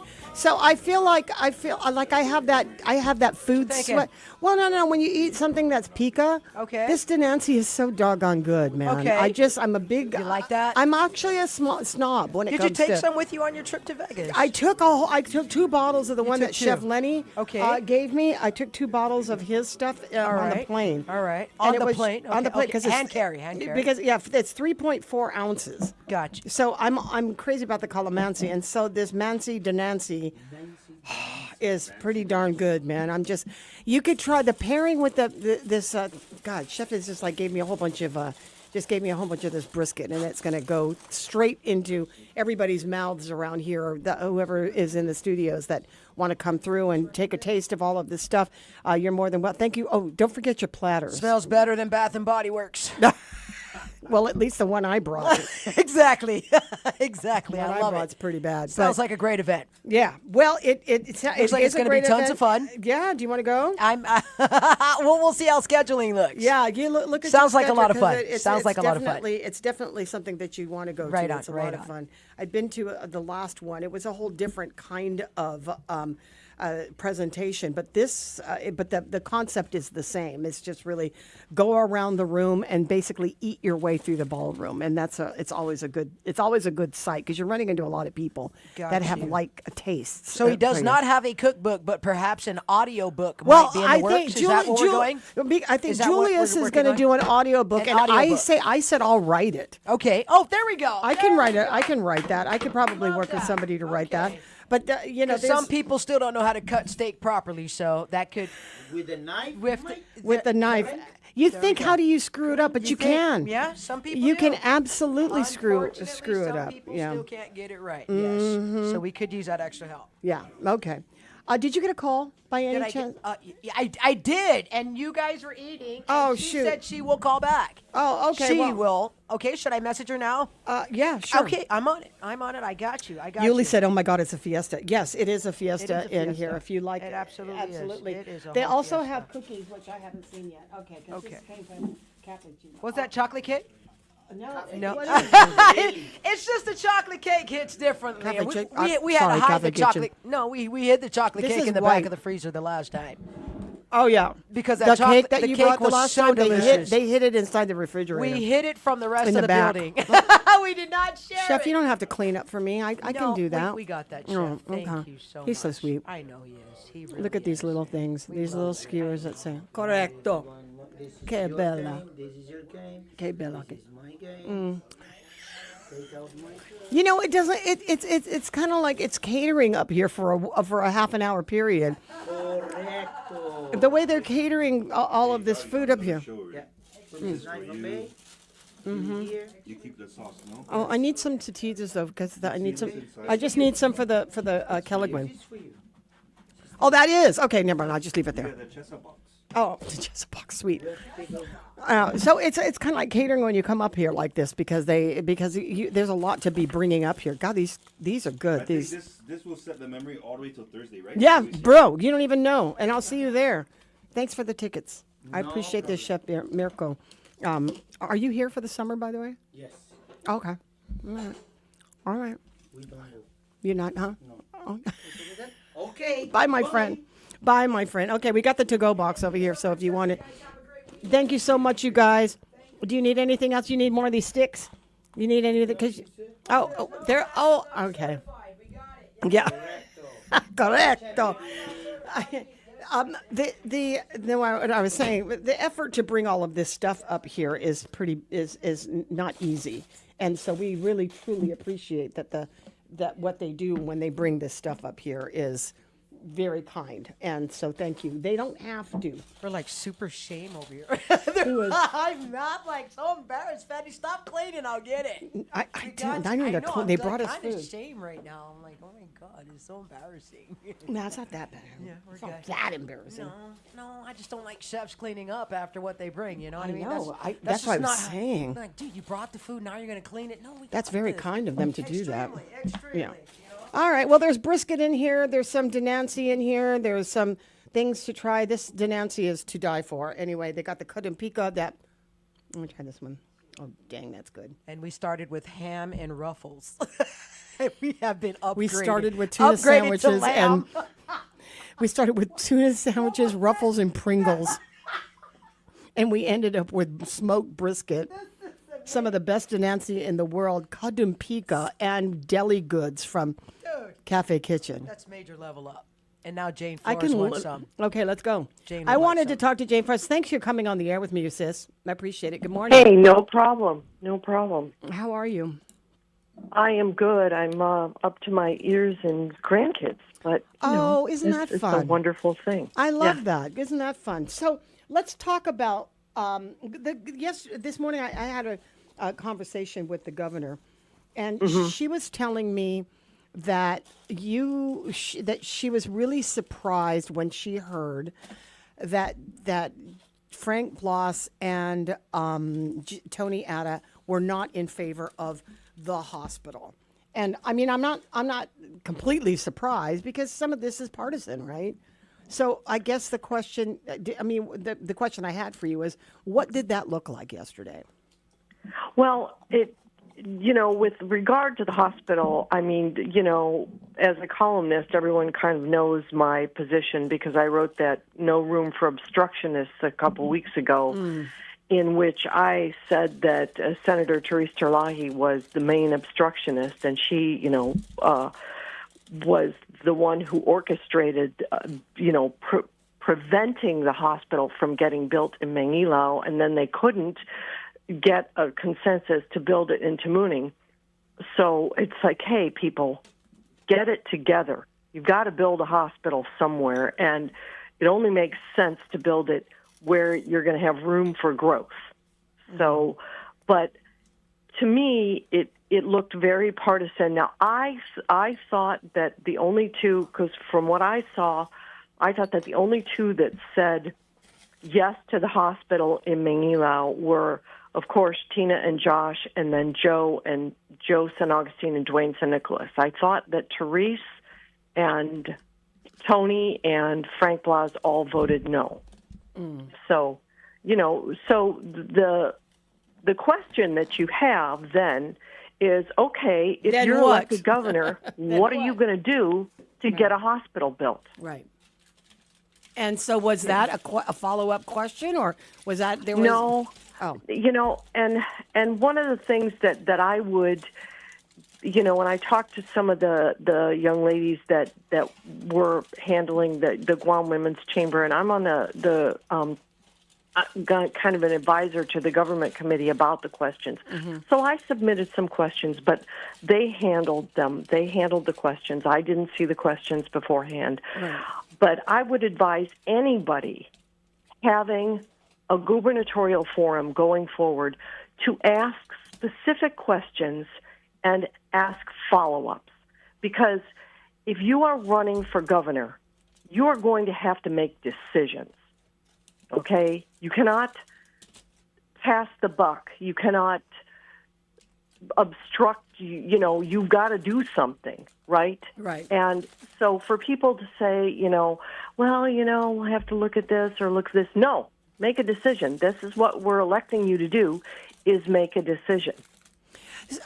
But in this, I mean, I'm not necessarily surprised that there wasn't any support from the Republicans. And to your point, I'm not surprised that Therese Terlahi was not in support, because she has been a huge, you can call it obstacle. I'm gonna definitely say adversary. But the fact of the matter is that since the hospital has been in its planning stage, there hasn't been, or am I missing the point, any kind of alternative that they have even brought up during on the campaign trail? No, see that's something that I would ask as now back into the journalism realm and the columnist realm. What are you going to do? Yeah. How are you going to build a consensus? What are you going to do? Because you need to do something. You can't just say, well, we're going to do this or we're going to look at this. No, make a decision. And so for the forums going forward, I would like to see more pointed questions None of the softball questions. And, there were some of the candidates dodged their answers, too. They, roundabout ways of answering questions. And, it's hard when you get when you ask one question and then everybody goes down the line at a forum, because then you don't get to answer a specific question. But that's going to come in before the general election. Those types of questions are going to come before the general election, because then you're going to only have two candidates. You'll have a Democratic candidate and a Republican candidate. And then you can ask the pointed question of, the Republican candidate, and you can say, okay, I need you to be more specific. I agree. And that's kind of where I'm saving my interviews of the candidates, when we can narrow them down to answers that actually will have some meaning. Because they're going to be held to the answers being now the two top candidates for that race. Right. Nonetheless, overall, though, I mean, what other topics that were brought up other than healthcare? Well, education. Education was one with, and it was interesting. I noticed that the Ada Calvo team took a shot at the Okada Blas team with regard to the school board, because Dr. Okada was president of the school board. But remember that right now the school board is basically a policy board. Right. They don't have any purview over the management of GDOE. They are the only not in purview operations they have at all. Is to hire and fire the superintendent. Yeah, exactly. They can't go in and say, okay, I want principals to do this, or I want, principals to do that, or I want this way of being, the schools to be run, or we want this. So there was discussion about school closures and what they need to do with regard to school closures. And there was one of the things that the Ada Calvo team said, Tony Ada said was, we want the school board to be back to appointed, which, we've had that before. So I'm not quite sure that is going to help any, because all it becomes then is a political arm, and then you have the governor running the school board the way he wants for, votes and things like that. So we've done that before, and that hasn't really worked well for us. So, so education, healthcare, crime, is that top? Education, healthcare. Of course, there was the abortion issue, which the only people that really came on the side of, and they all said, I'm pro-life, but the only teams that said we want women to be able to have a choice in the matter were Joe St. Augustine and Dwayne St. Nicholas, and of course, Josh and Tina. But the other three candidates, Therese completely dodged the question, and the two Republicans were, they, said, "Oh, we want to focus on this. We want to focus on the children and the services that pregnant women get." Well, yes, of course you want to do that. You want to do that. But the bottom line is the government shouldn't be making these decisions for women. That would be my advice to all the candidates. Right. That should be your stock answer. Yeah. I'm pro-life, but the government shouldn't be making this decision. That should be everyone's answer. Okay. But, that's just me, right? Well, we know how you feel. Well, okay. Overall, these forums that are done, with civic organizations sometimes are very exact and specific to an agenda of that civic organization, obviously. Yeah. And so you expect what you're going to expect. I'm always looking for the journalists forum, and we haven't been able to get that much together. Last time it was a couple of camps had a temper tantrum, and so neither one of them. I'm not going to go if you're not going to go, and so it was that. Right. It was stupid. Well, it was when we had MSPJ, and we really had the best debate forum, because when we ran it, we actually had UOG communications professors judge their answers, how they answered, and we declared a winner, and we had specific questions, and we had follow-up questions for the candidates. And so, these are things that, barring and I would have I would ask like we expect the chambers to ask business-related questions or economy-related questions, and there were a lot of those questions.